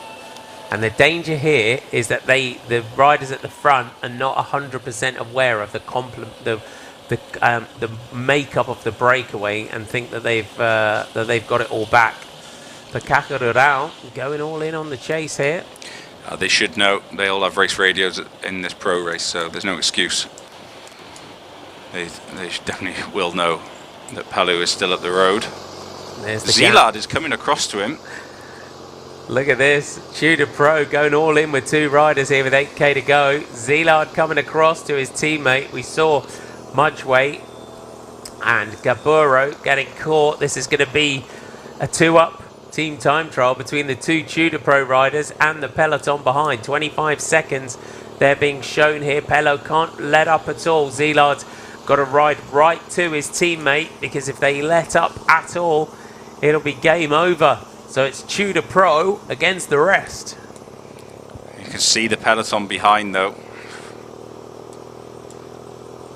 It's interesting what's going to happen. Who do they commit for? They probably ride for Zilard. Pello, great teammate already. We've seen him at this race. But does he now just do as long as he can? Maybe to 4 kilometres to go, 3 kilometres to go. Try and hold the peloton off. And Zilard can then go for one final attack. But look, they're not working that well together. Yeah, it's good that you've been able to do a big turn. But all it means, you now have to sit up and wait for the peloton to come back to you. You're losing 1 or 2 seconds here to the breakaway. Everyone is on their last limit. You have to be honest. You have to remember it's day 8. Maybe the heat is taking a lot out of them now. The riders swinging off. They got steam coming out of their ears. They're working that hard on the front. Ben Perry back on the front. Corratec Sella Italia. Attila Viviani has been up there in the top 10. Not quite challenging for the wins with the likes of Arvid Klein, Sasha Vimas, Gleb Tsaritsa, and Daniel Babor in this race. So they're throwing a lot into the chase of Corratec Sella Italia. 7 kilometres to go. You can see the city of Kuala Lumpur just rising up in front of the riders. Bit of a chat between Zilard and Pello here, and Pello just opening a little half metre over his teammate here. We've got a big sort of sweeping right-hander with about 4k to go, but it is all wide straight roads like this all the way in to the finish. And it's back to the bunch, and it's Categorised still on the front here. Corratec Sella Italia, Equipa Kern Farmer, all up towards the front. Terenganu are there, Green Project Bardiani. Enrico Zanoncello is their sprinter. It's 2 against 2 because Tudor Pro Cycling are the team right behind, and this peloton playing right into the hands of the Swiss team. If this comes back, they still have Arvid Klein ready to pounce and take that bunch sprint. We've got Klein waiting in that peloton. Another team who we haven't seen need to contribute to the chase was Bolton Equities Black Spoke. Are they looking after the hopes of British rider Matt Bostock? He's been there or thereabouts, 4th place yesterday.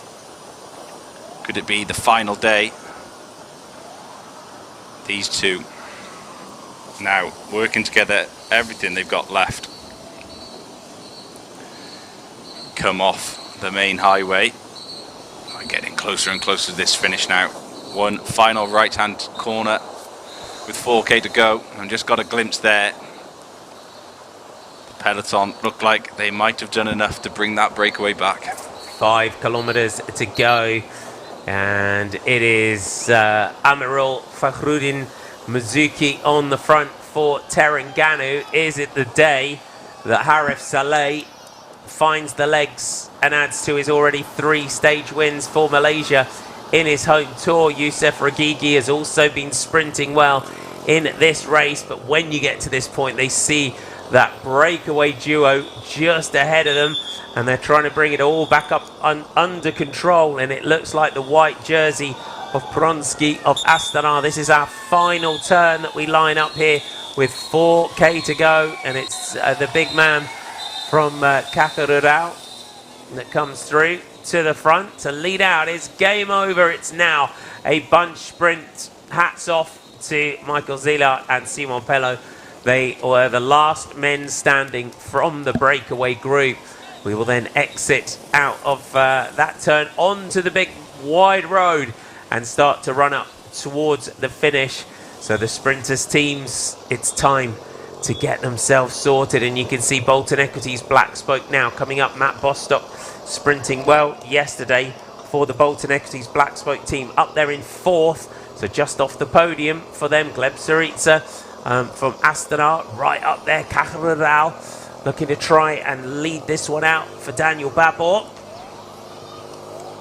Bolton Equities Black Spoke, they move themselves up to the front. Losing the riders though, they need to make sure they're all together. Don't want to be swamped. Gleb Saritsa is there as well. He will do it all on his own. He's found Babor's wheel.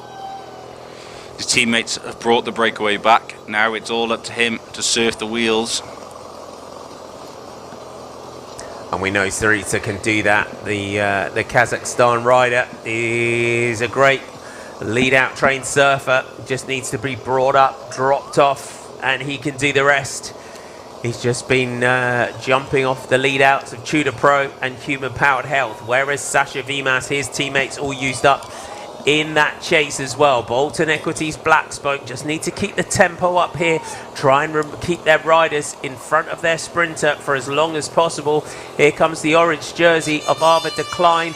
That lead out, you would say today, a little bit depleted after that breakaway of Simon Pello and his usual final lead out man of Michael Zillard. But is Zillard able to just give him another turn here? It is still Bolton Equities Black Spoke as Kakarurao come up on the left, looking to try and deliver Daniel Babor to his 2nd stage win of La Tour de Langkawi. We're running into the finish now in Kuala Lumpur. Bolton Equities need to get together. You see now, finally they've joined back together. They'd let Tudor Pro Cycling and Decline in the middle of their lead-out train. Don't give them a free ride. Get together. Bolton Equities Black Spoke, look after Jackson and Bostock.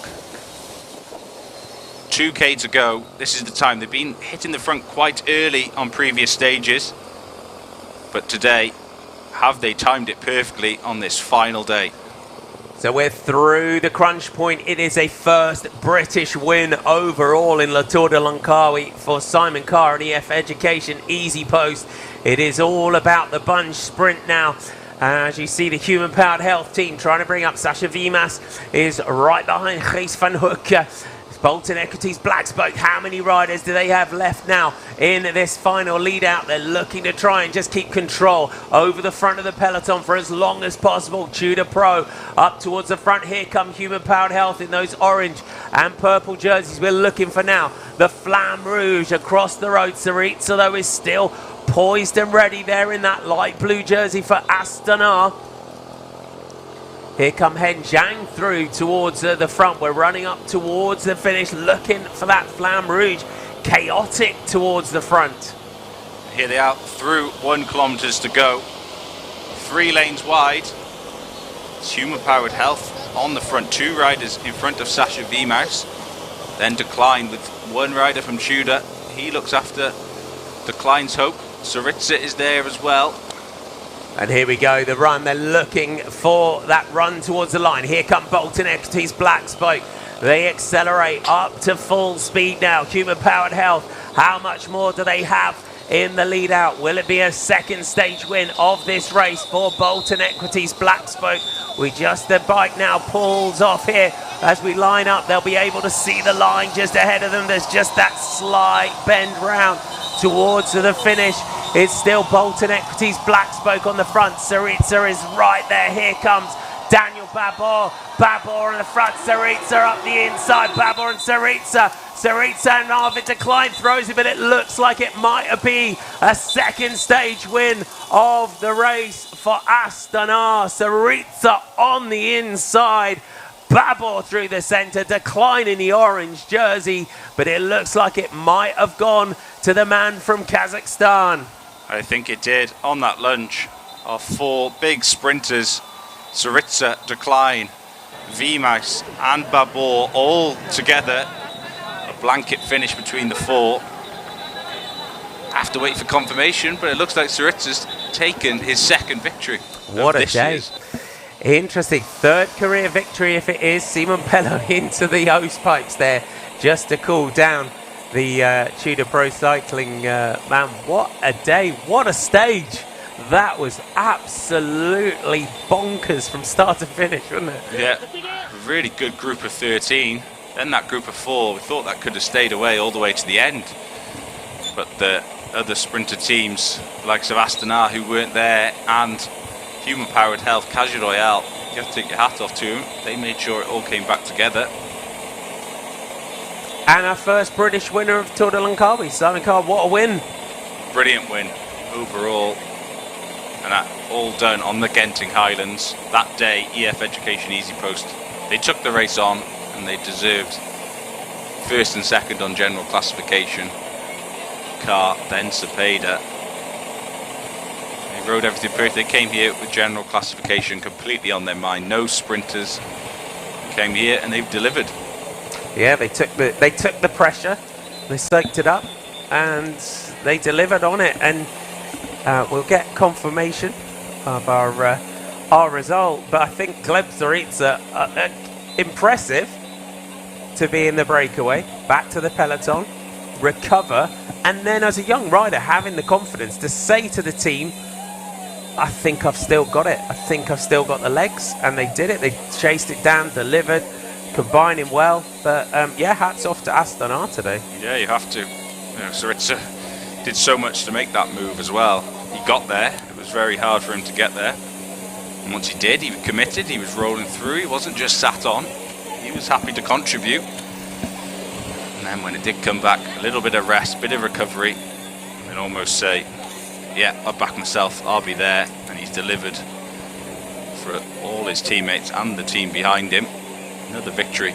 2 stage victories at this year's Tour de Langkawi. If you have a look at the replay, Jackson there, Vimas, Babor, Decline, and it looks like as well as it's Zainal from the Malaysian national team getting up there. Oof, it is a photo on the line. We'll see how it's delivered. We'll see if they've given us that. It's a very close one. Still waiting for confirmation. Yeah. It looked, because of the way the line was across the road, it was super tight. As Decline got it, it was all in the throw, wasn't it, between the 3 of them? Too close to call. When we saw it in full speed, he thought Saritsa's got it.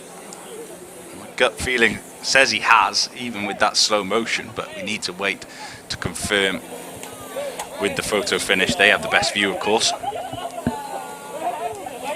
Green Project Bardiani, happy with the waters, still just stood there with the fire hoses completely on them, cooling down.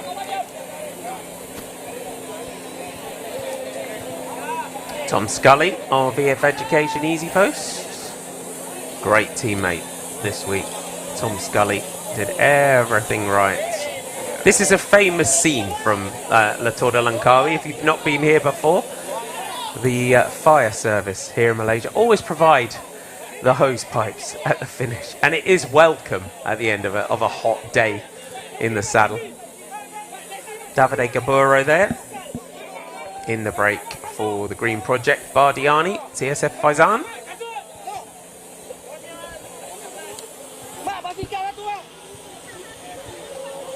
We're just waiting.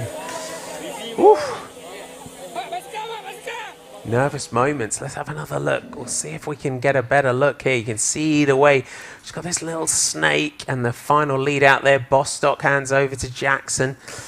Babor in the green and white. Saritsa goes inside. Decline having to come the long way round on the outside. Jackson and Vimas are there. Let's have a look on the line. See if we can throw. Oof. It does look like he got it.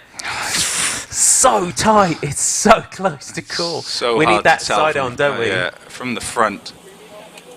Yeah, it's very difficult. You almost look at all three of them could be completely level. And they are trying to split it. That's why it is taking this length of time. If it's this close, that's why it takes this length of time.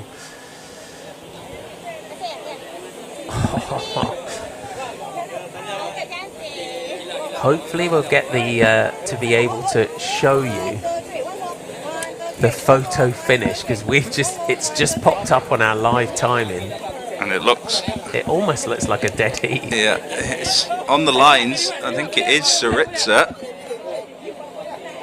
but it's by pretty much a thread, a bit of tyre. It is very close to call. Very, very close. It is between Babor and Saritsa. We can confirm that. Arvid Decline about half a wheel down. So it's between the man from Categorised and the man from Astana for the stage win. It's going to come down to the pixels on the computer screen, I think, for our timing team. Super nice. Oh, he's from Polychronis. From Polychronis Orjakis.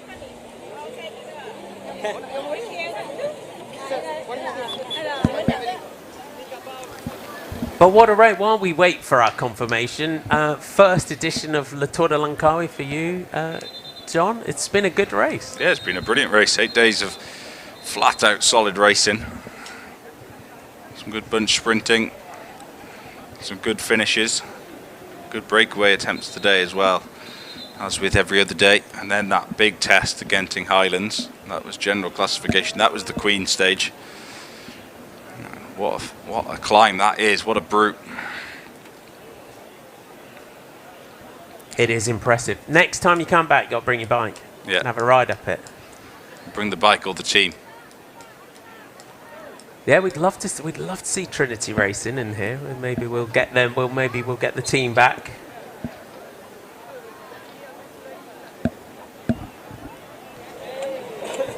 So we have our result. We'll get that up on screen for you as soon as possible. But it does look like they've managed to split it. We'll keep you in suspense momentarily until it pops up on the screen. Hopefully our team can put the photo finish up for you so that you can see just how close it was in the finish and why, and just to let you know why it's taken this length of time to call it, because you have to make sure you get it right, don't you? Yeah, you really do. You looked over it for a long time, trying to pick out who's won. Picture we have already. And there you have it. There is your winner. Gleb Saritsa takes his second stage win of this year's Tour de Langkawi, ahead of Daniel Babor and Arvid Decline. Sasha Vimas, Isaac Hilmi, George Jackson, Enrique Zanancella, Attila Viviani, Sarawat Suryanachai and Raymond Krida are your top 10 overall.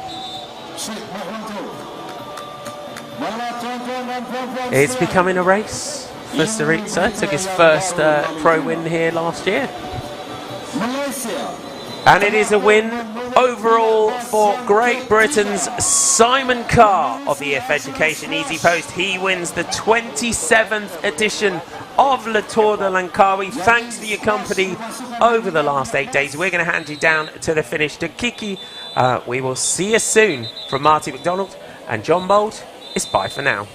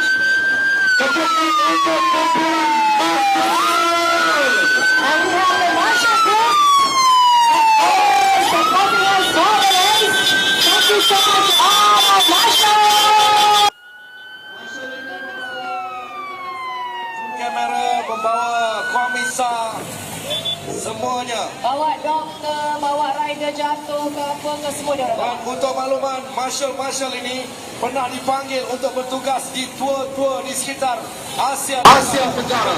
Kemudian untuk Marshal LTDL. Thank you so much to the marshals. Kalau berikutnya berikan tumpuan kepada dua MC.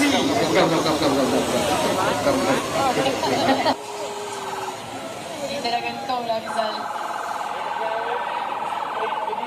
lagi persembahan luar biasa. Tak pernah saya dapat persembahan sebanyak ini sepanjang saya buat ATBL dengan Kiki.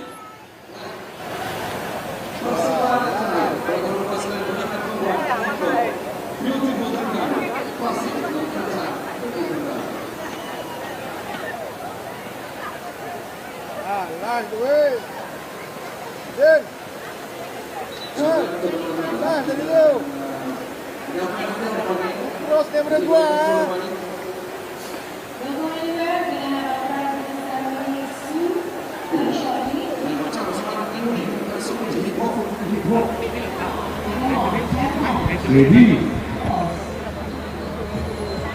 Okay, music, Gleb, last year you win here in Kuala Lumpur. Today again.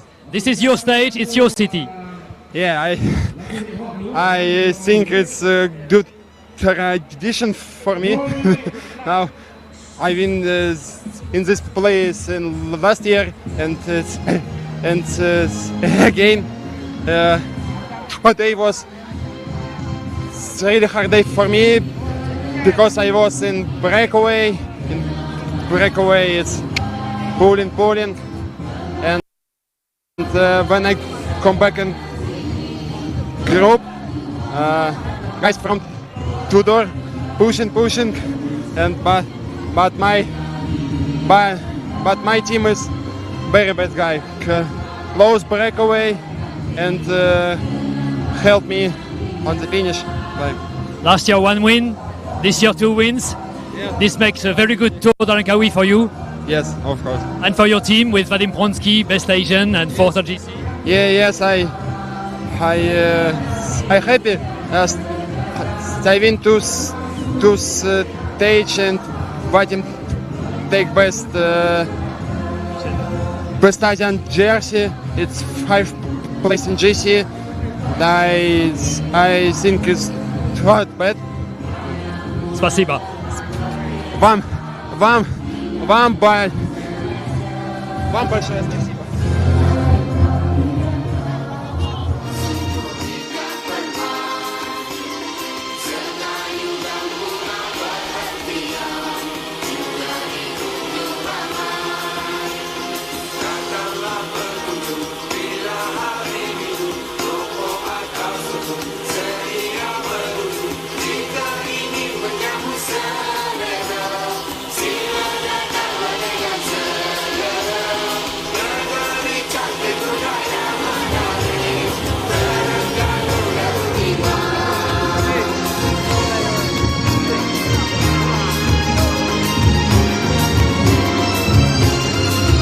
Daniel passed the line. You raised your arm up in the air. Did you think you had won? Yeah, I was, but Gleb was acting fair for me like 2 kilometers ago, and I had him on the left side. I could a little bit give him less space, but he's my friend, and yeah, I was thinking about first place, but I'm super happy for the second because today was super crazy, and I don't know why, but there was a lot of crashes, and so I am happy today for I didn't crash. Second place, I'm super happy. So, and it was hard today for me. And you leave le Tour de Langkawi with a stage victory. Yeah. It's a very good Tour de Langkawi for you. Yeah. I'm super happy for the stages here, for the win stage, and yeah, nice. Thank you very much. Thank you.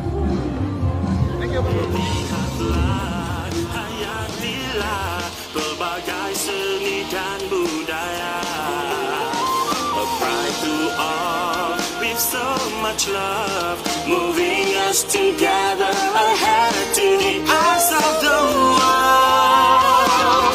The Rwanda sea so beautiful. Kehijauan indah alam so beautiful. Land that full of miracle.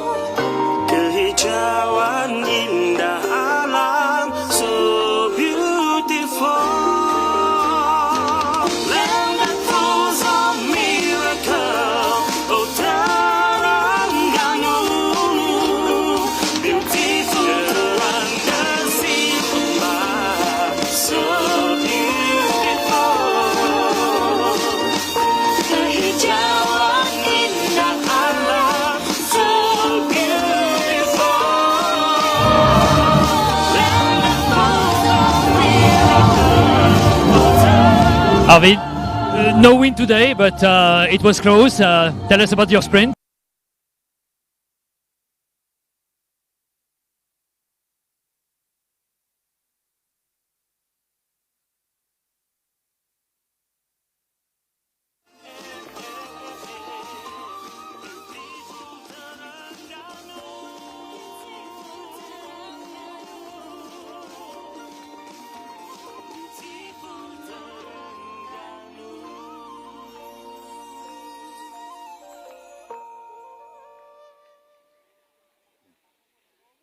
Tuan-tuan dan puan sekalian, tepukan untuk persembahan dari Kerajaan Negeri Terengganu. Terima kasih banyak. Baiklah, untuk maklumat tuan-tuan dan puan sekalian, kita akan mengambil masa agak lama sedikit kerana hari ini merupakan hari terakhir Kiki. Yes, today is the last day. We have a lot of prizes to be given away, including our prestigious challenge trophy, Petronas Tour de Langkawi 2023, Jadi right here on the stage. Setidak-tidaknya ia mengambil masa lebih kurang 6 jam untuk kita selesaikan. Come on. Dalam 25 minit ke 30 minit. Itu maksimum. Yeah, not that long. Yeah. But definitely you will not be disappointed to see our prize giving ceremony. It'll be very interesting and some new experience you're going to watch on the stage.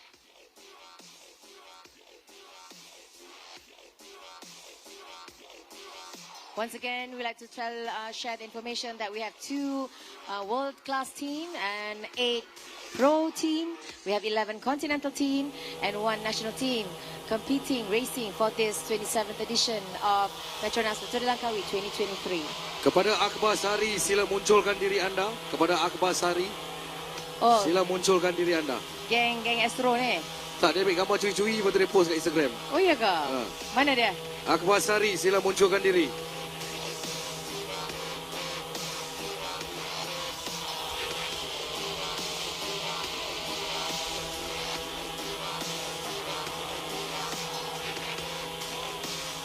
Sekali lagi di kesempatan ini saya ingin mengambil kesempatan untuk mengucapkan ribuan terima kasih kepada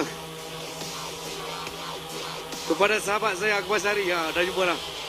Thank you sahabat. Mana? Ni belakang ni. Dia rumah dia dekat sini, dia naik basikal datang ni. Oh ya kan. Akbar Sari, pengelola sukan Astro Arena turut memberikan sokongan kepada saya. Terima kasih Pak. Hafizal, tempat jatuh lagi dikenang. Ini kan pula. Betul, Kita tak payah sebut. TikTok Bubble Sotu. Air dia boleh membuatkan anda hilang kencing manis. Minum sampai kembung Bubble O2. Melawatlah negeri Terengganu. Banyak tempat-tempat menarik. Boleh pergi ke Klik Tourism Malaysia. Bubble Sotu powering our most combative rider. Dia menaja kita punya most combative rider. Our pure, originally oxygenated water from Rantau Negeri Sembilan. Anak siapa lah ni? Tak hujan lagi pun dah pegang kan tanpa kertas. Mike, okay Mike, betul akan pergi.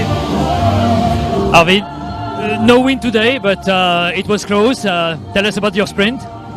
Yeah, it was close. I was blocked a little bit on the left side, and I could come out pretty late, and had something left, but not enough to pass the 2 guys. It was a shame, but yeah, it is what it is today. I think we executed really well as a team. I thought the break would make it with Simon and Michael, but yeah, some teams wanted to close it. So it was a bit of a surprise for us to see your teammates in the breakaway. Was that the plan? Actually, it was. If I'm being honest, I didn't tell the media, but I was sick the last 3-4 days. I'm coughing and my nose is blocked, and I don't feel like 100%. And I thought today was a good day. We already had 2 victories with me to try it another way. So even sick, you leave le Tour de Langkawi with 2 stage win, points classification win. What's your stand on it?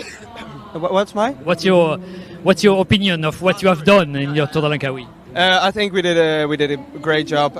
We did so many podiums right now. I think 5 if I'm correct.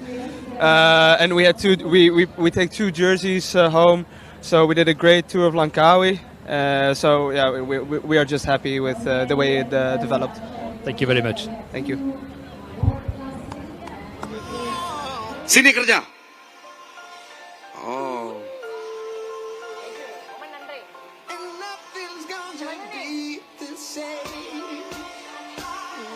Kepada Fairuz, mohon kerjasama ambil raincoat. Ya, sila. Fairuz ataupun Noli, raincoat. Raincoat dan Noli, raincoat.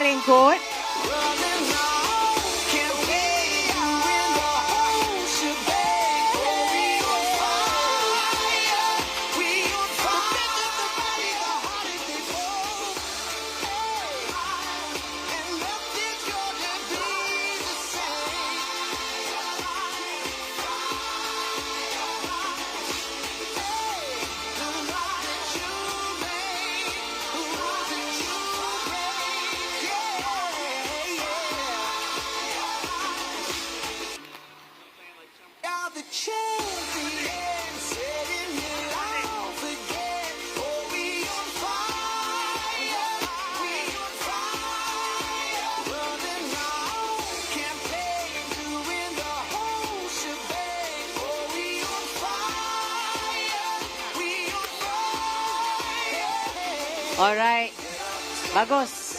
Semua rakan-rakan media, sediakan baju hujan sebelum hujan. Sediakan raincoat sebelum hujan. Kamera pun pakai raincoat sekali ya.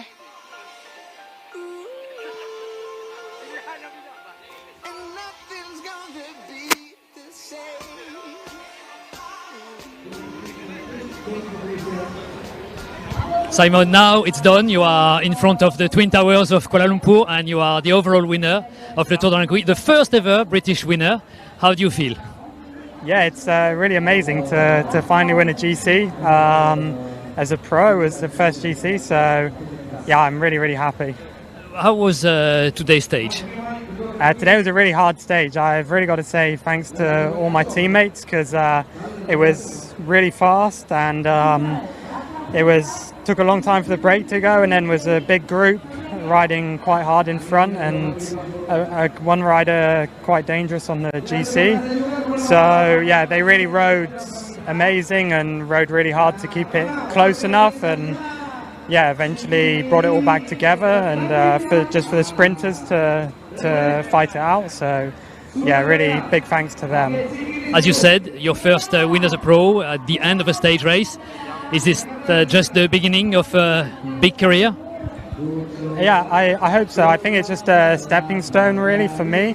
And yeah, just progressing little by little of every race. So yeah, I think I have the physical ability, so it's just putting it all together in this race and then in the bigger races hopefully in the future. Thank you very much and see you again. Thank you. Thank you. Tengok.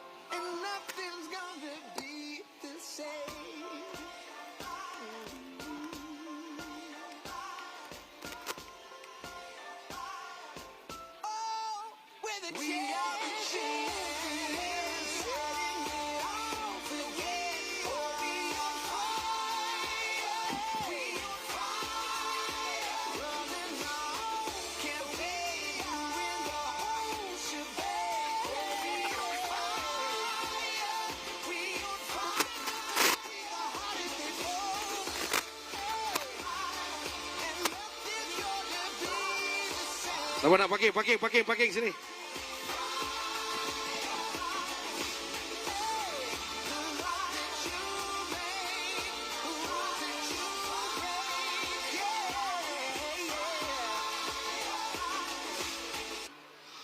Parking.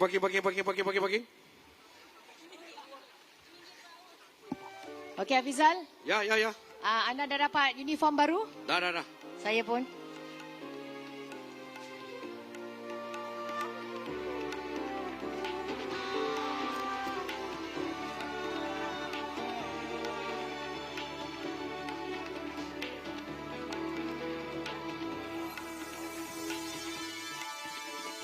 Kita kena start sini ke sana?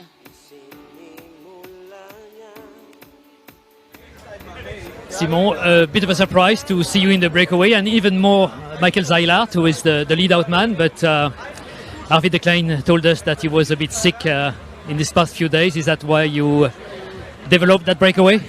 Yeah, he felt unwell since 3 or 4 days now, and already yesterday we had kind of freedom to try to go in the breakaways, even if I actually preferred to stay close to him and try to make him win, because I knew it was our best chance. But today we really try our best, and it was nice to be in the front with Michael in the final like this. But yeah, the cooperation between our four last guys there, we lost a lot of time because yeah, some guys they were not really pulling, and with the heat it was not really easy to manage everything. So yeah, it was a bit of a surprise to be in the front, but as always, it's as nice as always to be riding the front of the bunch.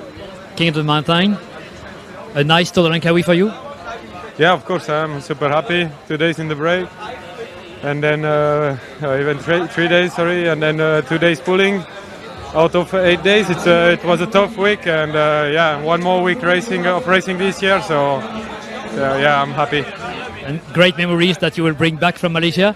Yeah, of course, I will bring some very nice memories, and it's a pity that today was not the happy end of the Malaysian story. But yeah, that's the way it was, and now we have a night in Kuala Lumpur to enjoy.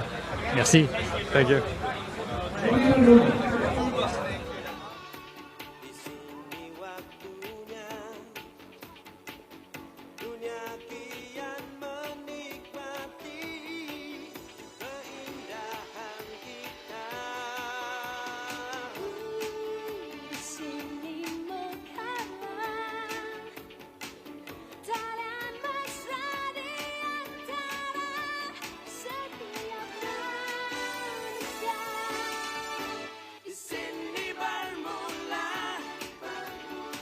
Check, 1, 2.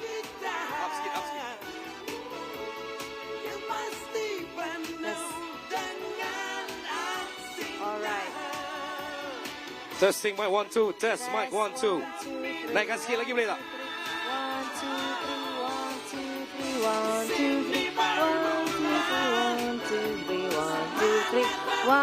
1, 2. Sikit lagi. Test. Kiki punya boleh kuat lagi tak? Boleh? Yes, no, never. Yes, no, never. Yes, can. Alright. Better.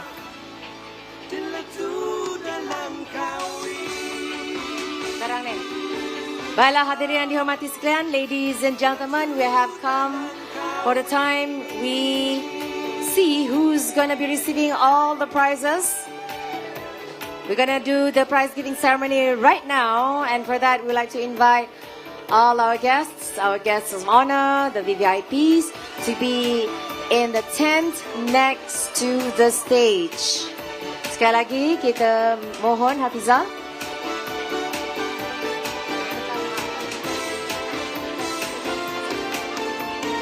Baiklah, daripada kita jemput tetamu-tetamu kehormat untuk bersiap sedia bagi upacara penyampaian hadiah untuk stage winner terlebih dahulu dengan jarak 156.5 km dari Setia Alam ke Kuala Lumpur, atau lebih tepat lagi ke KLCC.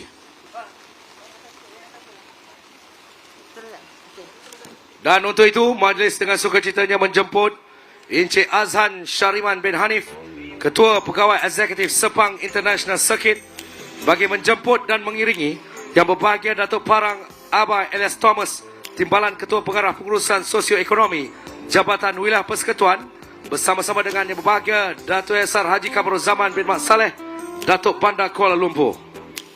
Alright, ladies and gentlemen, next what's going to happen on the stage, you're going to see who is going to be getting the prizes for the stage win, the 8th stage, the final leg for Petronas Tour de Langkawi 2023, the 27th edition.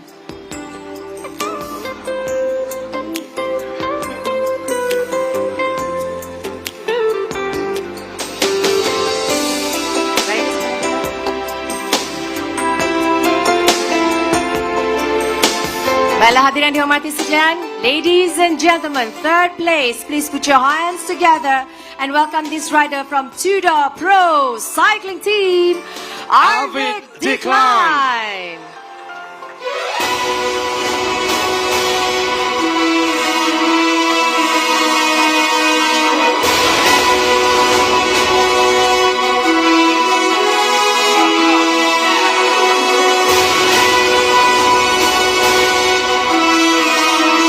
congratulations to our decline. He has been quite a familiar name on the stage for stage wins.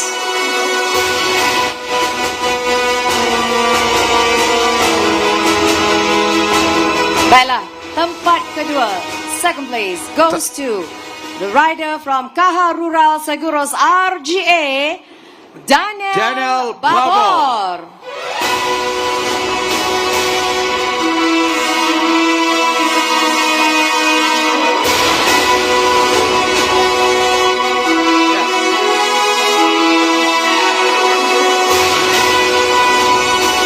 We managed to interview Daniel this morning, and indeed he wants to have a good finish for the last stage at KLCC. Congratulations to Daniel. Baiklah, tempat pertama, first place, the winner for the 8th stage, Petronas Tour de Langkawi 2023 goes to none other than Gleb Syriza from Astana, Kazakhstan team. Finally, he got a big smile on his face. He's been wanting to finish first for the stage. Gleb Syriza juga antara nama yang familiar ataupun selalu diperkenalkan di atas pentas untuk kemenangan peringkat. Congratulations to Gleb Syriza from Astana, Kazakhstan team.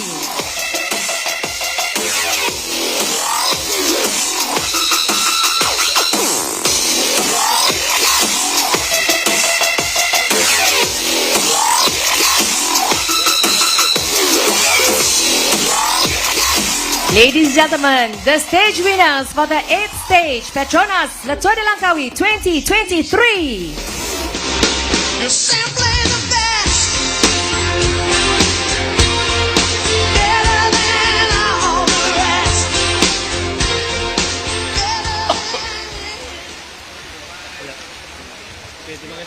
Baik, majlis ucapkan ribuan terima kasih kepada tamu-tamu kehormat, kepada Datuk Bandar di atas kesudian bersama dengan tamu terhormat untuk menyempurnakan upacara penyampaian sebentar tadi. Baiklah, next we're gonna have the prize for the most combative rider, powered to you by Bubbles O2. Bubbles O2, the originally oxygenated water from Rantau Negeri Sembilan. Thank you, Bubbles O2.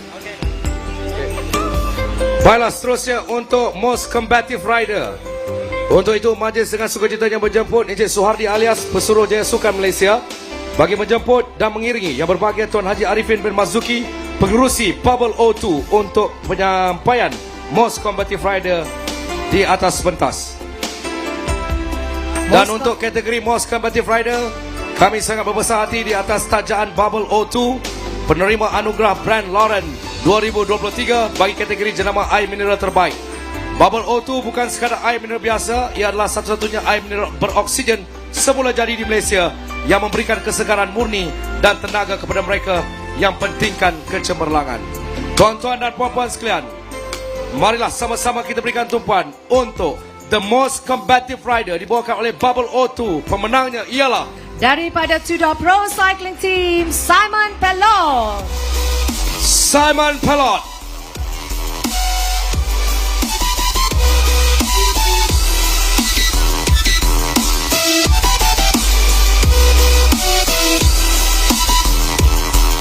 Dari pasukan Tudor Pro Cycling Team, Simon Pelot juga nama yang tidak asing yang sering dipanggil ke atas pentas kerana dia juga telah menyarung jersey bukit untuk beberapa peringkat di dalam edisi ke-27 Petronas Tour de Langkawi 2023 ini. Tahniah, congratulations to Simon Pelot. Majlis mengucapkan ribuan terima kasih kepada Yang Berbahagia Encik Suhardi alias Pesuruh Jaya Sukan Malaysia dan juga Yang Berbahagia Tuan Haji Arifin bin Mazuki, pengerusi Bubble O2 yang katanya akan sponsor lagi tahun depan. Bubble O2. Ya, steady Bubble.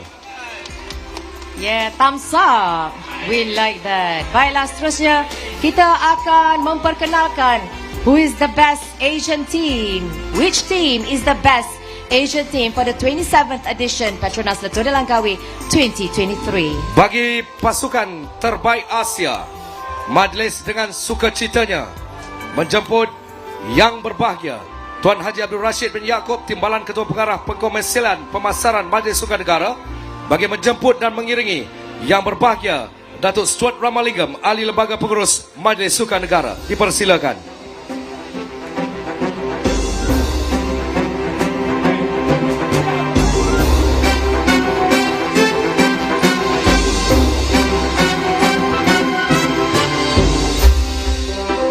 Ladies and gentlemen, as we know, we have a lot of the Asian teams competing for this 27th edition, but there's only one winner, one best Asian team that we're gonna call up on the stage right now. Without wasting any more time, let's call this team from Rujai Online Insurance. Rujai Online Insurance, pasukan yang didaftarkan di UCI Continental Cycling Team pada tahun 2020. Dan tahun pertama pasukan ini yang berstatus amatur telah pun dinaikkan pangkat kepada Continental pada tahun 2021. Evan England pernah memenangi Tour of Saraha di UAE pada tahun 2023. Tuan-tuan dan puan-puan sekalian, Rujai Online Insurance, pasukan terbaik Asia.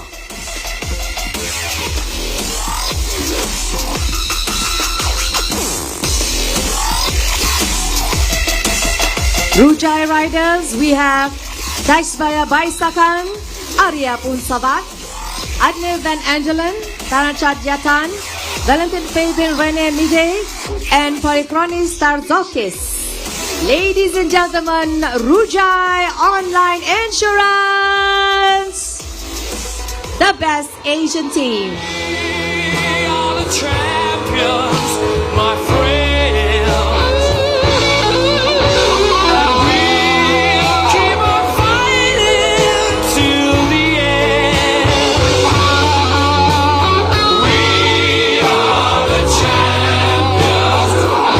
Majlis mengucapkan ribuan terima kasih kepada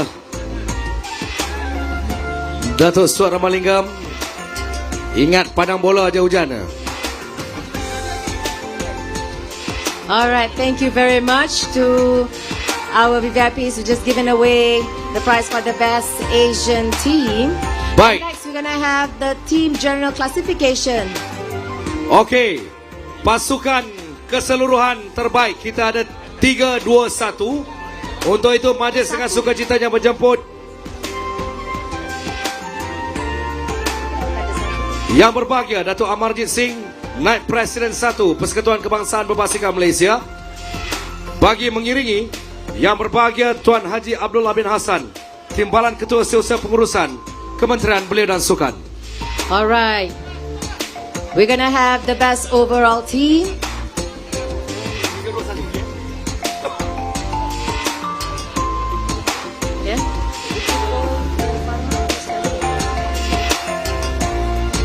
The top 3 teams that made it, they are the best team for the 27th edition Petronas Tour de Langkawi. Let's start from 3rd place, Hafizal. Please welcome this team. Equipo Can Pharma. Dari Espanyol, Equipo Can Pharma, tempat yang ketiga.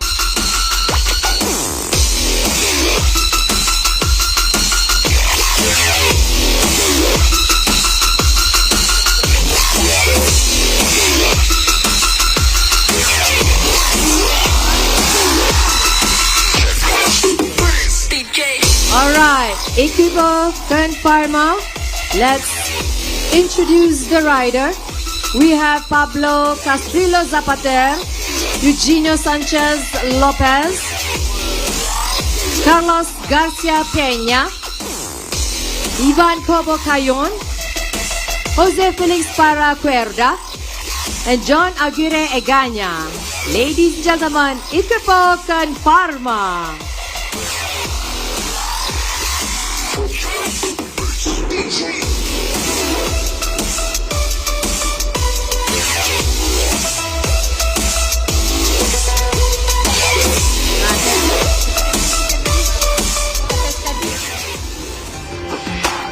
Thank you. Thank you so much. Congratulations to Equipo Canpama dari Espanyol. Satu lagi pasukan yang akan berada di kedudukan kedua untuk tim General Classification. Kita persilakan tim Euskatel Euskadi. Euskatel Euskadi dari Spanyol.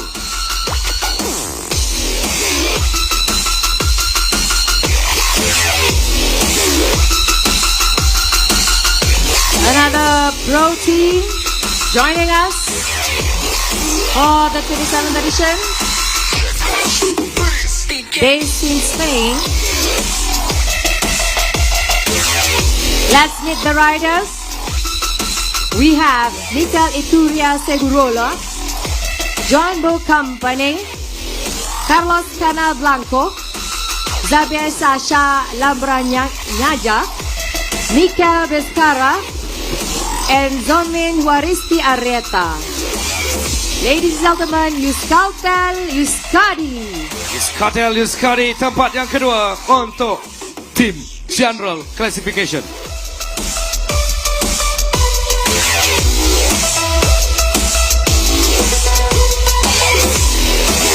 Congratulations, thank you. You may start them now. Dan tibalah masanya untuk kita umumkan pasukan yang muncul juara tim General Classification berpangkalan di Amerika Syarikat. Tuan-tuan dan puan-puan sekalian, tepukan untuk EF Education Easy Post. Pasukan bertaraf dunia. EF Education Easy Post adalah pasukan profesional dari Amerika Syarikat. Mereka telah menyertai saingan UCL World Tour sejak 2019 berpangkalan di Colorado. Pasukan ini turut bekerjasama dengan sebuah fakulti di Girona untuk memastikan kecergasan dan sebagainya berada dalam kedudukan yang terbaik. Dan pastinya untuk edisi kali ini paling mencuri tumpuan Simon Carr, pemenang jersey hijau keseluruhan bagi peringkat kelima, 6-7 di samping Ortiz Capeta Alexander Jefferson yang memenangi tempat pertama dan kedua untuk peringkat Slim Bribber ke Genting Highland. Let's just get to know the riders again. We have Simon Carr, Alexander Jefferson, Art Christian Eiking, Thomas Scully, Michael Vagren, and Hardy Christian Vanderley. Ladies and gentlemen, EF Education Easy Post.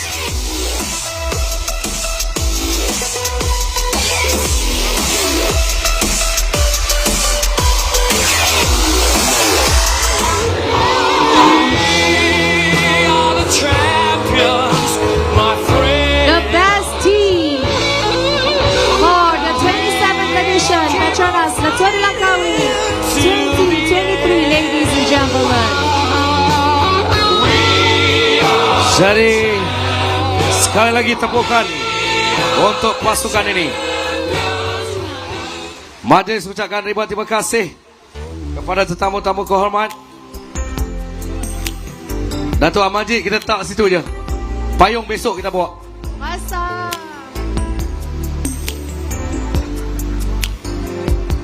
And next.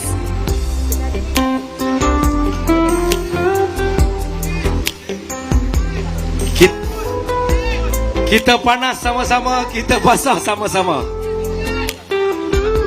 Baiklah seterusnya. Majlis dengan sukacitanya menjemput Yang berusaha Encik Ahmad Faizal bin Ramli, Ketua Pegawai Eksekutif Institut Sukan Negara, bagi penyarungan jersey putih pelumba terbaik Asia keseluruhan, bagi menjemput dan mengiringi Yang Berhormat Datuk Razali bin Idris, Exco Pelancongan Kebudayaan Alam Sekitar dan Perubahan Iklim Negeri Terengganu bersama dengan Yang Berhormat Ustaz Syabuddin bin Abdul Karim, Exco Belia dan Sukan Negeri Terengganu.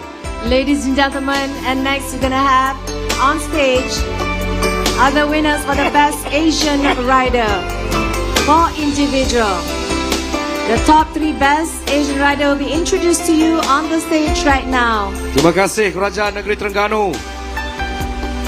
The white jersey brought to you by the state of Terengganu. Thank you so much, beautiful Terengganu.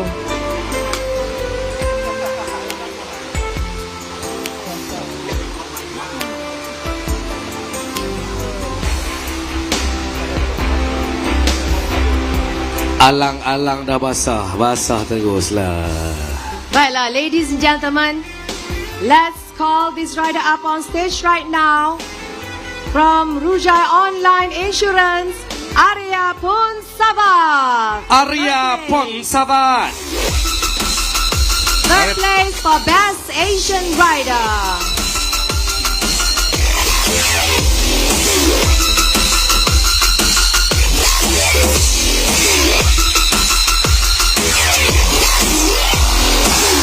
And next, ladies and gentlemen, second place for the Best Asian Rider for the 27th edition Petronas Tour de Langkawi 2023, Jumbo Jump Sambaya from TSG. Jambaya. Jumbo Jump Sambaya. Okey. Bila tak boleh sebut tu, sebut okey je.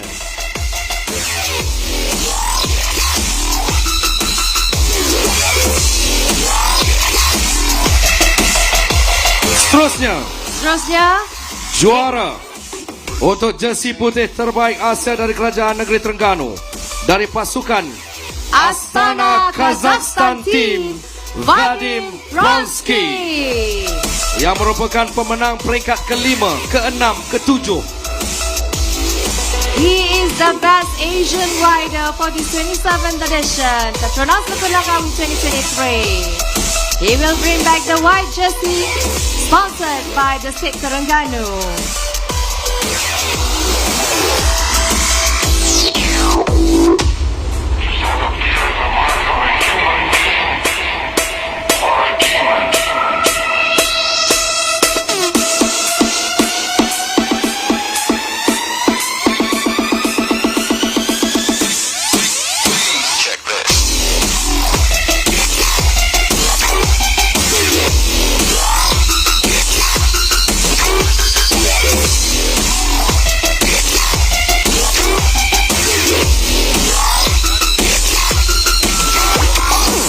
Tuan-tuan dan puan-puan sekalian, sekali lagi tepukan untuk pemenang, 3 pemenang untuk pelumba terbaik Asia yang dibawakan oleh Kerajaan Negeri Terengganu. The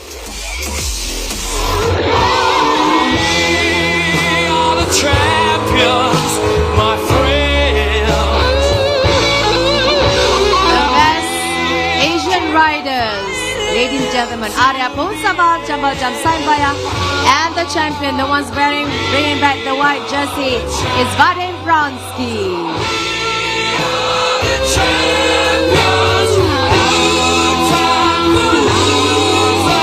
Thank you and congratulations to the riders. You may step down now. Majlis ucapkan ribuan terima kasih kepada tamu-tamu kehormat. Dan seterusnya, ladies and gentlemen, we're gonna see who will be receiving the polka dot jersey brought to you by Tourism Malaysia. Top 3 best climbers for this 27th edition Petronas Tour de Langkawi. Kepada petugas-petugas payung, return tu cepat sikit ya. Baik, jersey berikutnya, jersey polka dot yang dibawakan oleh Tourism Malaysia. Majlis dengan sukacitanya menjemput Yang Berusaha Encik Megat Muhammad Syarin bin Datuk Muhammad Hamdan, Ketua Pegawai Eksekutif Perpadanan Golf Subang, bagi menjemput dan mengiringi Yang Berusaha Encik Muhammad Syarin bin Muhammad Ali, Pengarah Bahagian Promosi Antarabangsa Asia Tenggara, Tourism Malaysia.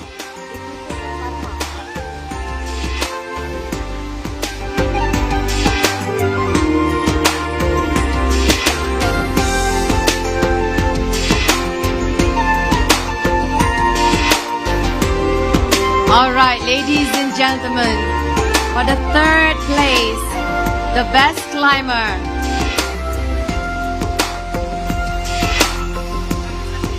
let's invite this rider from Equipo Kern Pharma, Pablo Castrillo Zapata. Pablo Castrillo Zapata dari Equipo Kern Pharma untuk pemenang tempat ketiga Raja Bukit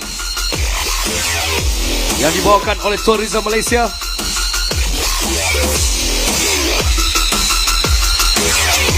They have been going through quite a challenge stages. First from Jeli to Baling, and the other one is the Queen stage. Baiklah, tempat yang kedua untuk Raja Bukit dari EF Education Easy Post. Tuan-tuan dan puan-puan sekalian, tepukan untuk Simon Carr.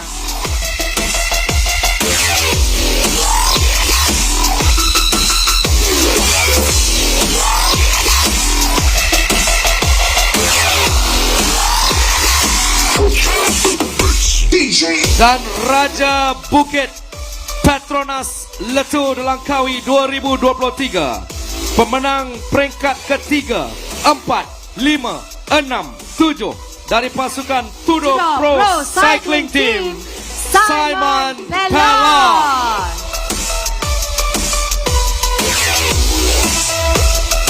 He's making a statement from the start that he is the king of the mountain for the 27th edition Petronas Tour de Langkawi 2023.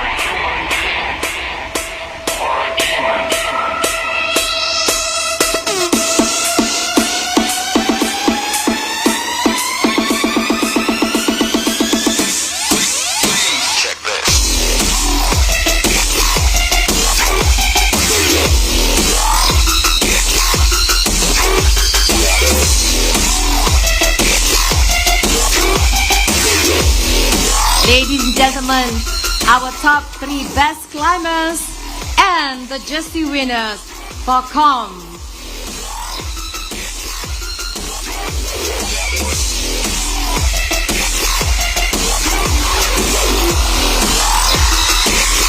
Ya, Mak, hari ni orang suka hujan, Hafizan. Ya. They love the rain. They're not complaining at all. Once again, your jersey winner, Simon Peloton from Tour de Pro Cycling Team. We are the champions, my friends. We'll keep on fighting till the end. Majelis mengucapkan ribuan terima kasih kepada tetamu-tamu kehormat yang telah menyempurnakan pertarungan jersey sebentar tadi.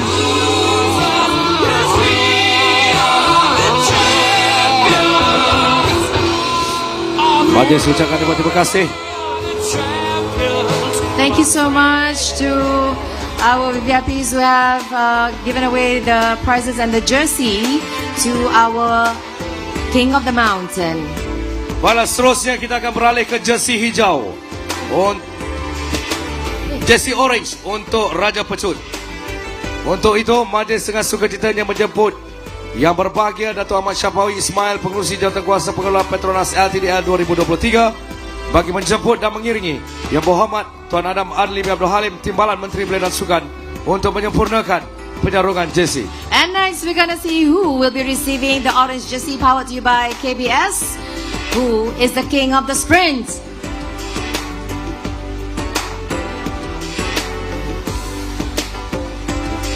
We will be announcing the top 3 sprinters for this round of Petronas Tour de Langkawi 2023. Without further delay, let's call this rider up on stage. Dari pasukan Human Power Health, tempat yang ketiga, Sasha Wimas. Sasha Wimas.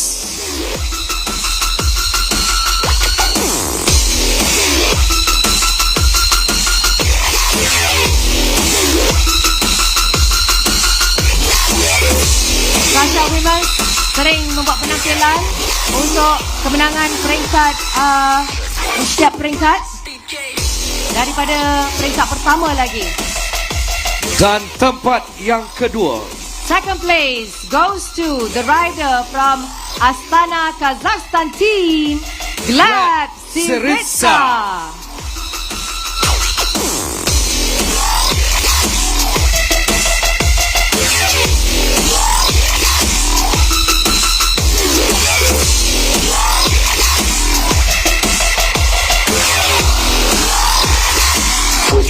Dan Raja Pecut jersey orange tajaan KBS Petronas LTDL 2023. Pemenang jersey orange bermula dari peringkat yang pertama sehingga peringkat yang ketujuh dari pasukan Tour de Pro Cycling Team, Arvid Decline. Arvid Decline. He is indeed the best sprinter. for this round of Petronas Tour de Langkawi 2023. Dia tak pernah share jersey ni dengan orang lain sepanjang perlumbaan, Hafizal. Tak pernah. 8 peringkat dia sapu bersih. Sapu bersih.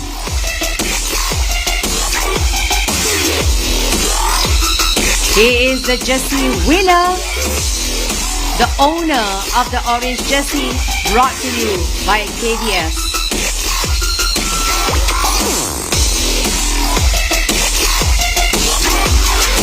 Ladies and gentlemen, your top 3 sprinters, we have Sasha Wilmas, Blacksista and Arvid Decline.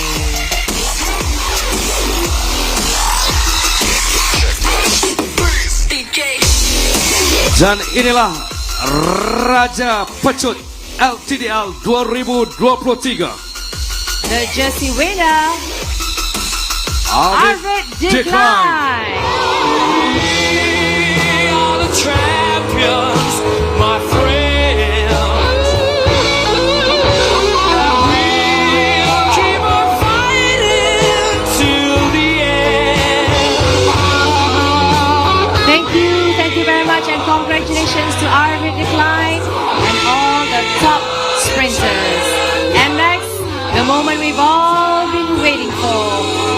Who will be wearing? 1, 2, 3, Arvid Decline. Arvid Decline, ladies and gentlemen. Baiklah, yang berhormat si Perdana Menteri diminta untuk terus berada di atas pentas. Okey. Masanya telah tiba, Hafizal. Jersey Petronas overall winner. Akan ada 3 pasukan yang akan kita umumkan. Untuk itu, majlis dengan sukacitanya menjemput yang berbahagia Tuan Haji Abdullah bin Hassan, Timbalan Ketua Setiausaha Pengurusan Kementerian Belia dan Sukan, bagi menjemput dan mengiringi Yang Berhormat Hanayo, Menteri Belia dan Sukan, dan yang berbahagia Datin Anita Azrina binti Abdul Aziz, Pengurus Besar Kanan Komunikasi Strategik Kumpulan Petronas. And next, the moment we've all been waiting for, who will be? You'll be announcing the overall winner, overall individual general classification for the 27th edition Petronas Tour de Langkawi 2023.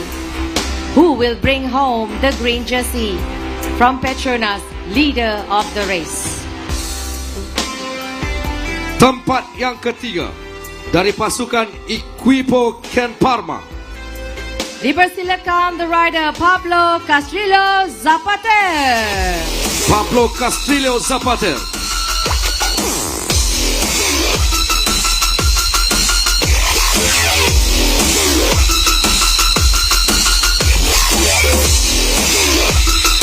Seterusnya, tempat yang kedua. Second place from EF Education Easy Pose, Alexander Jefferson Cepeda Ortiz. Alexander Jefferson Cepeda Ortiz muncul selaku pelumba kedua terbaik keseluruhan.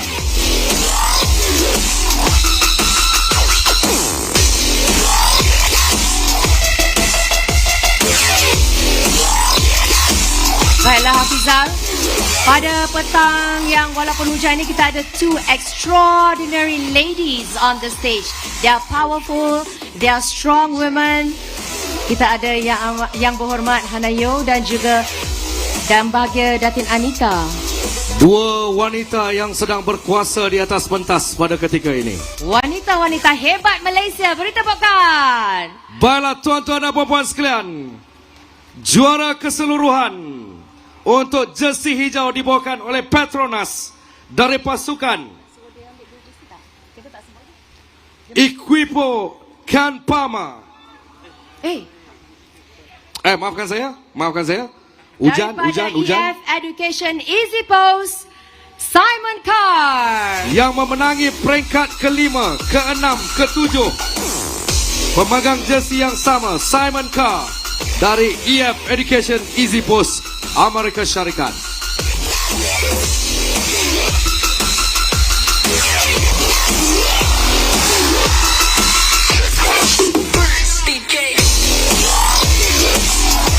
And thank you so much to Petronas for being the title sponsor.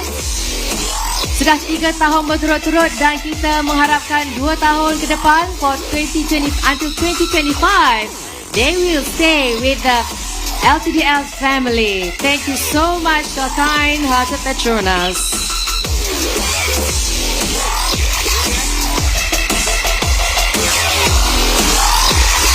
And seterusnya, kalau anda dapat lihat, kita di tepi sebelah sana we have the prestigious challenge trophy of the Tour de Langkawi 2023. Dan sekali lagi, hari ini wanita berkuasa di atas pentas.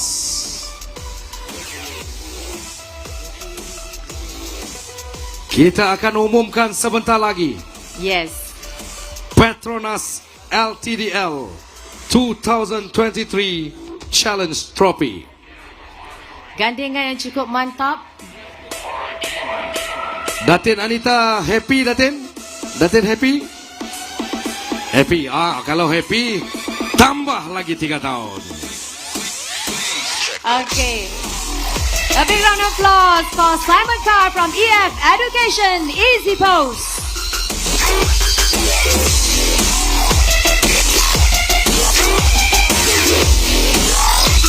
Kita jemput, we invite all the jersey winners to be on the podium.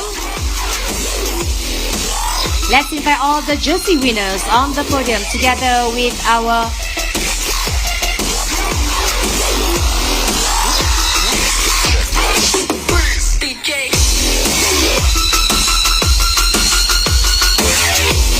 There you have it, ladies, gentlemen, the jersey winners. We have Simon Bellot, Arvid Decline, Barin Kronsky, and Simon Carr. We are the champions, my friends. And we'll keep on fighting till the end. Baiklah, tuan-tuan dan puan-puan sekalian. The moment we've all been waiting for. Di mana yang berbahagia Datin Anita bersama dengan Yang Berhormat Hanayo akan ke tempat piala challenge trophy itu. Dipersilakan wanita-wanita hebat. Wah. Yang lelaki tak payah. Saja je hujan-hujan ni. This is our prestigious challenge trophy. Tuan-tuan dan puan-puan sekalian, yang berbahagia Datin Anita dan YB Hanayo. We'll be handing the trophy to our champion Simon Carr from EF Education Easy Post. Simon Carr, EF Education Easy Post. We are the champions, my friends. He's the champion. The champion for the 27th edition Petronas Tour de Langkawi 2027. Simon Carr from EF Education Easy Post. Dijemput tetamu-tetamu kehormat untuk bersama-sama dengan YB Hanayo, Raja-Peraja Utama.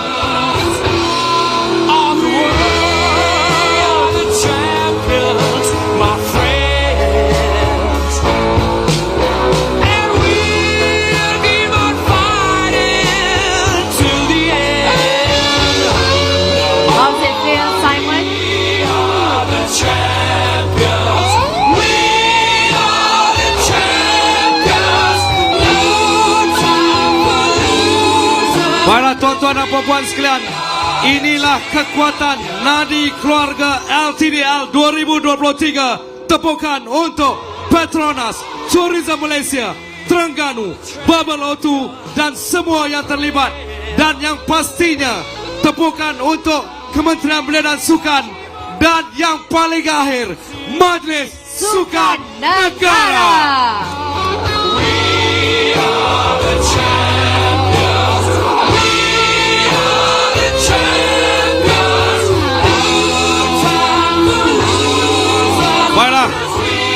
itu majlis menjemput Yang Berhormat Hanayo, Menteri Belia dan Sukan, bagi menyampaikan cenderamata kepada Yang Berbahagia Datuk Esar Haji Kapur Zaman bin Mat Saleh, Datuk Bandar Kuala Lumpur.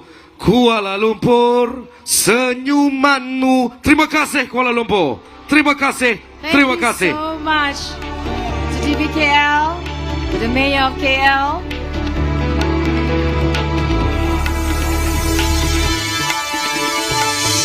Baiklah, buat kali terakhir untuk tahun 2023. Yeah. Bagi pihak Kementerian Belia dan Sukan, Majlis Sukan Negara, anda luar biasa petugas-petugas LTDL. Tepukan untuk Polis Diraja Malaysia yang bertungkus lumus. Tepukan untuk jabatan-jabatan kerajaan yang membantu sepanjang 8 laluan yang dilalui oleh para keluarga LTDL. Yang paling penting juga kepada medical yang banyak membantu kita, daripada KKD Korps Kesihatan Diraja Malaysia, Angkatan Tentera Malaysia. Terima kasih, doktor. Dan kita akan terus pertahankan saingan berbasikal paling disayangi oleh rakyat Malaysia, Tour de Langkawi.